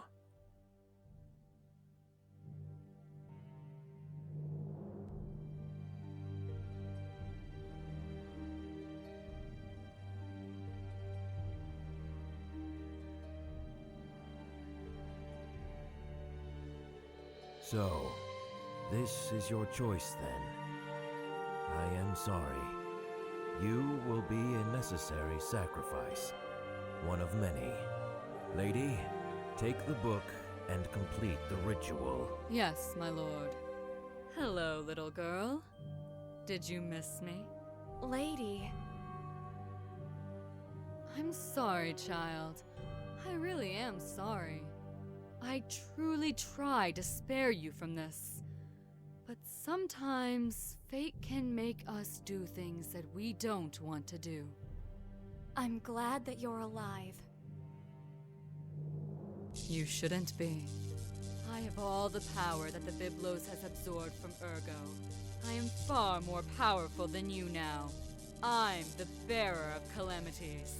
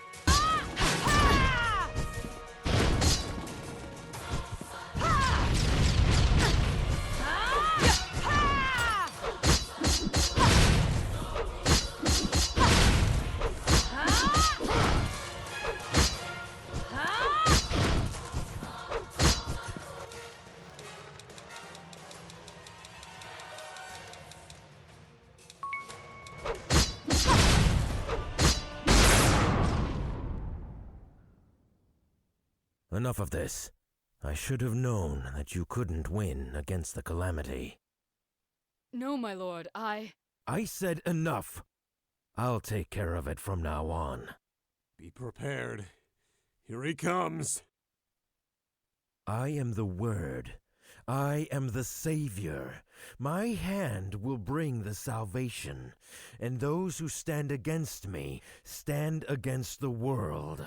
Get ready. Romeo Exit, the Supreme Inquisitor, will face you.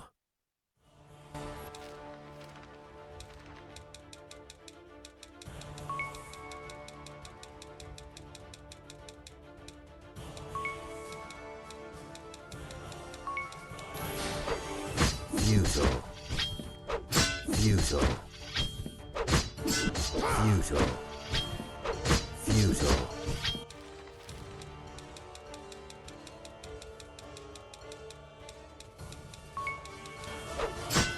Futile.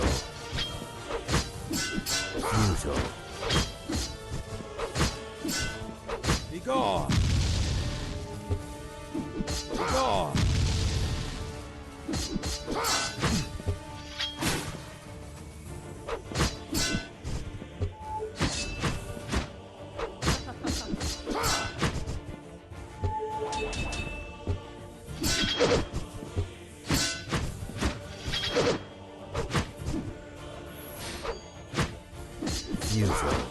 Futile. Futile.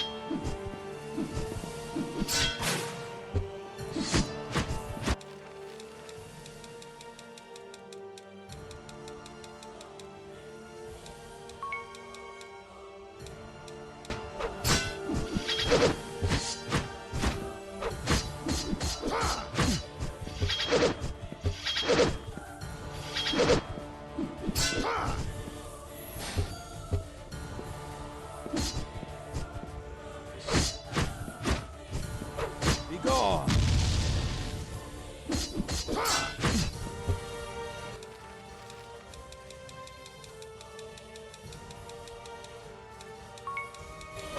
Be gone.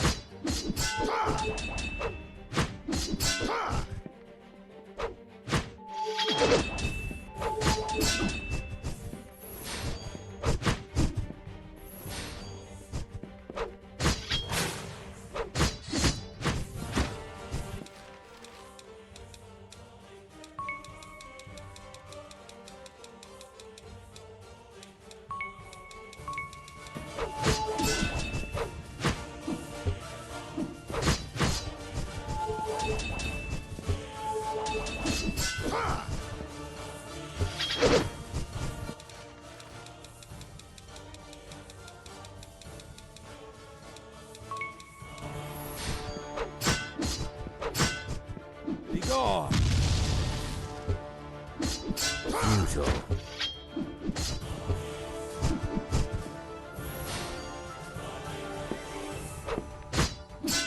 Futile.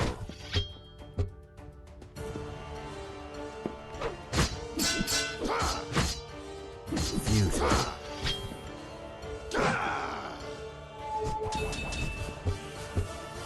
Be gone. Be gone.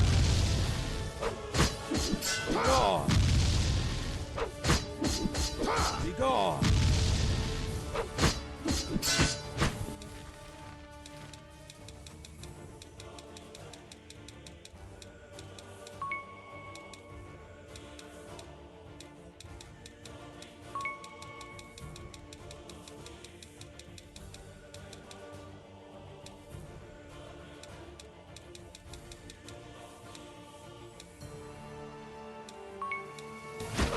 Be gone.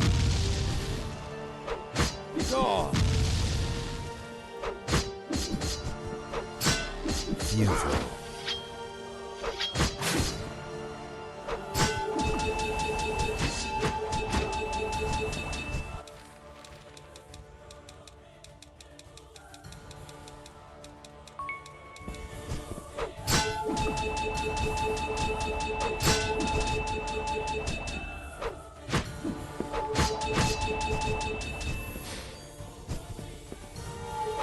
Be gone.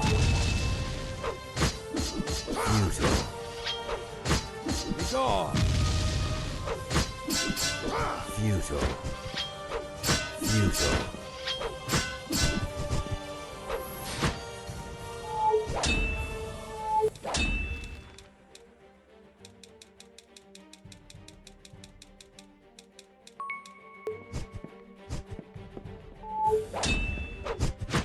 Disappear with the lights.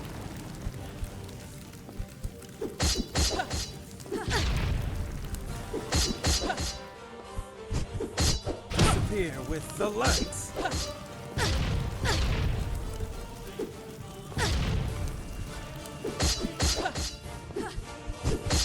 Disappear with the lights.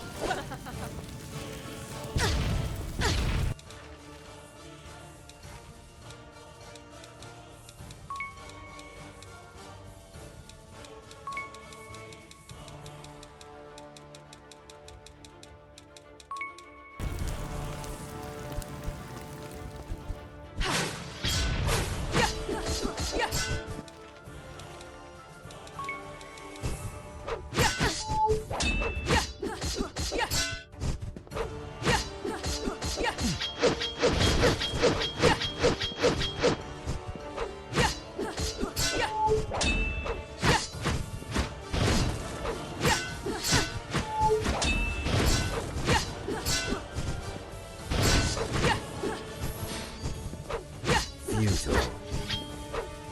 Futile. Be gone. Be gone.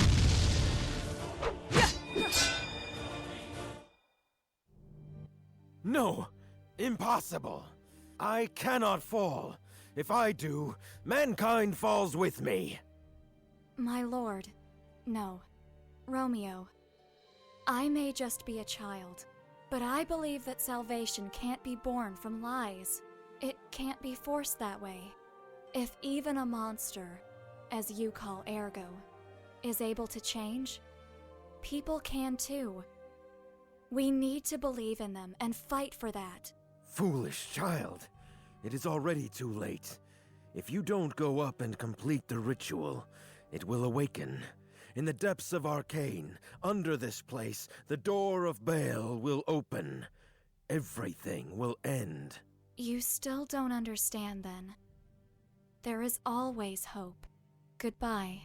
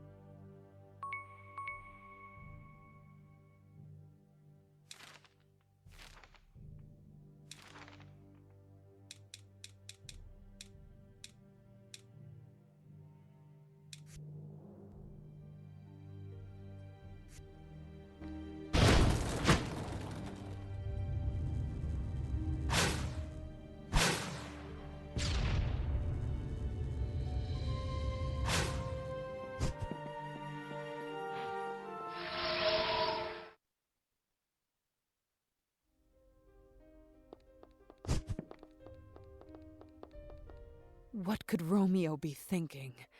He doesn't understand what he's done. I can feel it. Somewhere, in the foundation of this tower, it has begun to manifest. The ritual that Romeo was talking about. Could we use it to stop Baal? No, he's wrong. You can't hope that such a thing would be enough to suppress the Gate of Memories. I'm afraid that it's already too late. Even if you tried to make Ergo take more of Baal's power, that would only delay the inevitable. He will awaken sooner or later. Can you open a way there? To the foundations of Arcane, where the gate is? Not yet. I would need more fragments of memories. To do it, You need to recover more from the rooms. Come to me once you have them.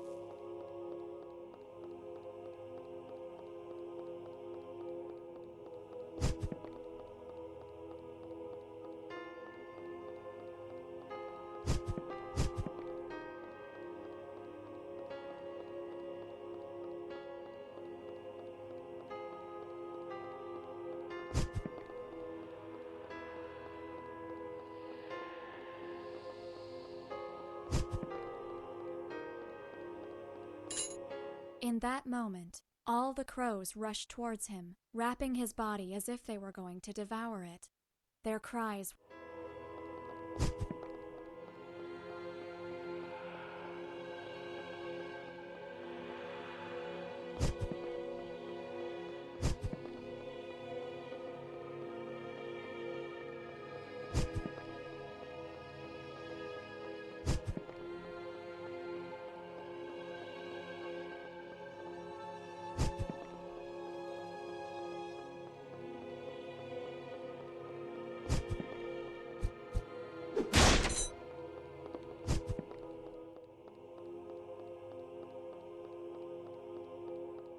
Why is that thing still here if Malekith was destroyed? It's just a remnant, a memory that will not go away. It's still dangerous to us.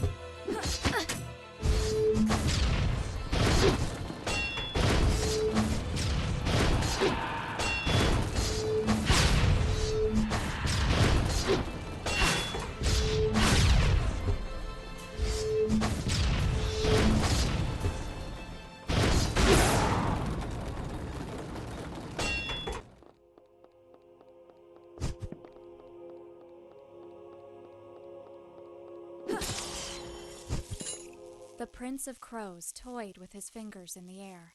Each of his gestures drew dark, twisted shapes. With a mixture of boredom and disgust, he rose from his throne and walked down the silent hall towards the large balcony. Around him were hundreds of living nightmares, who bowed and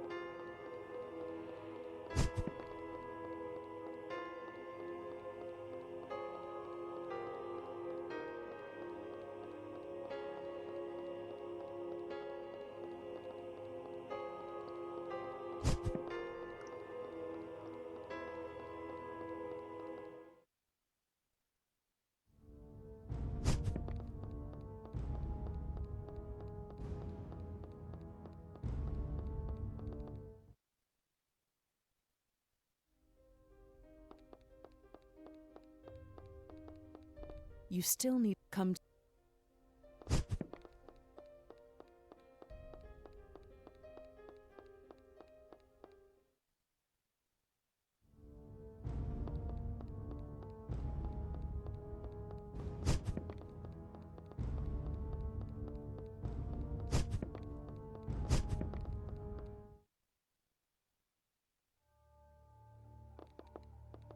You found this place. I will give you something. Next time, I will be waiting in the light.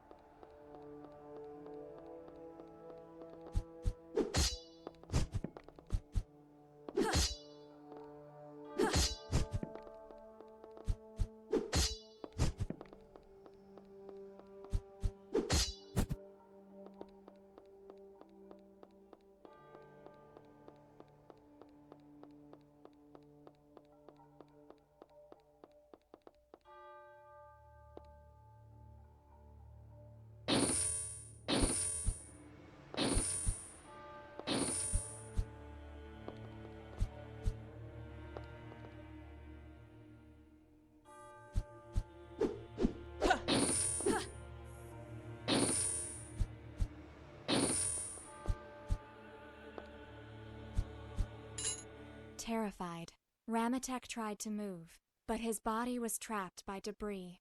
Above him, the bloody meat mass of the prisoner, impaled by some broken columns, writhed and twisted, tearing its flesh. The blood of the creature began to spout from its wounds, and Ramatek could only watch helplessly as it slipped between the fallen stones towards him. After a few seconds that felt like a lifetime, the blood spilled over his face and ran down his forehead to reach the corners of his eyes.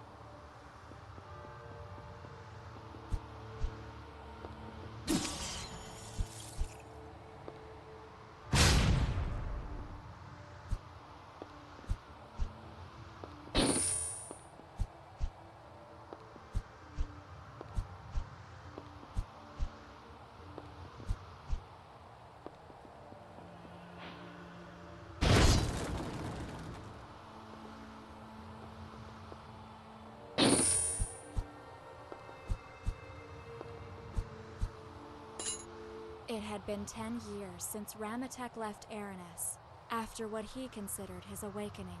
With some melancholy, the Dark Priest stared at the ruins around him. His eyes perceived everything as only he could. An environment in which the material and the spiritual world formed a swirling chaos. That abomination was something that Ramatek had learned to hate, and its mere vision upset him so much that with a slight fit of rage, he destroyed what remained of the central chamber of the cathedral. While fragments of the walls fell around him and turned to ashes, the priest wondered again how he could have been so blind his whole life. Like 1,000 times in the past, he silently thanked his God for blessing him, for opening his eyes to the truth. Existence was a sin. The whole creation must disappear. That absolute truth, which only he understood, had become his gospel, an intrinsic part of his own nature. The world, in its folly, would consider him insane and would try to stop him, but they could not. Nothing could. Someday, he would awaken the only God. Someday, the whole existence would come to an end. That was his destiny.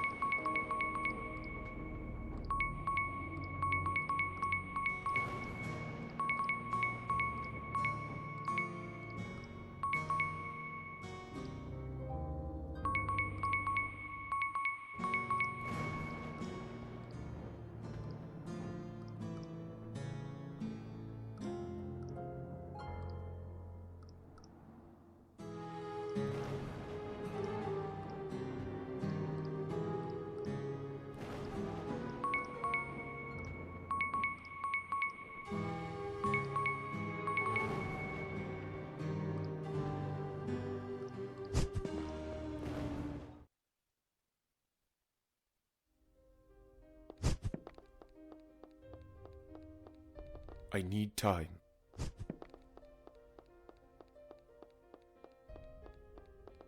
Yes, this is enough. I will open the path.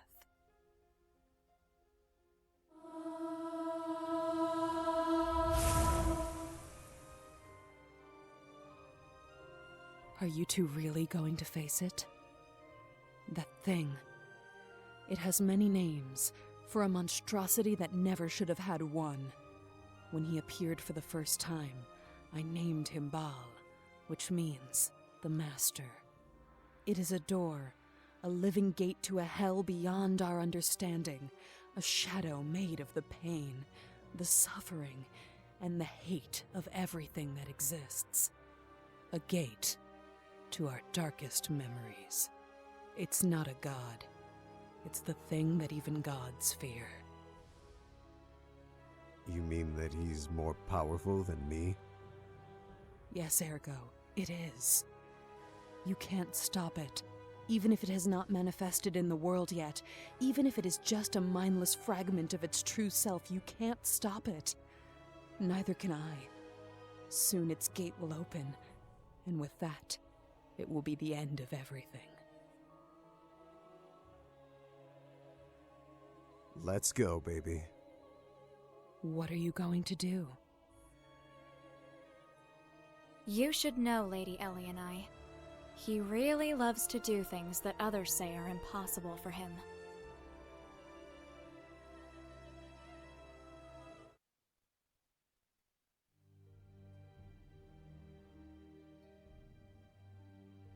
Lady Ellie and I, aren't you going to chastise me? It doesn't matter anymore. They can't win. The door can't be closed. I have destroyed the very world that I wanted to save. You know, Romeo, I have looked into the heart of darkness, and there was only hope.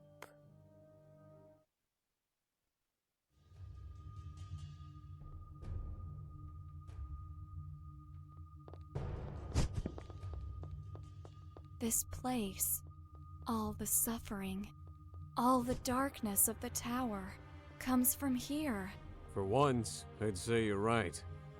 But we're not even close to the core.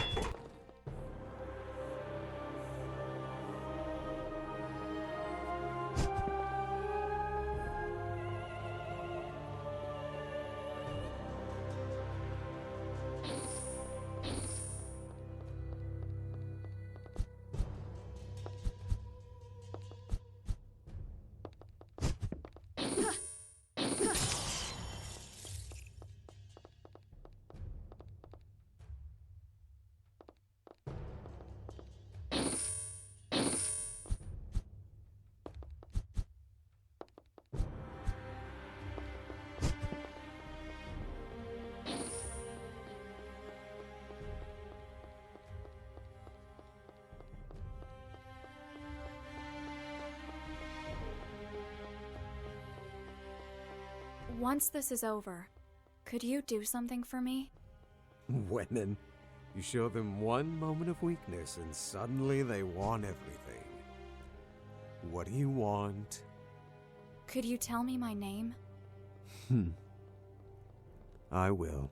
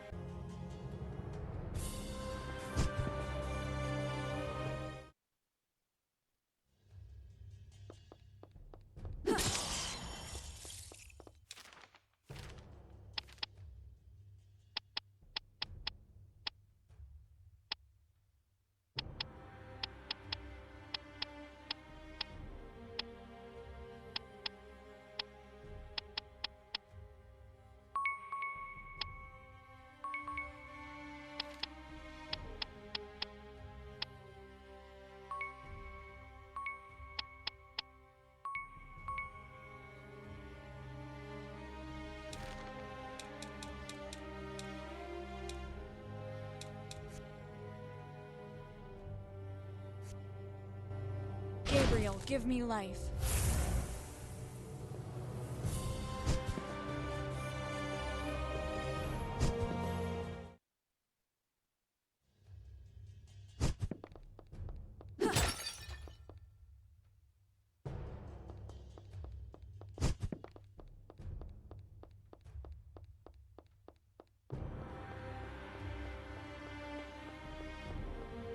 Gabriel, give me life.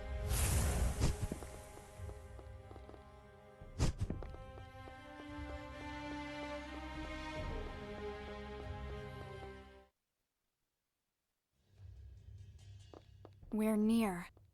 I can feel it. So, you were able to open a pathway to the foundation of the tower, where not even I could go. I was wondering when you would show up. I guess that somehow. Now you know what Arcane is. What's really happening in this place? Could you tell me? Yes. I remember. We, the Shades of Arcane, are part of the memory of the world. We are born in the darkest moments, but we are the small fragments of light that are embedded in the dark.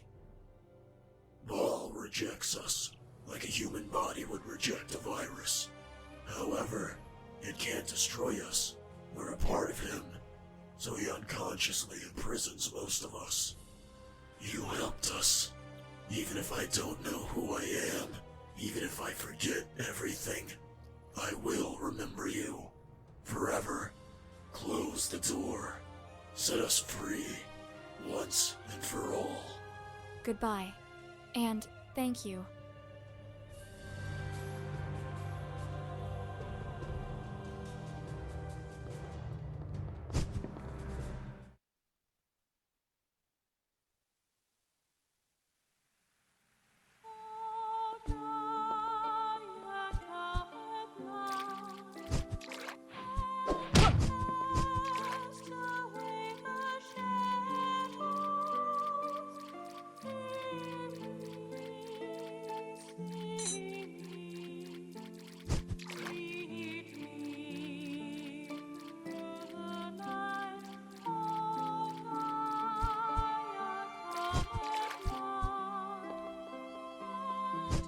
You know, I've been thinking, if the pact is broken or I die, which is not happening, you would lose all of my powers.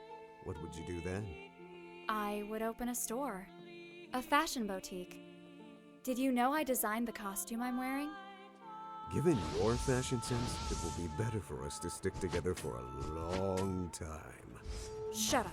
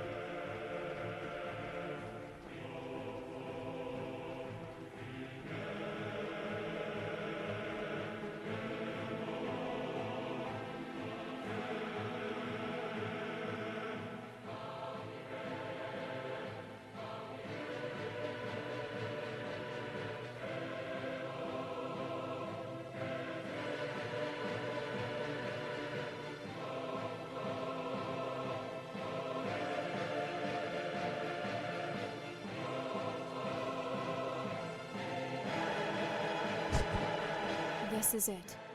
Behind this is Baal. Yeah, if there is something that you still want to do, this is the moment.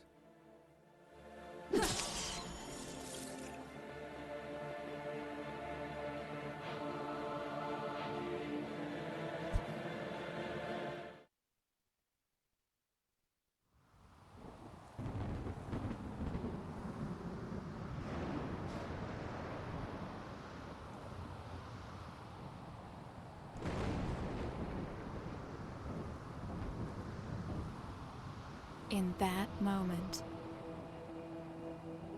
my eyes teared up. My throat became dry. My heart stopped beating. For a second that seemed like years, for the first time in my life, I saw a true monster. That thing? Ellie and I was not joking. It's gargantuan. It's not the size. I have easily destroyed bigger things before. But its spiritual power is overwhelming. To make matters worse, this is just a small part, a fragment of its true self trying to escape from that aperture. It knows. What? It knows that we're here. You really are special, baby. You're absolutely right. It knows. How can we stop it? The door. We need to destroy the anchorages that support it. They are part of it. The ones that link Ball with the real world. With them gone, this whole place will collapse. You make it sound so easy. This time, it won't be.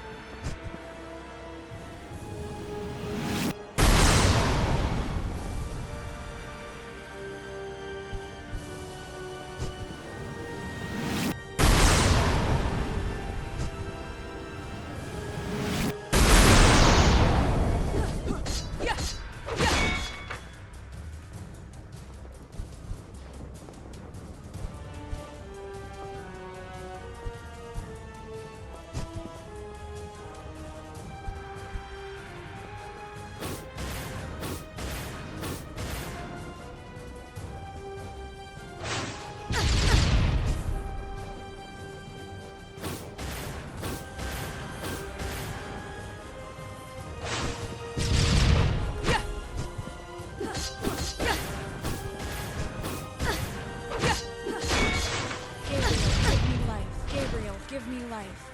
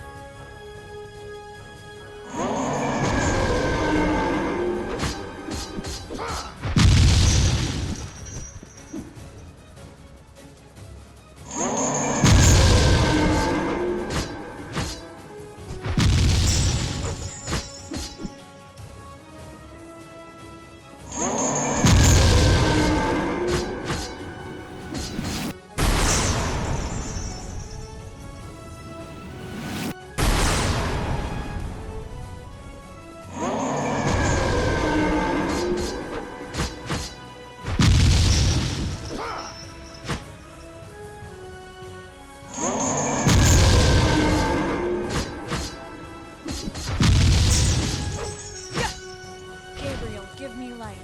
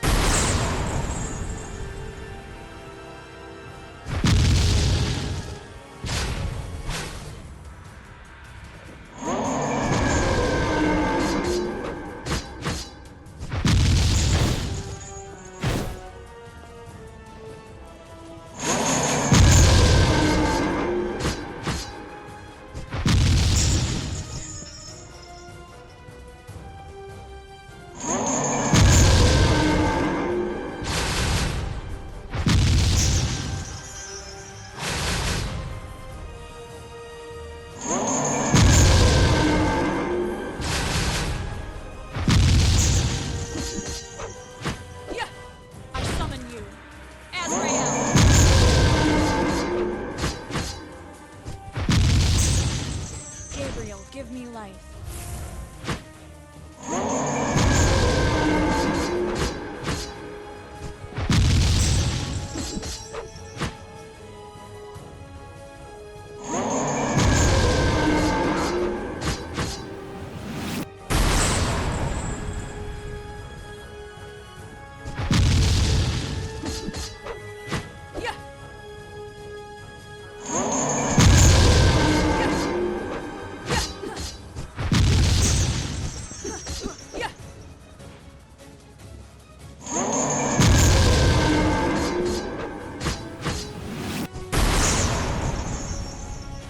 Gabriel, give me life.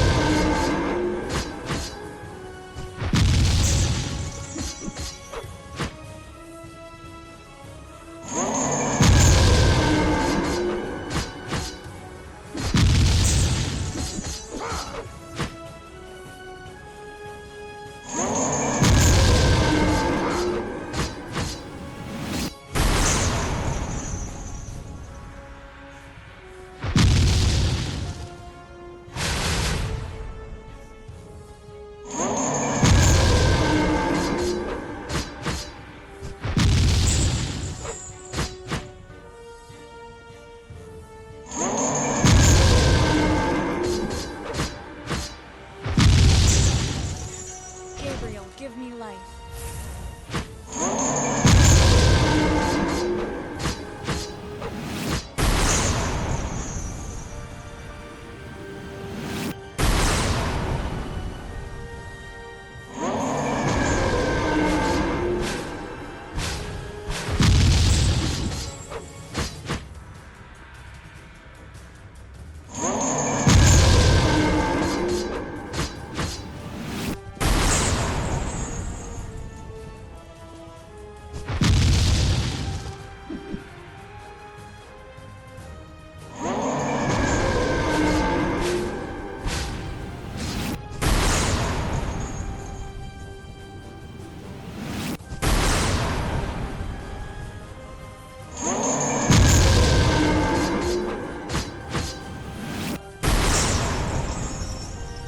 Gabriel, give me life.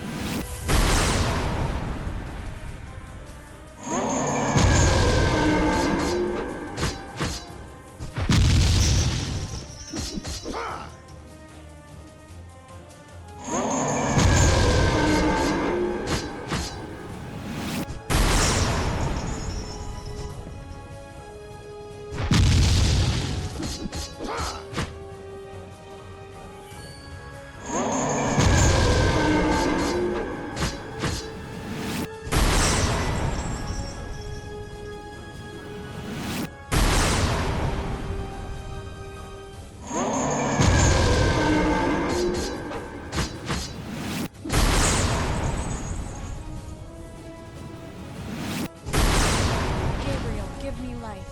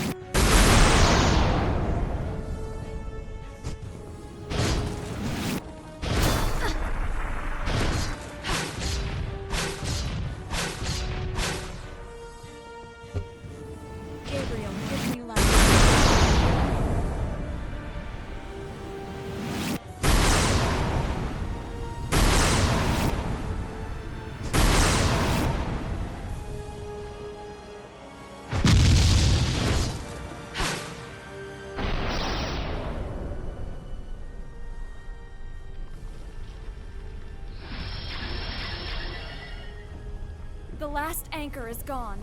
It's collapsing. We need to get out of here. No, it's not over.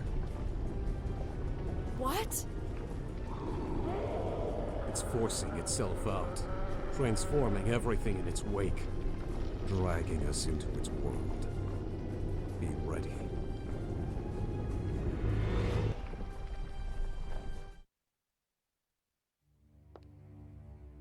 Where are we? I don't know, but it is here.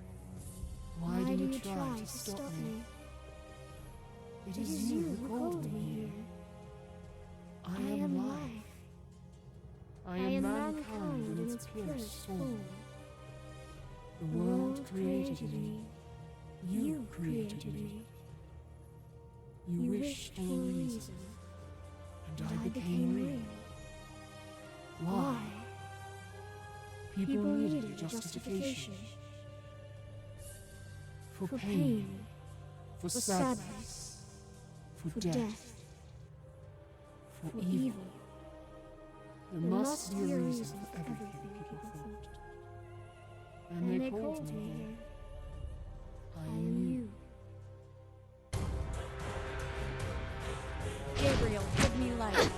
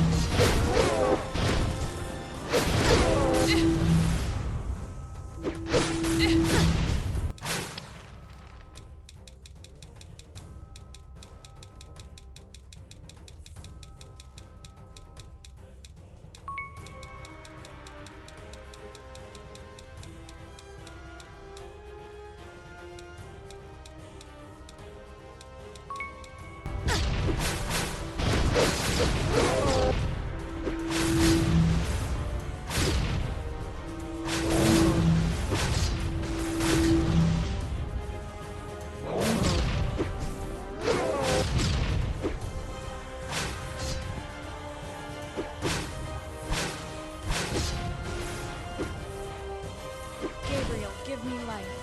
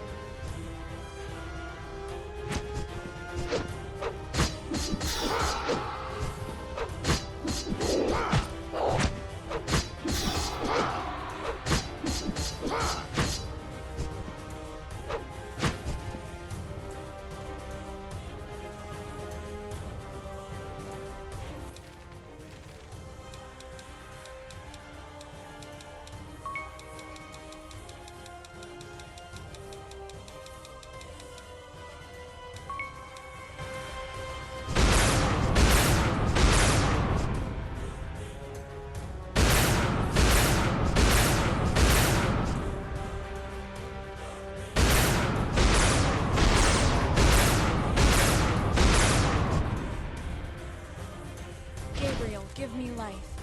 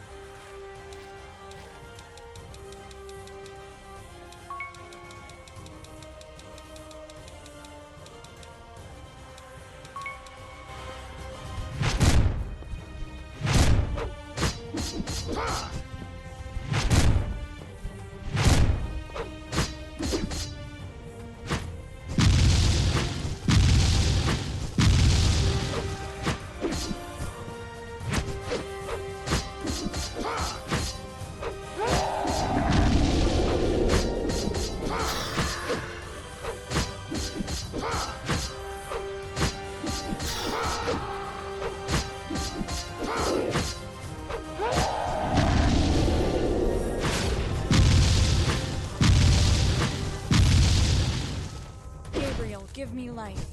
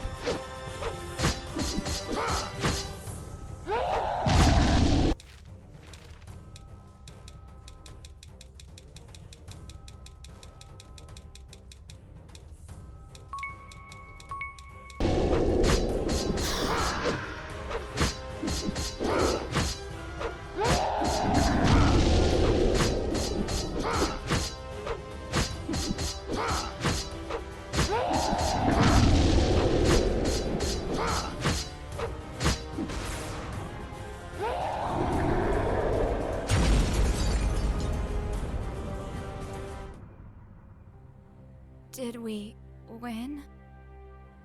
Yes, Ball's fragment is destroyed. It has lost all links to the world. What's happening, Ergo? It's not over. The door is still open from the other side. It must be closed from there, or everything will have been for nothing.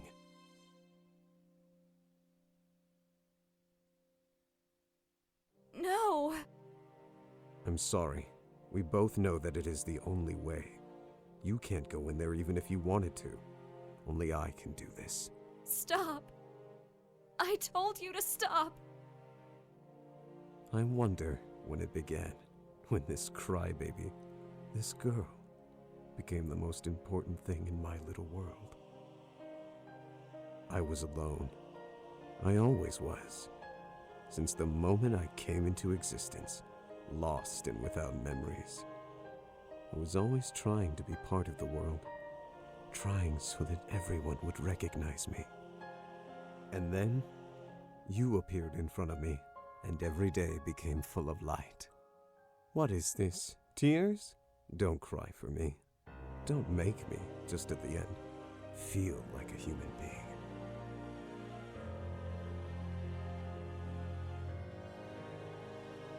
Don't go, Ergo Mundus! I'm commanding you! I'm sorry. This time, that is an order that I can't obey. Now get out of here. This place won't sustain itself much longer. Ergo! I'll see you, Anne. Idiot.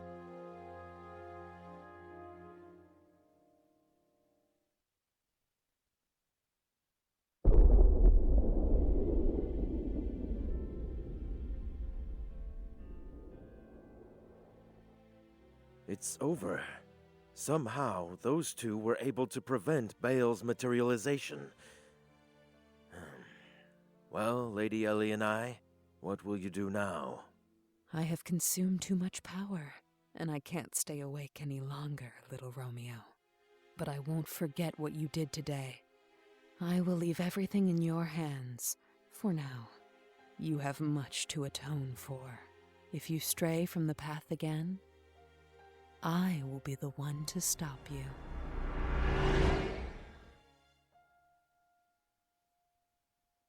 I will not forget that.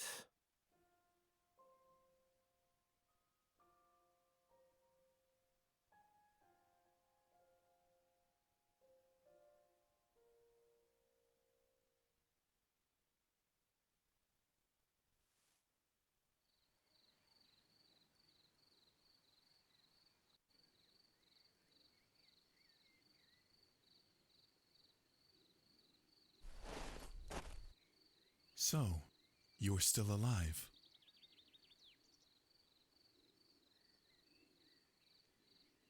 I could say the same of you. By the way, I don't think that we were ever properly introduced. My name is Anne. It's a pleasure. Hello, Anne. My name is John. You know, the world is still on the brink of chaos. A war could break out at any moment. But before that happens, I'm sure that you will be engulfed in the spiral of fate once more. Nathaniel will forsake you. Darkness will hunt you. What are you going to do? Well, I am the bearer of calamity.